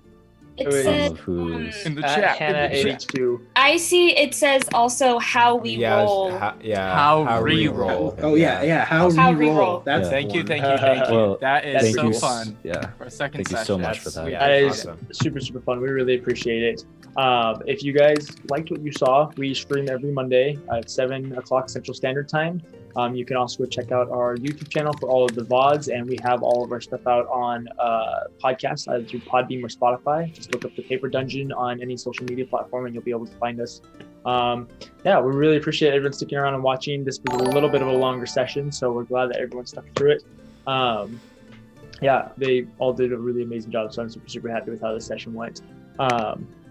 Yeah, that's all I have to say. Does anyone else want to say something before we go? I'll just say to DJ, you did very good this session. I really enjoyed it. Thank you, Mr. DM. That's all. Thank you. You're welcome. Thank you. Yeah. That's super rad. I'm super excited. This is the first session where we've actually had every single person in the party the whole time. Yeah. Oh, Crazy. that's not entirely true. Renaya was gone for like 15 minutes. I mean, wow. Catherine's right. Yeah, you know that. Yeah, you know that one. That the bathhouse, and just rough, just a little bit, but. But I don't have any crazy announcements other than keep an eye out. Other than streaming Mondays, we plan on putting out more videos during the week in 100%. The coming future, and also everything that we do will be archived on our website, thepaperdungeon.com. Yeah, definitely. We also have some other stuff on there, so if you're in the mood, check it out, see what you can do. That's all I have. Awesome. Well, if you don't have anything else to say, we're gonna sign off. Good night and Godspeed, Dungeoneers. I think, is that the same? Yeah. Pretty darn Good luck close. and Godspeed. You said it was close. Dungeoneers. Bye. Later, Bye, everyone. bye, bye, bye, bye. Good night.